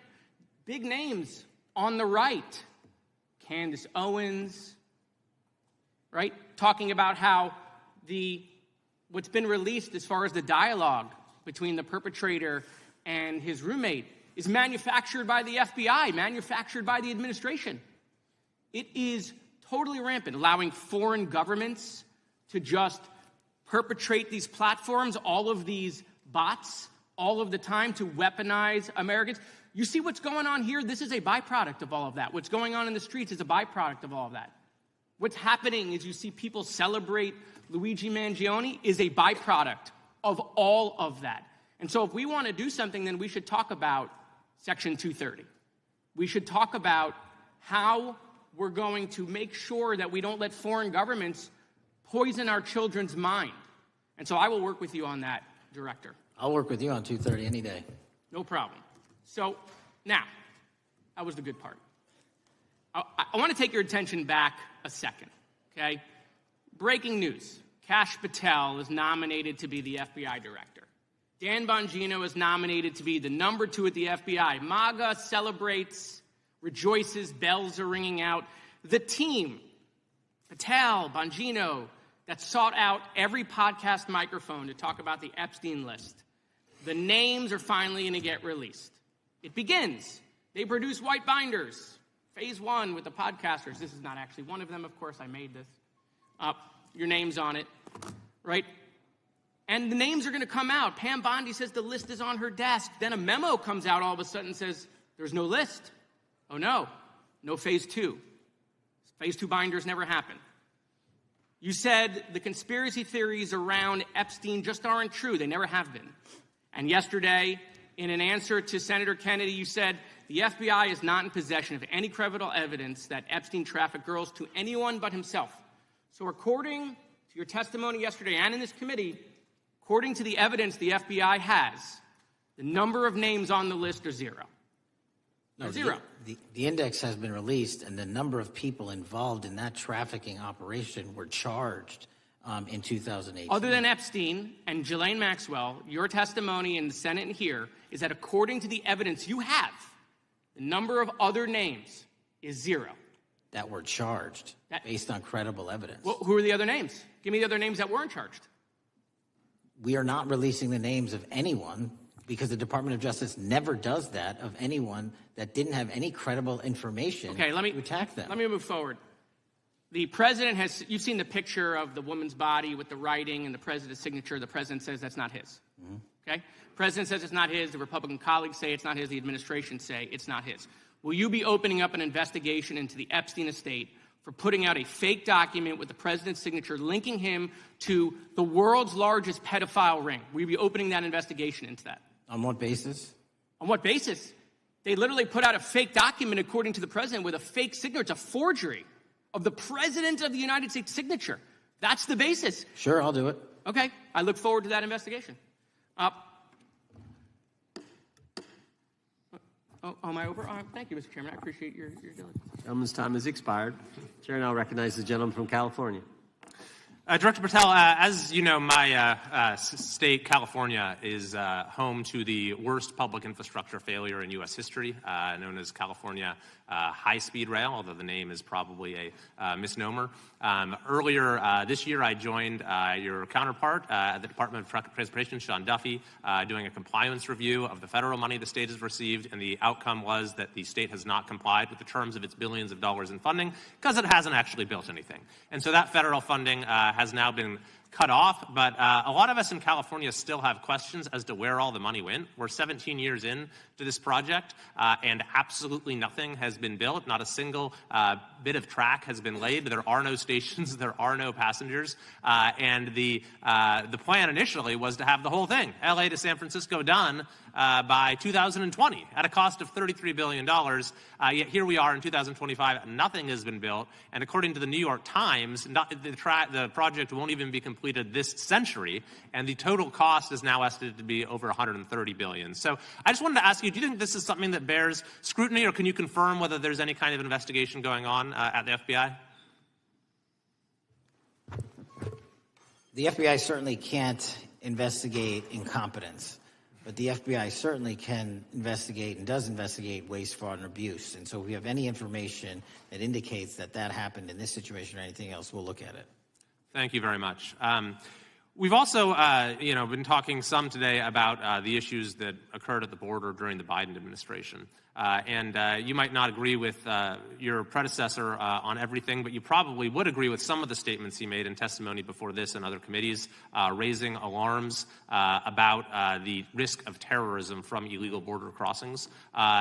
Since becoming director, have you gotten some insight into how well calibrated those warnings were, and what is the status of that risk now? Since becoming director, there's been a sharp decrease of border crossings for known or suspected terrorists from the southern border. But unfortunately, there has been a sharp increase of known or suspected terrorists entering through our northern border. And so what I'm trying to do is work with our northern border states and our interagency to tackle that problem. But it is an absolutely massive border that can't physically be sealed. So we're going to have to get creative and put more resources into that. And in a similar vein, there were over 500,000 unaccompanied children that crossed the southern border during the Biden administration. As we know, many were trafficked either through forced labor or sex trafficking. Do you have any insight as to what the scale of that problem was and how have things changed over the last several months? Other than what you outlined in terms of how it was described, I don't have any additional details. In terms of how many people are being trafficked into this country, especially unaccompanied missing children, that number is drastically reduced because the coyotes that smuggle these children for their criminal activity are the same ones that smuggle in narcotics or the same one that traffic older age women. They're all interconnected, and because of the sealing of the southern border by this administration, that has come to a near halt.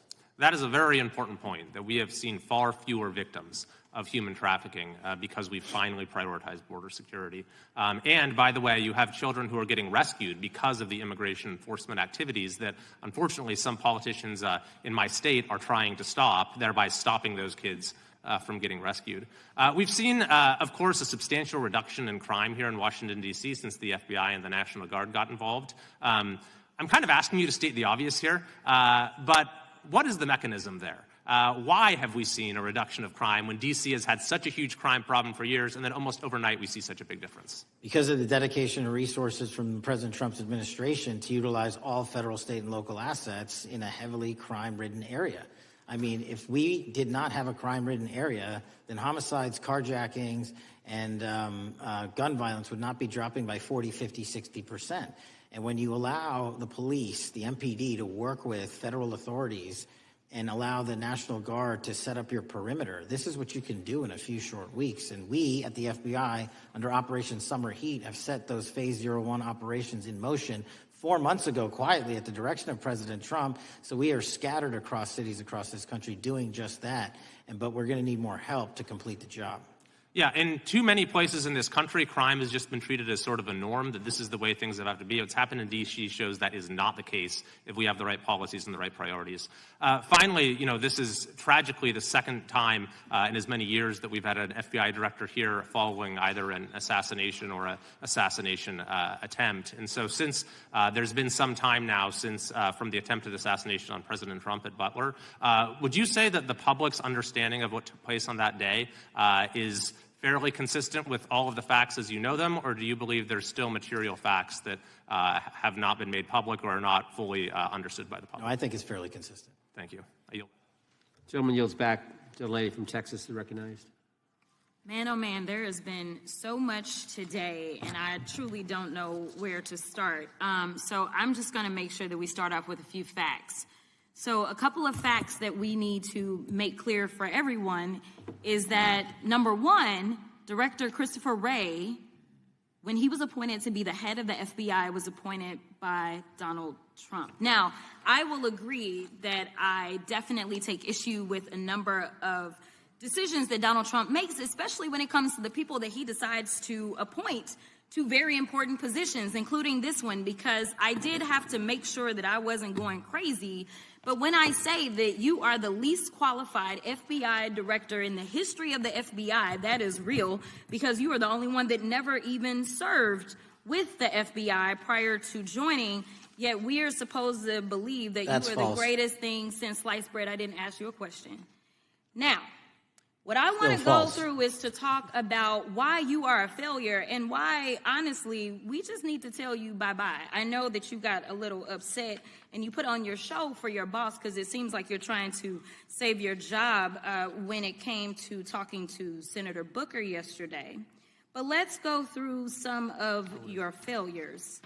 So before you were even confirmed, and I think one of my colleague from Georgia, pointed out that you were already targeting career officials so that you could direct illegal firings. Mind you, these cases that you were so upset about, which are the ones tied to Trump, the cases came through his handpicked FBI director.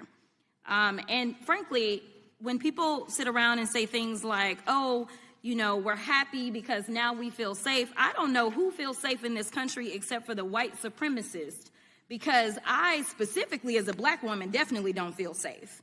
And frankly, my colleagues have been real nice to you today, and I applaud them, but I don't have the same demeanor because I know that multiple colleagues on this side of the aisle have faced death threats.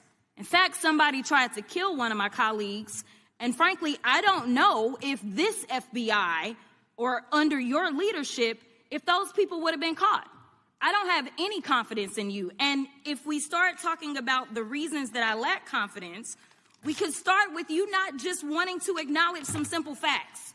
Simple facts like the vast majority of the threats are coming from right-wing extremism. And I know my colleagues have tried to stress this, but I decided that I would maybe do it in a different way.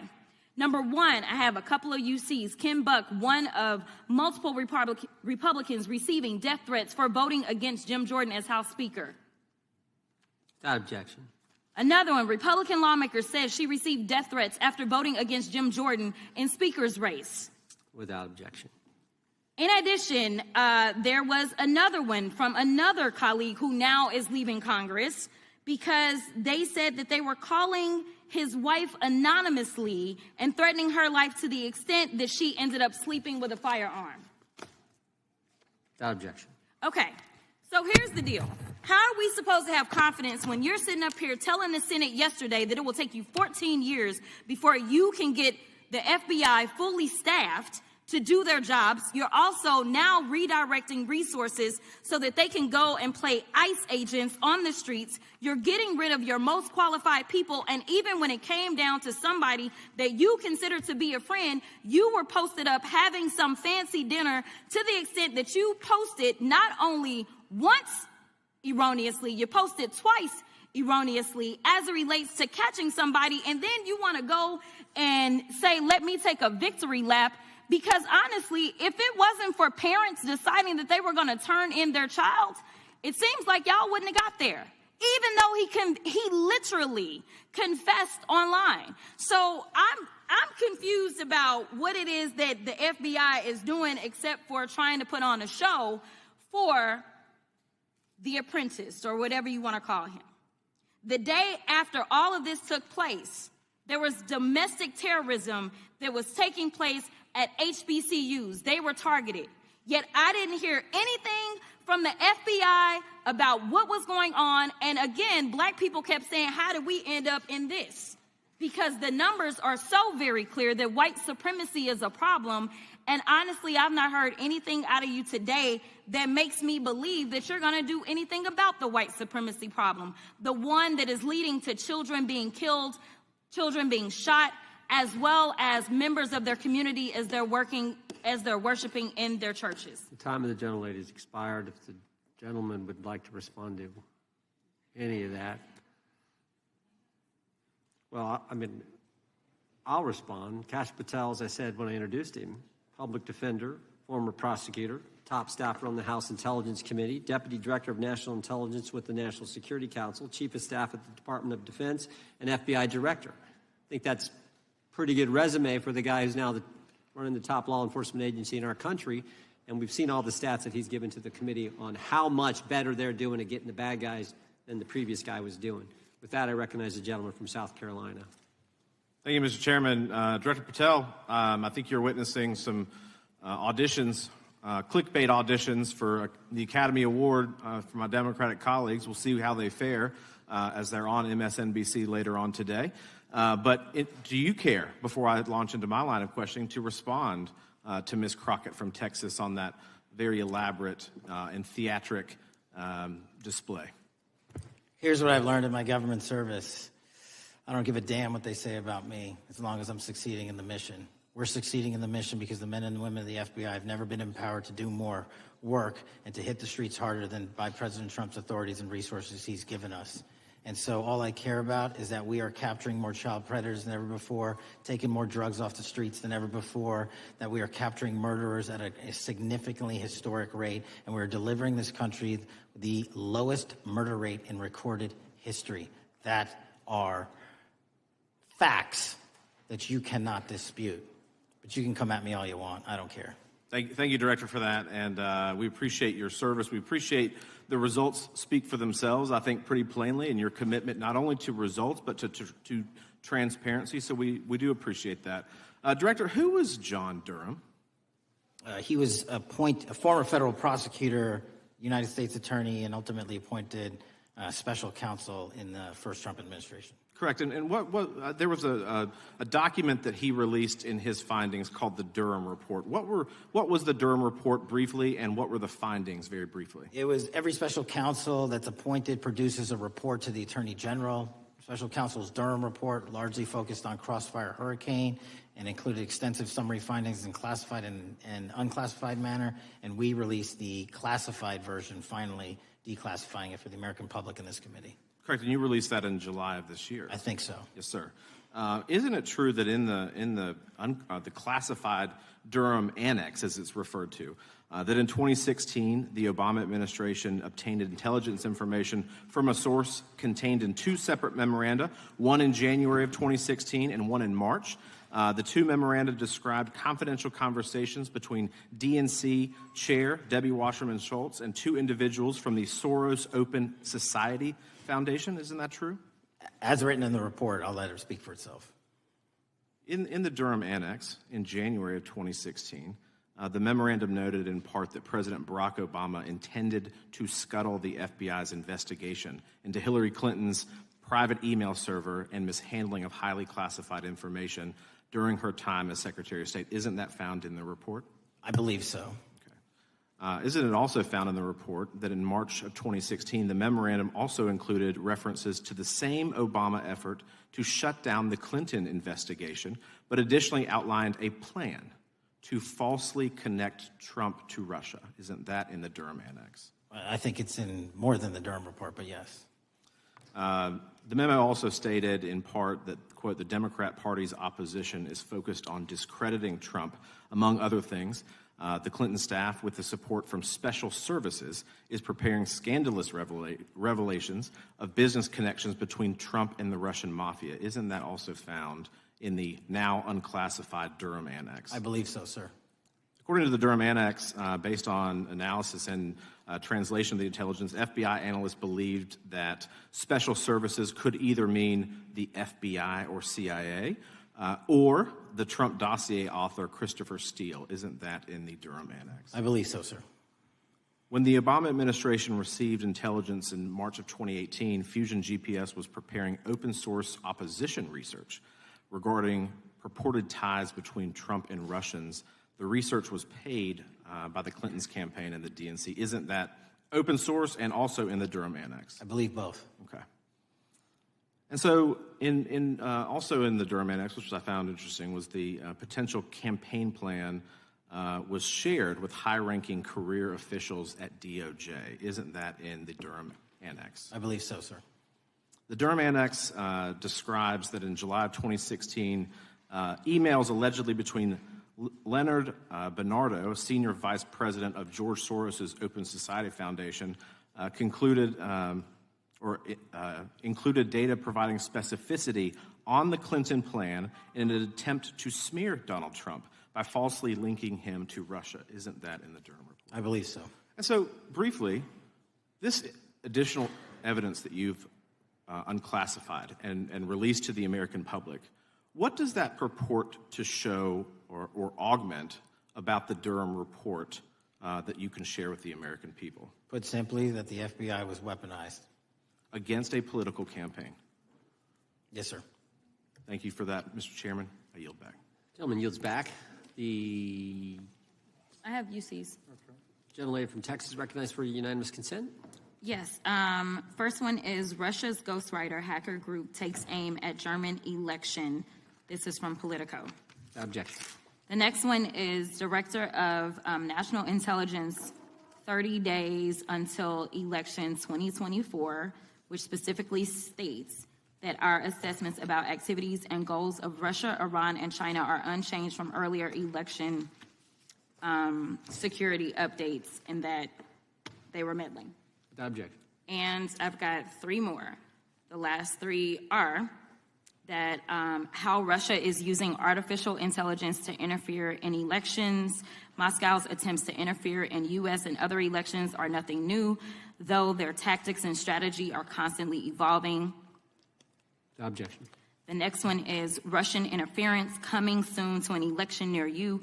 Russia pursues a systemic strategy of undermining elections and influencing public opinion in the West. EU and NATO countries must recognize that Moscow often acts through agents within their own borders and build resilience to such interference. And what's the source? This one is CarnegieEndowment.org. Okay, without objection. Thank you. The gentlelady from North Carolina is recognized. Thank you, Mr. Chairman. And Director Patel, I'm glad that I'm going a little out of order here because I'm going to pursue some of the things that you were just talking to Mr. Fry about and remind you about your confirmation hearing.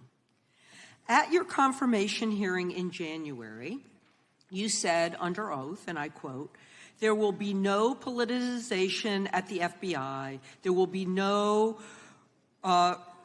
retributive actions taken by the FBI should I be confirmed." And in your written response to the Senate questionnaire, you said, I quote, "Personnel decisions shall be based on performance and adherence to the law. And every FBI employee will be held to the absolute same standard, and no one will be terminated for case assignments." So I want to just go through a couple of scenarios with you to get a sense of whether you think these are examples of politicization of the FBI or making decisions based on the performance and adherence to the law. So, first question. Would hiring FBI agents, analysts, and supervisors from only one political party being politicization of the FBI or making personnel decisions based on performance and adherence to the law? We don't ask FBI applicants where their political parties are. Mr. Patel, do you ask FBI applicants who they voted for? The FBI does not. Are you aware that in the lawsuit that Mr. Driscoll filed against you and the FBI, he was asked who he voted for? Since that lawsuit has been filed that's ongoing litigation, I'm not able to comment. Well, but it also means that you just said that what happened in his situation didn't happen. So we will go on to the next question. Let me ask you an even easier one.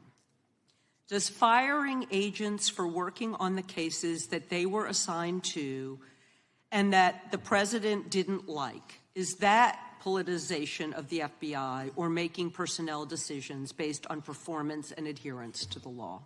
The FBI doesn't terminate anyone based on case assignments alone. Has the FBI ever been sued by somebody who felt that they were terminated based on case assignments? In the entire history of the FBI, I'm sure they have. No, since your tenure. I'm sure there's ongoing litigation. Yes. In fact, there is ongoing litigation. And in fact, people have been asked who they voted for. And in fact, you are running an FBI for the President of the United States rather than the people of the United States, because my questions were not hypotheticals. They are the things you have done during your tenure. And according to a lawsuit filed last week by long-term FBI agents, you fired former acting director Brian Driscoll. He had served with the Bureau for nearly 20 years, earned a Medal of Honor, Medal of Valor for bravery during the dangerous ISIS raid, and had a wealth of crisis response experience and led the FBI's Critical Incident Response Group. When the Trump administrations interviewed Mr. Driscoll for that role, they interrogated him about his political leanings and who he voted for in the last 5 elections. Questions Mr. Driscoll refused to answer because those types of questions impermissibly politicized the FBI. You also fired Steve Jensen, who served the FBI for nearly 2 decades and ran critical terrorism, counterintelligence, and organized crime operations, whom you once described as embodying what the American public demands of the FBI. But he was fired because he took part in investigating crimes committed on January 6th. And Trump's MAGA base lambasted you online for keeping him at the FBI. So he's no longer at the FBI.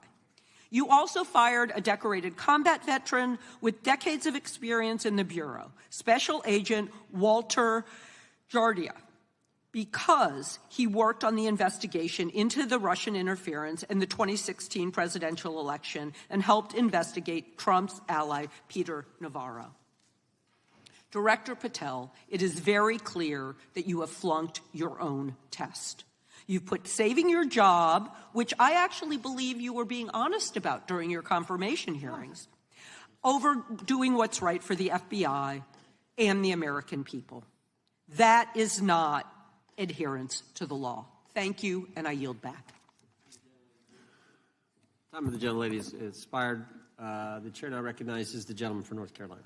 Thank you, Mr. Chairman. Director Patel, it's great to have this opportunity. Thank you for being here. Thank you for your service. And I've got to say, one of the most disheartening components of the previous administration, when I was working with local law enforcement all over the state of North Carolina, all over the country, people rightfully did not really care about the inner workings of Washington, D.C. The FBI had previously been the paramount, the sterling, the top of the top law enforcement agency. They wanted their FBI to fight crime. Whatever small town, city, whatever it may be, FBI was expected to deliver for the American people. And then reports started to come out, in addition to the likes of McCabe, Comey, Clapper, Strzok, Page, that the FBI was targeting Christian nonprofits. They were targeting parents for protesting radical gender theory at their schools. They targeted Catholics, churches, pro-life organizations. And the FBI was really bruised in just modern-day America. And your focus on getting the FBI back to the streets, fighting criminals, locking up bad guys, whether they're violent criminals, whether they're sex predators, whatever they may be, that is restoring the reputation of the FBI, and I thank you for that. In regards to the perceptions, I want to be very clear here. You mentioned the statistics about removing dangerous illegals, removing thousands of kilograms of drugs, violent criminals, guns. The border is secure. These accomplishments are noteworthy and they're needed. But at the same token, I want your take. The fight is not over. Isn't that correct? When we look at what happened in the previous administration, the number of illegal alien criminals that made their way into this country of every type, they're embedded, they're here, and it's going to take a sustained effort to win this battle. That's the critical component, sustained effort. And that's the critical component when you look at what happened in Washington, D.C. We're not here for 4 seconds in terms of safeguarding Washington, D.C. Yep. It's a sustained initiative. We're taking it to Memphis and wherever we decide else. And so we are going to continue the mission till it's done. In regards to offloading some of the agents from Washington, D.C. to the states, to the people, can you just explain how tactically that is a force multiplier in the law enforcement community around the country? Yeah, it's pretty simple. You don't even have to be in law enforcement to know that. If you put cops with other cops, they're going to do cop work. That's right. And what was needed in the communities out there was more cops. What was not needed in the bloated bureaucracy of Washington, D.C. was a third of the FBI's workforce, because a third of the crime does not happen in the Washington, D.C. NCR area. And so the results speak for themselves. Our state and local partners, I've always said this, are our biggest ally, our greatest ally and partner, and we cannot do the work without them. But we got to send our guys to them. That's right.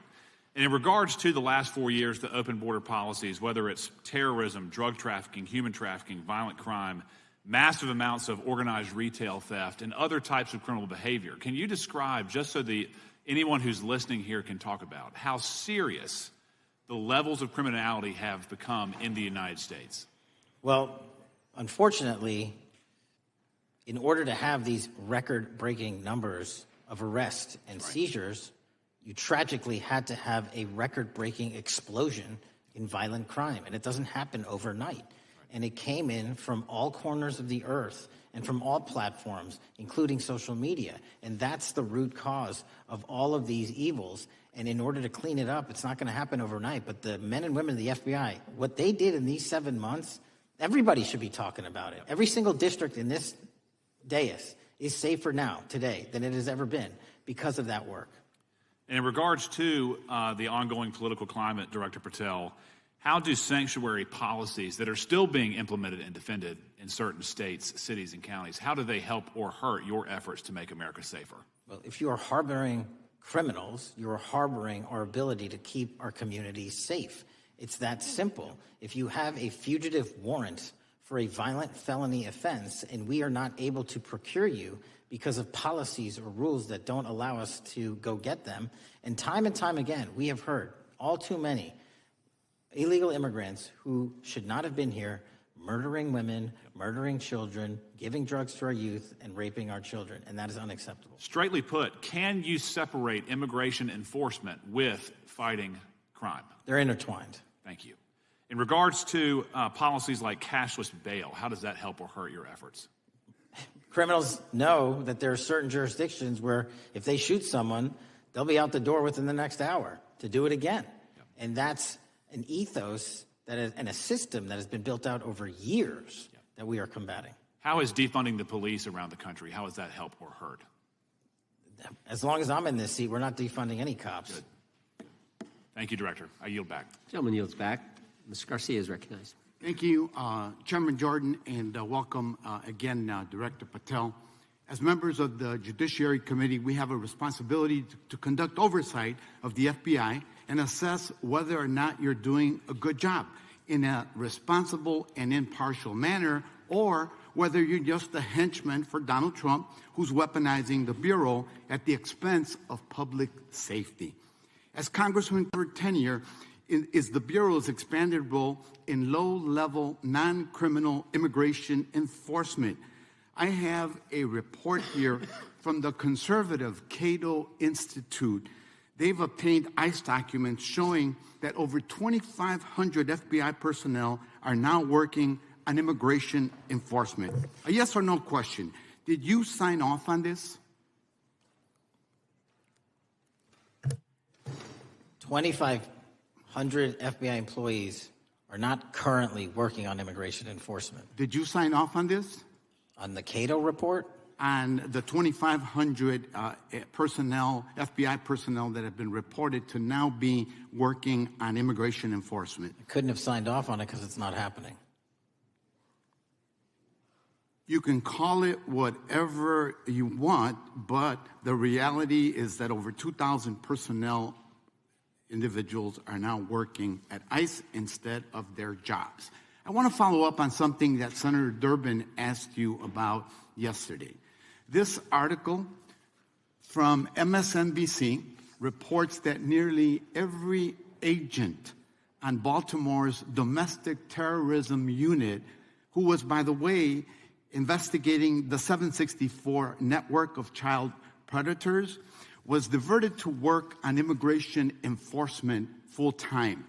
That forced them to, and I quote him, walk away from investigations of a network of violent predators that targets and exploits children online. Yes or no? Were you aware that this happened, and did you sign off on it? The premise is false.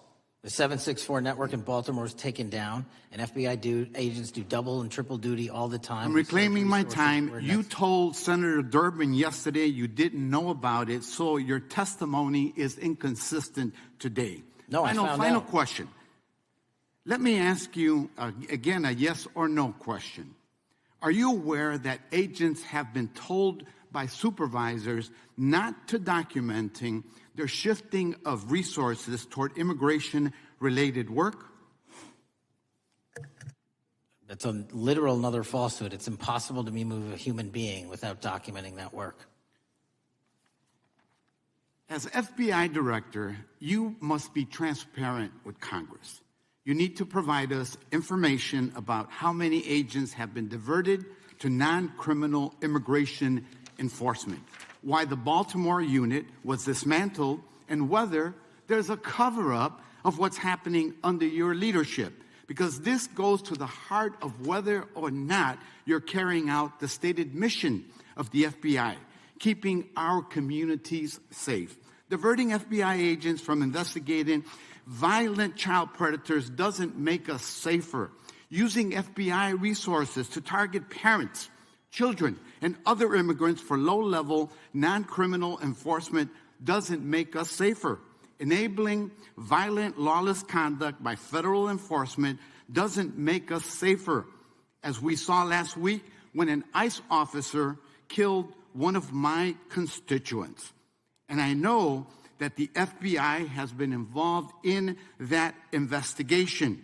And yesterday, ICE did a raid in the suburb of Elgin where 2 U.S. citizens were arrested, and who accompanied them on that filming of that show?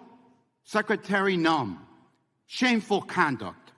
And weaponizing the FBI to serve Donald Trump's political agenda instead of the American people does not make us safer. Before I yield back, Mr. Chairman, I request unanimous consent to submit the following documents for the record. A report from the Cato Institute, which I referenced earlier, where ICE has diverted over 2,500 officers from their jobs. And 2, an article from MSNBC titled, Trump's Deportations Divert FBI Agents Off Child Predator Cases, and an article from CNN entitled, White House Pressure for Increased Immigration Arrests Strains Law Enforcement Agencies. Thank you, and I yield back. Gentleman yields back. Without objection, the gentleman yields back. Gentleman from Wisconsin, recognized. Thank you, and thank you, by the way, for coming over here. Sorry you have to put up with all this. I know when you took over, the FBI's reputation in a lot of circles perhaps had never been lower. I mean, part of that is brazen involvement in political activity, the Foreign Influence Task Force, getting involved and trying to suppress news stories in the New York Post, Crossfire Hurricane coming up with bogus stories to try to flip the 2016 election, FBI downplaying the stories of Hillary Clinton's emails in the 2016 election. That's their overt involvement in political activity. I think a strong anti-religious bias. We talked about stories of an anti-Catholic bias in there. I know I've talked to people about horrific overreaction at the big Hindu temple in New Jersey, in which, just so people understand, you had a rectory in the temple area. The religious leaders, taken out at gunpoint, big problems. And I think finally the FBI trying to turn America's viewpoint on certain political issues. And when I talk about that, I'm talking about what was done in Mexico with regard to shipping weapons, fast and furious, shipping weapons into Mexico in an effort, I think, to try to turn the Americans against the First Amendment. But in any event, what scares me is, and all these horrible things that were done in the past, there were individual FBI agents who participated in them, in which apparently their supervisors told them this is okay or even admirable. And what I'm going to ask you, are you able to do anything to make sure that in the future these corrupted FBI agents understand the importance of religion in our life, and they're not to view it with suspicion? They understand parental rights and the idea that traditionally in America, parents have the ability to object when their young 5 or 6-year-old children or 8-year-olds or very young children are getting what most people consider highly inappropriate sexual contact. What are we doing there to try to make sure we don't have problems with these FBI agents again, or make sure that in the future administrations, they would object if they are asked to behave in such a immoral fashion? Two things. If you are corrupt, you don't work at the FBI. It's that simple. So we don't tolerate any form of corruption or any deviation from our high standards, whether you're an agent, an intel analyst, or whatnot. And just to show the American public the resurrection that the FBI has had in these last 7 months, you don't have to believe me. Our applicant pool has doubled month over month every year from the highest point it has ever been. More people want to work at this FBI than ever before in U.S. history. I'm sure that's because of you, and you're kind of anticipating my next question. I talk to retired FBI agents in my area who sometimes retired in part because they hated the woke, anti-conservative culture at the FBI. And they are concerned, the retiring agents, about new agents, not on your watch, but before this, being corrupted in the universities before they were hired, and they are very worried about what will happen with the new agents. So I think you're answering my question. Do you feel you'll be able to a certain extent solve the problem of inappropriately woke agents filling up the agency in the past, because now you're going to have a larger pool to draw from? Everybody that comes to work at the FBI is allowed to have their own belief system, but they're not allowed to bring that belief system into the workplace. And anyone that does won't work at the FBI. Okay, very good. Now, recently, there's another potential scandal, I guess, a politically motivated thing, Arctic frost. Do you want to comment on that? And it appears one more time as perhaps the FBI was getting involved in what would normally be considered political events. We are not getting involved in political events, except this one. Okay. And final thing, with regard to prejudice against Catholics, what happened in the big Hindu temple there in New Jersey? Do you think, has anybody ever apologized to the Catholic Church or apologized to that temple? I don't know, sir. Okay. Is that something you think would be perhaps a good idea to do in the future? I think leadership should address it. Thank you. Gentlemen, time has expired. Gentleman yields back the. So we got the gentleman from North Carolina, Mr. Harris. All right. Thank you, Mr. Chairman, and thank you, Director Patel, for your endurance and your perseverance throughout today's hearing, and for all you've shared. First of all, let me start by saying that I was very grateful and glad to see that the FBI has joined the investigation of the tragic and brutal murder of Irina Zarutska in Charlotte, which is just right by my district. This woman, as you know, fled the war in Ukraine only to be killed in cold blood by a man who had no business being on the streets whatsoever. This man, who had been seen stabbing Irina to death on video, had been arrested 14 previous times, served prison time, and was diagnosed with a severe mental illness. In response to the previous offense, the magistrate over his case released him to roam the streets with a $0 bond and a simple written promise to appear in court. Mr. Patel, let me just ask, should judges apply the most lenient bail standards to people with extensive criminal history? Do they apply the most lenient? I'm sorry. Yeah, should they apply the most lenient bail standards to people with extensive criminal history? That has not been my experience. That should not happen. Is America a place where young women should fear to ride public transit? No. And was Irina Zarutska's death, would you say, possibly the result of Democrats' pro-crime policies?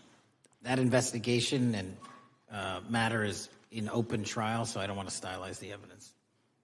I understand. Well, Mr. Patel, let me just say, taking over the FBI after the Biden administration's blatant weaponization of the agency is no easy feat, as we've recognized throughout this hearing today.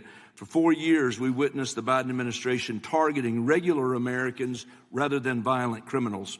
For example, the Biden administration's FBI spent its time and resources going after churches and Christians.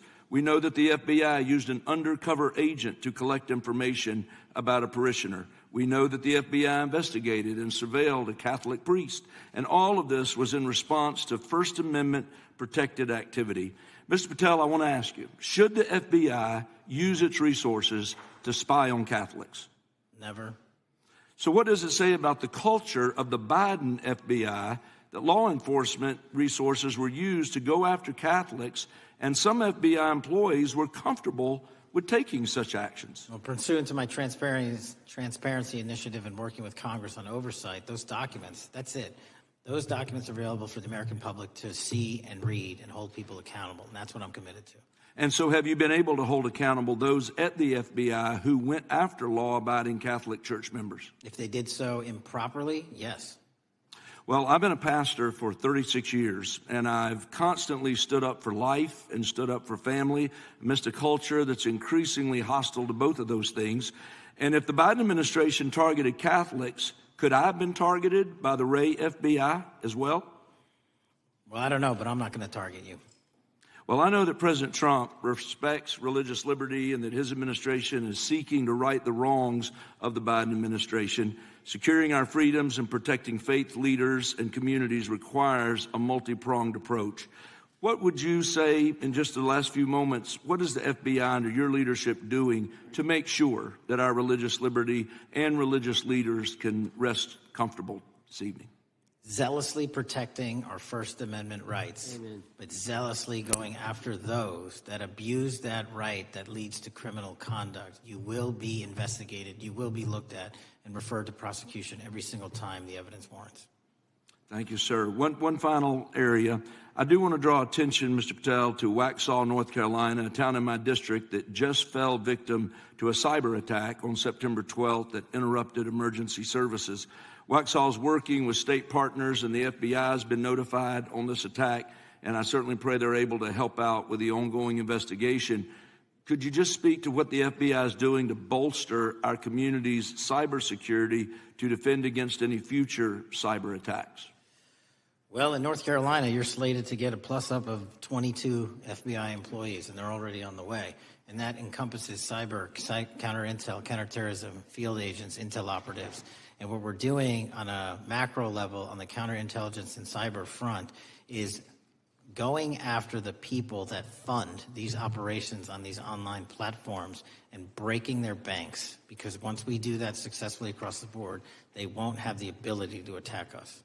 Well, thank you, Director Patel. And let me just add my comments to those of my colleagues that are very grateful for your leadership, grateful for your courage, your consistency, and for being willing to stand in the gap for us. And with that, Mr. Chairman, I yield back. Gentleman yields back. The gentleman from Missouri is recognized.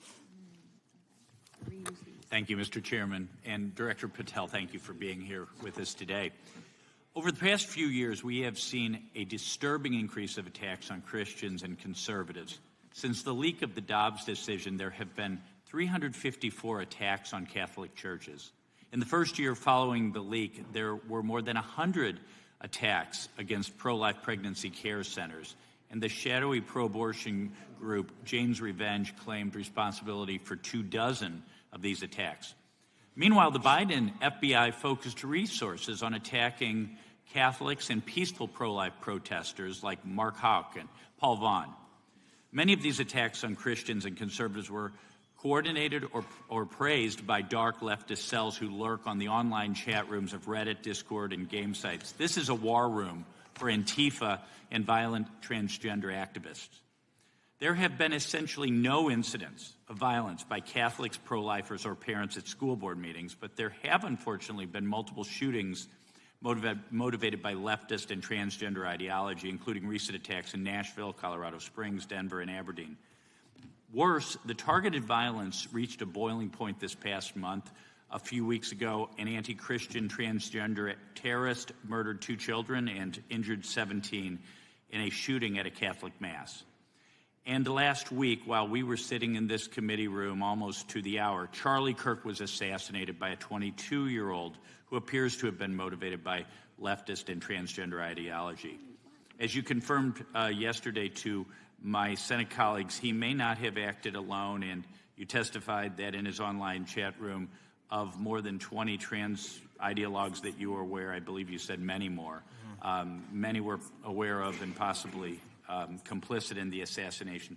Director Patel, in light of the increased violence emanating from the far left, is your FBI investigating this violent trend of anti-religious, Antifa, and transgender-driven violence? All of it across the board is being zealously investigated, no matter what your motivation or bias is behind it. Very good. We've also noticed a dramatic surge of the number of clinics offering so-called gender-affirming care. Whistleblowers in a recent NIH study confirmed that these clinics prey on some of the most mentally ill children and young adults in our society, and these clinics are quick to prescribe life-altering puberty blockers, cross-sex hormones, and surgery, and often these patients get worse rather than better, and unfortunately, some have become violent, some have even committed mass shootings, and the partner of one of them assassinated Charlie Kirk. Director Patel, is the FBI looking into the role that these gender clinics may have in the recent attacks in making these mentally ill individuals violent? We're looking at the entire spider web for any of these attacks, be it Denver or Charlie or where have you, and that's why our investigations are ongoing. We don't have a final product yet. One of my Democrat colleagues, as an aside, mentioned, quote, the federal takeover of our cities.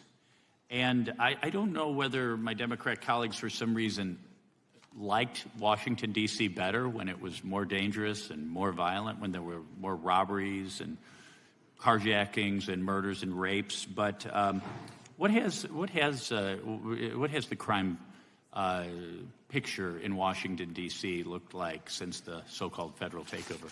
2,100 arrests, 37% decrease in violent crime, same time last year, 60% decrease in gun crime, 74% decrease in carjackings, and 53% reduction in homicides in Washington, D.C.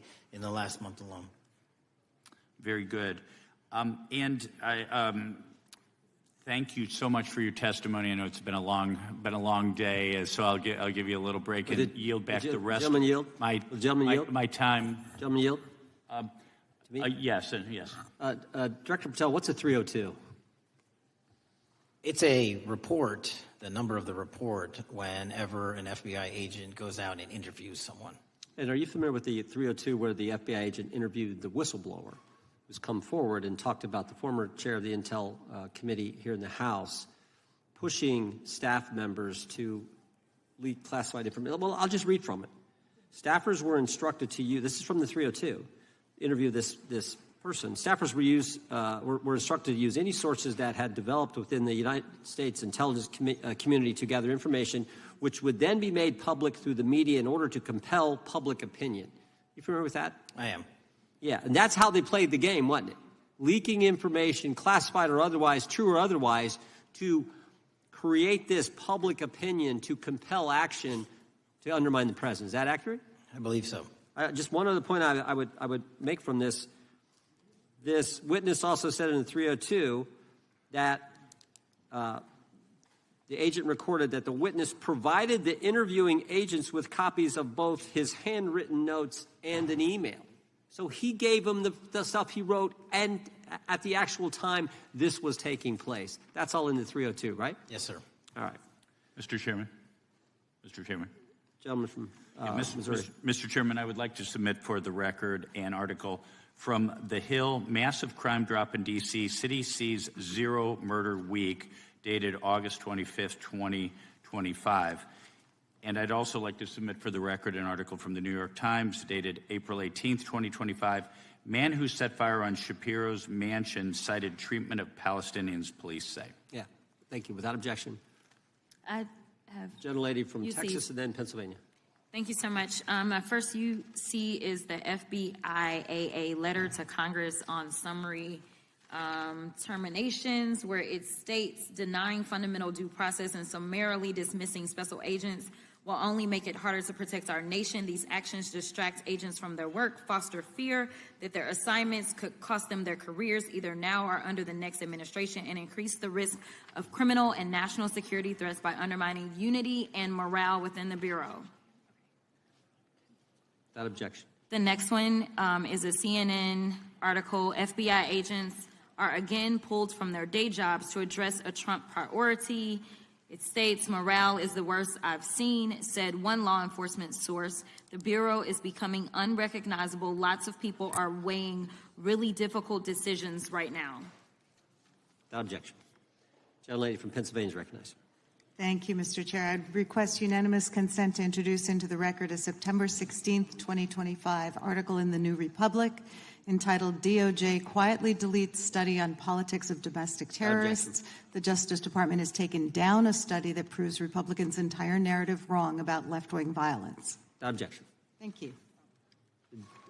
Gentleman from Washington is recognized. Thank you, Mr. Chair, and thank you, Director, for being here. I think without question we can say that Donald Trump has been tougher on crime and tougher on international terrorism than any president in American history. I imagine that brings you a lot of satisfaction and pride as director of America's foremost law enforcement agency. Recently, President Trump conducted very strategic and important strikes on Iran's nuclear apparatus in that country. We also know that there are concerns of significant Iranian sleeper terrorist cells here in the U.S., perhaps exacerbated by the open border during the Biden administration. What can you tell Congress and the American people about what the FBI is doing to safeguard us from potential terrorist attack by Iranian cells? So our counterterrorism division, which is fully stocked up, watches for reflections in the intelligence streams that our intelligence community collects and produces, and works hand in glove with our partners at the CIA and elsewhere to make sure that any threat, even if it's hearsay, double hearsay, triple hearsay, or totally incredible, is not only fully run down, but we also take our duties to notify and give defensive briefings to those who are mentioned in those intelligence reports to make sure that we do both our notification obligation and our investigatory obligation. Thank you. The FBI is also the foremost counterintelligence apparatus here in the U.S. We know the U.S. faces a more complex threat of global, more complex array of global threats than any time perhaps World War II or even superseding that time. As America continues to be under attack from various intelligence agencies globally, what can you tell us about the counterintelligence operations of the FBI as a core function? This is why the CIA mission is so important to the FBI, because as you said, no one else can do it. No one else has the authorities to do it. And even if they did, they don't have the capabilities to do it. And the CIA mission has to be headquartered in Washington, but have far-reaching capabilities because we have to face against our adversaries in the DPRK, in Russia, China, Iran, and elsewhere. And in order to do that, we have to have dedicated intelligence professionals on those target sets. And since I become director, I've demanded not only a dismantling and disruption of networks, but a public display of how we're doing it so the world knows that our adversary is A, attacking us, and B, we're stopping them. And that's why you've seen these dramatic increases in counterintelligence arrest in the PRC by 33%, in Russia 83%, in Iran 60%. We are showing the world that they are trying to engage in espionage activities against us, and we are holding them accountable publicly. And there's been increasing concern about the Maduro regime of Venezuela, both their potential support of terrorist activity, criminal drug networks, and potential espionage entities here within the U.S. What can you tell us about your activities regarding the Maduro regime of Venezuela? Generally speaking, one of the largest transshipment points and shipment points for narcotics out of South America, Colombia, obviously, and also Venezuela, is being utilized heavily by the narco traffickers to send up cocaine, meth, and fentanyl, and excuse me, all the other illegal narcotics through the island chains in the Caribbean Ocean and ultimately for America. So there has to be more work done in the region to stop those navigable waterways from being traversed with drugs bound for America. And finally, Mr. Director, what is the one thing that Congress could most do in terms of passing a law to best support the FBI in making America safer and more secure? Get us more authorities to get online, to get onto social media companies, gaming platforms, have legal access, and also have private partnerships with the FBI of those companies and allow them to report into us on a daily basis. There is no human being or AI system on earth that can go out there and cover down on the threat in those theaters. And so we need the assistance, and we need more authorities, and we need the private sector to double down. Well, thank you very much for all you're doing, all the men and women of the FBI are doing to keep us safe, and I yield back. Gentleman yields back. Got a UC request from the gentleman from Arizona. Thank you, Mr. Chairman. I have an article titled, FBI flooded with record number of new agent applications Kash Patel's first month. The FBI saw 5,577 new agent applications in March and more than 10,000 since January. Without objection. The gentleman from Kansas is recognized. Thank you, Mr. Chairman. And Director, thank you for being here. I have listened carefully to all the discussion in this hearing. I've reached two top-line conclusions. First, I am glad I don't have your job.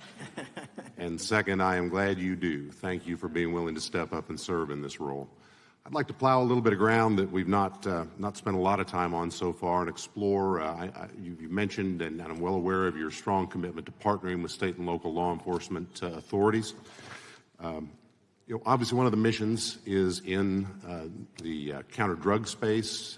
Another is in the forensic laboratory space, where both you and a lot of local and state agencies cooperate in terms of evidence analysis. From the state side, programs such as the HIDA programs, very, very important in counter-drug, such as the Coverdell grants, very, very important in maintaining state laboratory capacities. Would I be correct in concluding that if we are able to maintain robust funding for those types of programs, including both Coverdell and HIDA, that would contribute to the safety of the United States and to your mission? Absolutely. Director, you have talked a little bit about some of the counter-drug work that you've been doing. One thing we haven't talked about yet, the President, in one of his first actions upon taking office back in January, designated a number of the cartels as foreign terrorist organizations. That's not just a paper transaction. I believe the list has been expanded since those first actions. In terms of America's military engagement with the cartels abroad, in terms of our intelligence engagement with them abroad, that designation has had real meaning and has affected some of the thinking and approaches of our military and our intelligence community. Can you talk a bit about how that designation might be affecting or should be affecting the FBI's approach to dealing with the domestic activities of the cartels? The simple way to analogize it is after 9/11 and the manhunt for the foreign terrorist organizations overseas in places like Afghanistan and Iraq, the FBI received certain authorities to go out there and dedicate a mission to go after them both lawfully and investigatorially and collect evidence and provide it to our interagency partners. Once the foreign terrorist organization designation was labeled over to the Mexican drug cartels, we can now do that here. And in Mexico, and in Colombia, and in Venezuela, and anywhere else they are. And so that's the best analogy I have. What we're able to do is take our counterterrorism platform, traditionally used for global terrorist manhunting, and bring it into this hemisphere against a very real threat, which is the drug traffickers, and they are foreign terrorist organizations. So we just have so many more resources and authorities now directed at them. So, for example, Director, in the regions, from the vantage point of local law enforcement, there are structures that have historically handled those partnerships separately. HIDA, for example, is an example on the drug trafficking side. The JTTFs are an example on the terrorism side. How is the thinking evolving in terms of on a regional basis, either merging or not merging those structures now that the targets in many ways are merged? So the JTTFs are kind of our forward operating base across every single state in this country to take on that mission. And anytime you're labeled a foreign terrorist organization, you come right under the authorities of the JTTF, the task force officers, and the state and local level police work that gets done in those JTTFs. And the Homeland Security Task Force layer on top of that, I think 25 or 30 across the country, specifically working with DHS and Secretary Noem to go after the drug trafficking foreign terrorist organizations because they have unique capabilities and authorities dedicated to that mission. And so that's the beauty of the HSTFs. Let me ask you an adjacent question, Director. I noticed in your written testimony, I don't think we've talked about it yet, you brought to our attention an expiring authority. It's in 6 U.S.C. 124N with respect to counter-UAS drones. You point out that authority expires in statute at the end of this month, yes. And you impressed upon us your interest in seeing it extended in some manner. Can you talk a little bit about the FBI's role in counter-UAS work over American airspace. I represent a district that's going to host some of the FIFA World Cup activities coming up. We're obviously very interested in security, and there are limits on what our state and local authorities have the capacity to do or what our military has the capacity to do once the threat is domestic. So it's critically important. Both the FBI and DHS have those capabilities. I'll speak to the FBI, of course, only. And you raised the World Cup, and that's exactly what we need it for. The Club World Cup, which just happened, was 32 games in at least a dozen different cities across the country, the largest sporting events consecutively in American history. And we used our counter-drone capabilities to not only inspect and secure stadium locations, but where fans were hovering and we call base camps. And thankfully, because of the success of the FBI and DHS, we had no significant security incidences. And flipping to the World Cup, which is going to be 3 times as large, and obviously the largest we've ever had, and blending into the LA Olympics in 28, our counter-UAS capabilities are going to be the ones that are able us to have literal bird's eye view of the threat dynamic around so many of these cities, which are going to see literally tens and hundreds of thousands of people flock to them. So we have to have it. And making sure the bad guys don't have the same. Exactly. Very good. I yield back and thank you. Gentleman yields back. Director, you've been amazing. You've been here 4 hours and 41 minutes without a break. We appreciate that. I think we have one more member, a few UC requests, and then you can we'll let you go. But we appreciate that. The gentleman from Texas is recognized. Thank you again for taking the time, Director Patel, and for Chairman Jordan for holding this hearing. Thank you for depoliticizing the FBI and getting it back to its original mission as well. Director Patel, do you agree that we have a problem in the United States with politically motivated violence? Absolutely. And I very much agree. I think we can all agree that political violence is wrong, it's evil, regardless of which side it comes from, and that we can all adamantly and vehemently reject it, or we certainly should. But one of the things that we've noticed recently is that affinity and tolerance for political violence is not equally distributed on both sides of the aisle. In fact, right now, social media is filled with leftists who are cheering on the murder of an iconic conservative political figure, Charlie Kirk.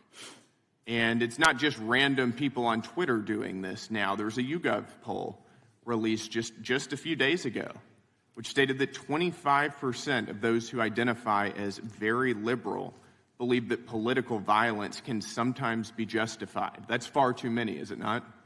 It is. One is far too many. One is far too many. That's right. Only 3% of very conservatives said the same thing, and we can agree that 3% is far too many. But there's an astounding difference between 25% on the left accepting and tolerating political violence and 3% on the right. I would hope that our colleagues on the other side of the aisle would also recognize that there is a systemic problem on their side of the aisle with tolerance for violence against people with whom they politically disagree, that there is a cultural rot on their side of the aisle that needs to be addressed desperately. Would you agree with that? Yes. One of the more astounding aspects of this is that it's not just people. This comes from the very top, from their political leaders. Just a few days ago, a member of Congress of this body, Ilhan Omar, shared a video on her social media account about Charlie Kirk's murder, and I'll quote what it said. It said, "Charlie Kirk was Dr. Frankenstein, and his monster shot him through the neck." In other words, Charlie had it coming to him. The words that he said naturally led to his assassination. I mean, that is a reprehensible thing for a member of Congress to say, to suggest, to promote in any capacity. And there are people across this country who are losing their jobs for far less than this. And that, by the way, is a just response to acceptance and tolerance of political violence. It's amazing to me that the political left today, who were the originators and the cheerleaders of cancel culture, now have the backbone to attack conservatives for defending their assassinated friend. But there's a key difference here. Democrats want to silence conservatives for speaking obvious, self-evident ontological truths like that men aren't women and men can't get pregnant. That seems pretty basic. That seems like a basic truth that we should all be able to agree on. Republicans, by contrast, are recognizing that a constitutional republic depends on the free and open exchange of ideas that we can debate without violence, and that assassinating a political rival is evil, it's wrong, and it should not be glorified or promoted or justified in any way, including in the way that Congresswoman Ilhan Omar did. So, Mr. Patel, thank you again for being here. I'd like to, with the remainder of my time, just get your opinion. Does the FBI recognize the rising threat of political violence in America, and what can you guys do to address it? Yes, we do, and what we can do to address it, Congressman, is we need to get online partnerships with these companies in the public space, on these gaming sites, and on these social media sites. As I was saying earlier, there is no way to triage the amount of information generated on these sites by the FBI alone.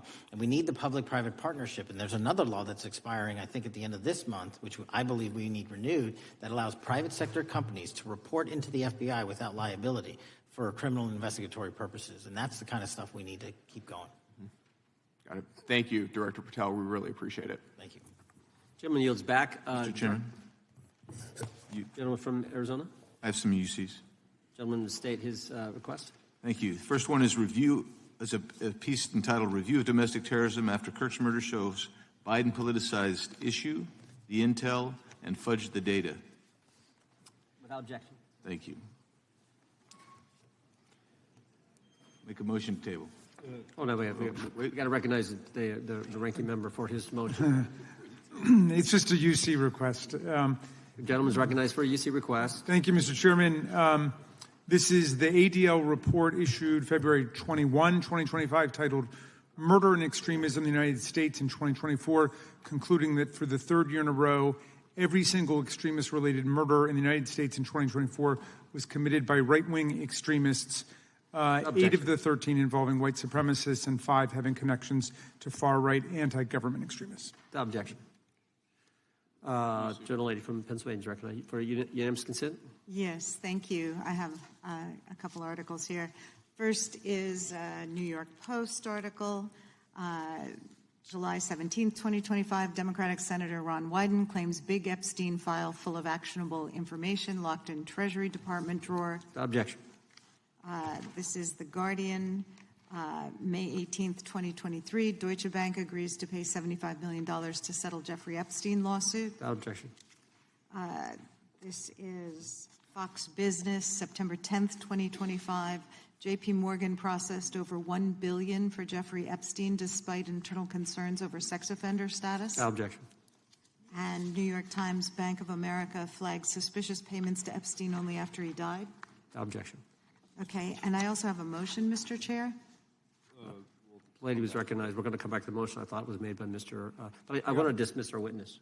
Could we do the motions before he goes? What, I just wanted to press the motion I originally had. Yeah, we're going to bring that up. Is that what this is? Banks. Are you doing that? No, this is another motion. Okay, well, I'm going to recognize first the gentleman because we held that motion in advance. I still have the UC, Mr. Chairman. Thank you, Mr. Chairman. So look, there are 4 banks, JP Morgan, Bank of New York, Bank of America, and Deutsche Bank. The gentleman can state his motion. Yeah, but the motion is to subpoena the CEOs of these 4 banks to bring in all records relating to their relationship to Jeffrey Epstein and to produce all records reflecting it. These 4 banks have flagged to the government $1.5 billion in suspicious transactions relating to the sex trafficking. I move the table. Mr. Diamond just released a statement saying he would be happy to comply. Mr. Chairman, you don't need the motion to table. The motion offered by the gentleman from Maryland. The motion to table is not debatable. The question occurs on the motion to table. Those in favor say aye. Aye. Those opposed, no. No. Opinion of the chair. The ayes have it. The motion is tabled. I'd like a recorded vote if we could, Mr. Recorded vote being requested. The clerk will call. Well, we got to get the clerk here. The clerk's right here. Wonderful. Clerk will call the roll. Yes. Mr. Jordan votes yes. Mr. Issa? Mr. Biggs? Mr. Biggs votes aye. Mr. McClintock? Mr. McClintock votes aye. Mr. Tiffany? Mr. Massey? Mr. Roy? Mr. Roy votes aye. Mr. Fitzgerald? Mr. Klein? Mr. Klein votes aye. Mr. Gooden? Mr. Van Drew? Mr. Nels? Mr. Nels votes yes. Mr. Moore? Mr. Moore votes yes. Mr. Kiley? Ms. Hageman? Ms. Lee? Mr. Hunt? Mr. Fry? Mr. Grothman? Mr. Grothman votes aye. Mr. Knott? Mr. Knott votes aye. Mr. Harris? Mr. Harris votes aye. Mr. Onder? Mr. Onder votes aye. Mr. Schmidt? Mr. Schmidt votes aye. Mr. Gill? Mr. Gill votes aye. Mr. Baumgartner? Mr. Raskin? No. Mr. Raskin votes no. Mr. Nadler? No. Mr. Nadler votes no. Ms. Lofgren? Ms. Lofgren votes no. Mr. Cohen? Mr. Johnson? Mr. Johnson votes no. Mr. Swallow? Mr. Swallow votes no. Mr. Liu? Ms. Jayapal? Mr. Correa? Ms. Scanlon? Ms. Scanlon votes no. Mr. Neguse? Mr. Neguse votes no. Ms. McBath? Ms. McBath votes no. Ms. Ross? Ms. Ross votes no. Ms. Ballant? Ms. Ballant votes no. Mr. Garcia? Mr. Garcia votes no. Ms. Kamlager-Dove? Mr. Moskowitz? Mr. Moskowitz votes no. Mr. Goldman? Mr. Goldman? Ms. Crockett? No. Ms. Crockett votes no. Gentleman from Texas, Mr. Gooden. Mr. Gooden? You're a no. You're a no. Lance? Yes. Mr. Gooden votes yes. Mr. Chairman, how am I recorded? Gentleman from New York. Mr. Goldman, you're not recorded. No. Mr. Goldman votes no.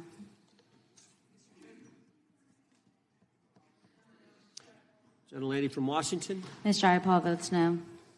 Gentleman from California. Gentlelady from California. Mr. Liu votes no. Ms. Kamlager-Dove votes no. Gentleman from Kentucky. Mr. Massey votes no. Director, I want to thank you again for being here. While we're waiting for members to get back to record their vote, you don't need to stay around for these kind of motions. We appreciate the service you're providing the country, appreciate your testimony today, and appreciate the fact that you did it 5 hours straight. That's amazing. So God bless you and keep up the good work. The witness is dismissed. I know, but I'm dismissing the witness. I don't think it nothing involved. I'll just put them in the record. Mr. Chairman, we're still waiting for members to come back to record their vote on the motion offered by the gentleman from... No, I just, as a point of order, I just wanted to establish that the dismissal of the witness doesn't affect the viability of any of the motions. No, the committee's still going. How many members we need?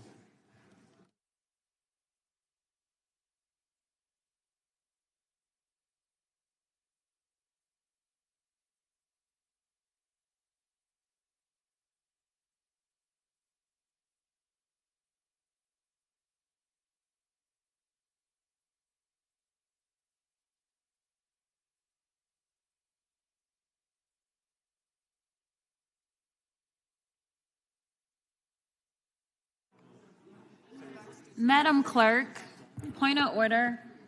What is the current vote? Point of order. The vote is open. We will be waiting for members to get back to record their vote. Gentleman from Wisconsin is recognized. Mr. Fitzgerald votes aye. Gentleman from California is recognized. Mr. Kiley votes aye. The gentleman from California, I think, Mr. Chairman, is seeking to be recognized. Mr. Correa? Mr. Correa votes no.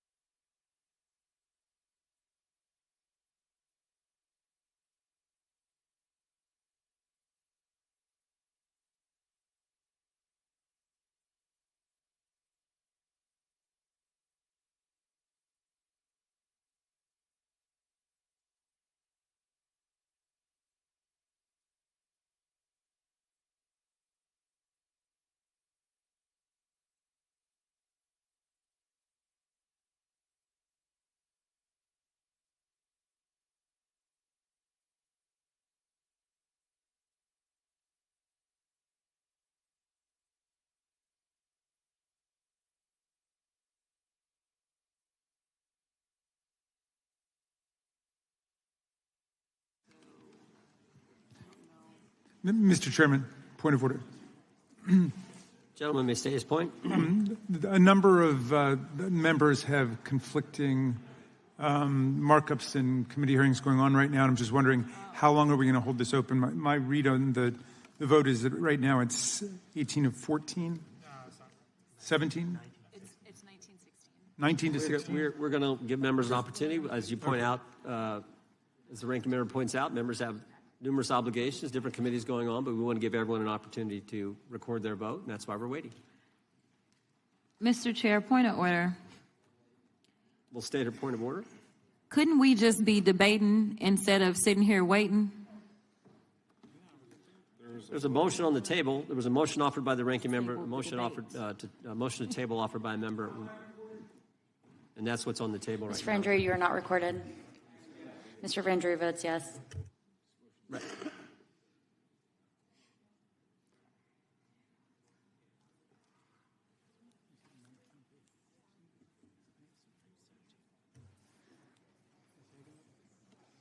Gentlelady from Wyoming. Ms. Lee. Ms. Lee votes yes. Ms. Hageman. Ms. Hageman votes yes. Gentlelady from Florida and Wyoming.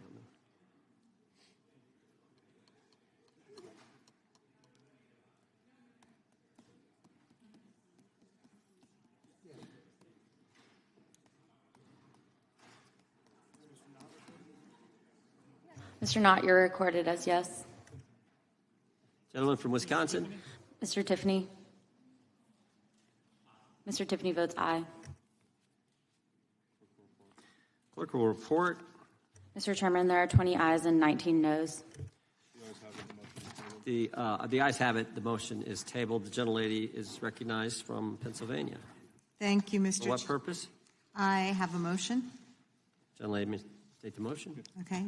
Pursuant to Clause 2K6 of Rule 11, I move that the committee subpoena U.S. Treasury Secretary Bessent to produce or otherwise make available to the committee all suspicious activity reports in the possession of the Treasury Department, identifying the roughly $1.5 billion in suspicious transactions. California is recognized. I move to lay the motion on the table. The motion is not debatable. I didn't finish. She hadn't completed the motion. Is it proper to cut it off before it's completed, Mr. Chairman? Finish your last sentence there. The gentlelady can finish. Okay, so we're asking them to identify the roughly $1.5 billion in suspicious transactions related to the sex trafficking crimes of Epstein, Maxwell, and their co-conspirators. And as we know, Mr. Patel said that the Treasury might have that the information. motion on the table. Yep. The motion is not debatable. The question occurs on the motion to table. Those in favor say aye. Aye. Those opposed, no. No. I request a recorded vote. Recorded vote being requested. The clerk will call the roll. Mr. Jordan? Yes. Mr. Jordan votes yes. Mr. Issa? Yes. Mr. Issa votes yes. Mr. Biggs? Mr. Biggs votes aye. Mr. McClintock? Mr. McClintock votes aye. Mr. Tiffany? Mr. Tiffany votes aye. Mr. Massey? Mr. Massey votes no. Mr. Roy? Mr. Roy votes aye. Mr. Fitzgerald? Mr. Fitzgerald votes aye. Mr. Klein? Mr. Klein votes aye. Mr. Gooden? Mr. Gooden votes aye. Mr. Van Drew? Yes. Mr. Van Drew votes yes. Mr. Nels? Mr. Nels votes yes. Mr. Moore? Mr. Moore votes yes. Mr. Kiley? Mr. Kiley votes aye. Ms. Hageman? Ms. Hageman votes aye. Ms. Lee? Ms. Lee votes aye. Mr. Hunt? Mr. Fry? Mr. Fry votes aye. Mr. Grothman? Mr. Grothman votes aye. Mr. Knott? Mr. Knott votes aye. Mr. Harris? Mr. Harris votes aye. Mr. Onder? Mr. Onder votes aye. Mr. Schmidt? Mr. Schmidt votes aye. Mr. Gill? Mr. Gill votes aye. Mr. Baumgartner? Mr. Baumgartner votes aye. Mr. Raskin? No. Mr. Raskin votes no. Mr. Nadler? No. Mr. Nadler votes no. Ms. Lofgren? Ms. Lofgren votes no. Mr. Cohen? Mr. Johnson? Mr. Johnson votes no. Mr. Swallow? Mr. Swallow votes no. Mr. Liu? Ms. Jayapal? Mr. Correa? Ms. Scanlon? No. Ms. Scanlon votes no. Mr. Neguse? Ms. McBath? Ms. Ross? Ms. Ross votes no. Ms. Ballant? Ms. Ballant votes no. Mr. Garcia? Mr. Garcia votes no. Ms. Kamlager-Dove? Mr. Moskowitz? Mr. Goldman? Mr. Goldman votes no. Ms. Crockett? No. Ms. Crockett votes no. Ms. Jayapal votes no. Gentlelady from California. Ms. Kamlager-Dove is not recorded. Ms. Kamlager-Dove votes no. Gentleman from California. Mr. Liu, you are not recorded. Mr. Liu votes no. Mr. Moskowitz? Mr. Moskowitz votes no.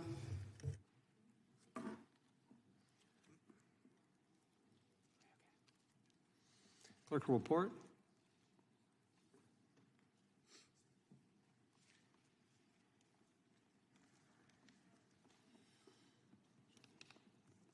Mr. Chairman, there are 23 ayes and 16 noes.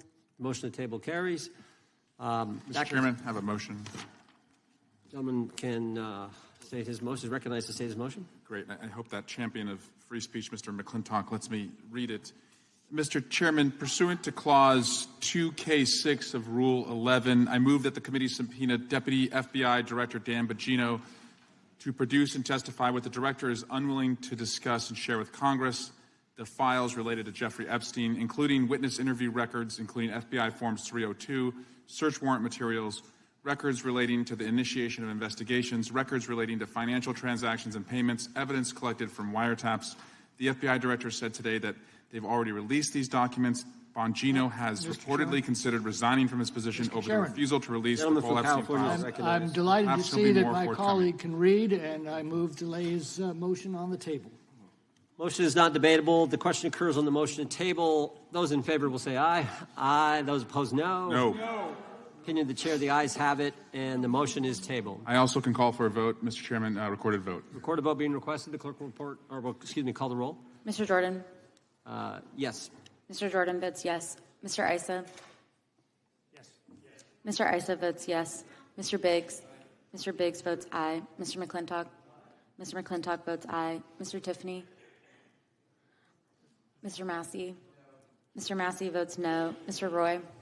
Mr. Roy votes aye. Mr. Fitzgerald?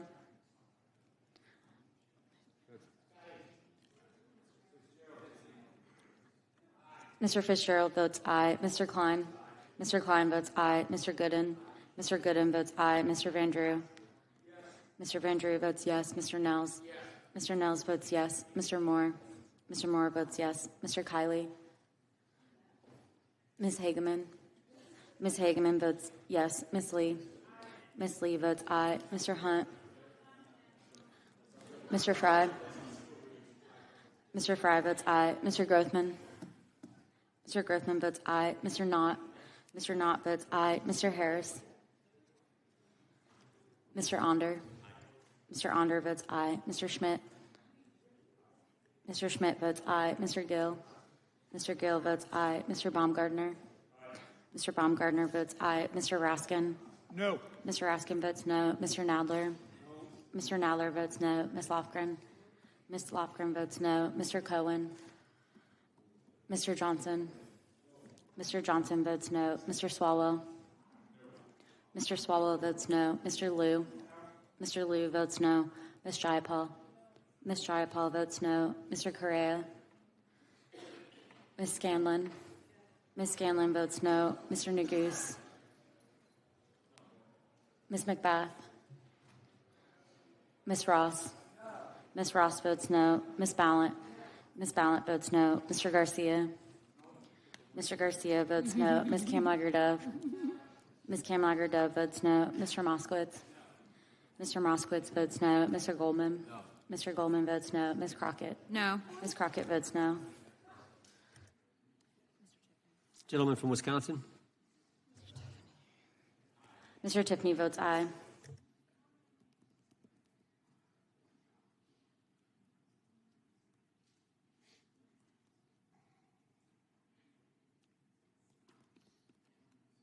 Clerk will report. Mr. Chairman, there are 21 ayes and 16 noes. Motion to table is successful. That concludes today's. Nope. I've got one. The gentlelady from Texas is recognized. Thank you, Mr. Chair. I'll tell y'all when I'm done reading. Mr. Chair, pursuant to Clause 2K6 of Rule 11, I move that the committee subpoena the head of the Bureau of Prisons, William K. Marshall, to discuss and produce all records relating to the transfer of Jeffrey Epstein, co-conspirator and child sex trafficker, Ghislaine Maxwell, in apparent violation of BOP policies regarding sex offenders, to include all BOP communications with DOJ, FBI, and the White House. BOP transferred Maxwell to a minimum security camp Chairman. Following her interview with President from Trump's California is former recognized. personal Move to lay the motion attorney on the table. and now There's Deputy been a motion. Attorney General Todd Blanche. Motion to I am table done is reading not now. debatable. This question occurs on the motion to table. Those in favor will say aye. Aye. Those opposed, no. No. Opinion of the chair, the ayes have it. I'd ask for a recorded vote. Recorded vote being requested. The clerk will call the roll. Mr. Jordan? Yes. Mr. Jordan votes yes. Mr. Issa? Mr. Issa votes yes. Mr. Biggs? Mr. Biggs votes aye. Mr. McClintock? Aye. Mr. McClintock votes aye. Mr. Tiffany? Aye. Mr. Tiffany votes aye. Mr. Massey? No. Mr. Massey votes no. Mr. Roy? Mr. Roy votes aye. Mr. Fitzgerald?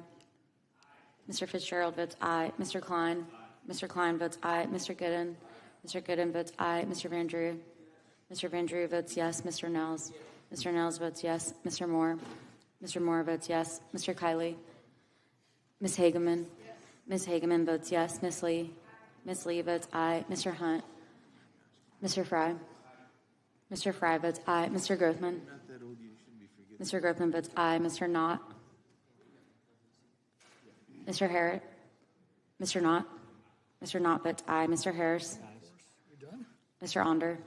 Mr. Onder votes aye. Mr. Schmidt? Mr. Schmidt votes aye. Mr. Gill? Mr. Gill votes aye. Mr. Baumgartner? Mr. Baumgartner votes aye.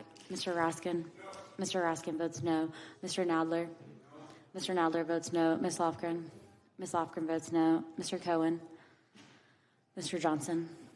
Mr. Johnson votes no. Mr. Swallow? Mr. Swallow votes no. Mr. Liu? Mr. Liu votes no. Ms. Jayapal? Ms. Jayapal votes no. Mr. Correa? Ms. Scanlon? Ms. Scanlon votes no. Mr. Nagoose? Ms. McBath? Ms. Ross? Ms. Ross votes no. Ms. Ballant? Ms. Ballant votes no. Mr. Garcia? Mr. Garcia votes no. Ms. Kamlager-Dove? Ms. Kamlager-Dove votes no. Mr. Moskowitz? Mr. Moskowitz votes no. Mr. Goldman? Mr. Goldman votes no. Ms. Crockett? Ms. Crockett votes no.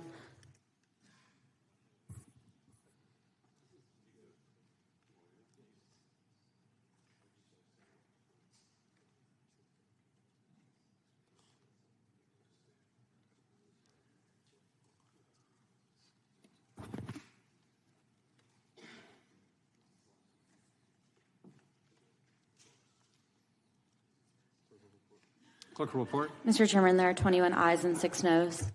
The motion to table is agreed to. Mr. Chairman, point of inquiry. Gentleman can state his point. Am I correct that the House Oversight Committee, led by Chairman Comer, is issuing significant number of subpoenas along the lines of some of the things we've been talking about today, but in general terms, pursuing a lot of the questions that are being raised here today and others? Nope. That is accurate, and specifically the SARs. They're actually getting the SARs from the Treasury Department, which is something that we think is important. But yeah, that material is going to the Oversight Committee. Mr. Chairman, may I ask a follow-up question? Over here. Gentleman from New York is recognized. Is it your understanding that the Oversight Committee has requested the documents listed in Mr. Swalwell's subpoena, the recordings, the witness statements, the photographs, the materials seized by search warrant? I'd have to look at those carefully, but I know that there's a broad subpoena and it's a very broad all kinds subpoena, of files. Oddly enough, it excludes all those essential documents that are in the possession of the FBI. I think that would be included in the case files that have been subpoenaed. The chair recognizes the gentleman from Arizona. I have a UCs, several UCs. Gentleman can state his unanimous consent request. Yeah, first one is Democrat running for Attorney General issues profanity-laced Charlie Kirk post. Without objection. Next one, Cleveland Fire Chief removed from duty over incendiary Charlie Kirk social media post. Without objection. Next one, generic condemnations of political violence won't stop the left from escalating it. Without objection. Next one is few weeks before Charlie Kirk was assassinated, CNN runs widely viewed interview with Destiny describing Charlie Kirk as spawn of Satan. Without objection. And let's see here. I think the next one is, gosh, I'm having trouble finding it, sir. Dang it. I will submit it for the record later. The rest of these, I have another 30, so I'll just submit this. Speaker, Mr. Chairman. Gentleman from New York is recognized for what purpose? Point of information with respect to everything that Mr. Biggs just read. So what? It's all free speech. First Amendment is alive and well in this great country, and thank the good Lord for that. The gentleman from Florida. For purpose, does the gentleman seek recognition? Point of inquiry. To the question that Mr. Roy was raising about how that is being done in the Oversight Committee, I'm just curious, was Mr. Roy asking because he believes that should be done in the Judiciary Committee instead, or he was just confirming that it's being done in general? I don't know the motives behind Mr. Roy's statement. I just know what Mr. Roy said. I think Mr. Roy's here. Yeah, that concludes. Well, you can talk to him. You can go talk to him. You can walk right across the thing. That concludes today's hearing. Final UC? Man, this is a record day for UCs. Go ahead. The gentleman from Maryland is recognized for the Timeline. final UC. Thank you. This is it. Timeline suggests Trump team changed its tune on Epstein files after Trump was told he was in them. CNN Politics. Without objection, all members will have 5 legislative days to submit additional written questions for the witness or additional materials for the record. Without objection, the hearing is adjourned.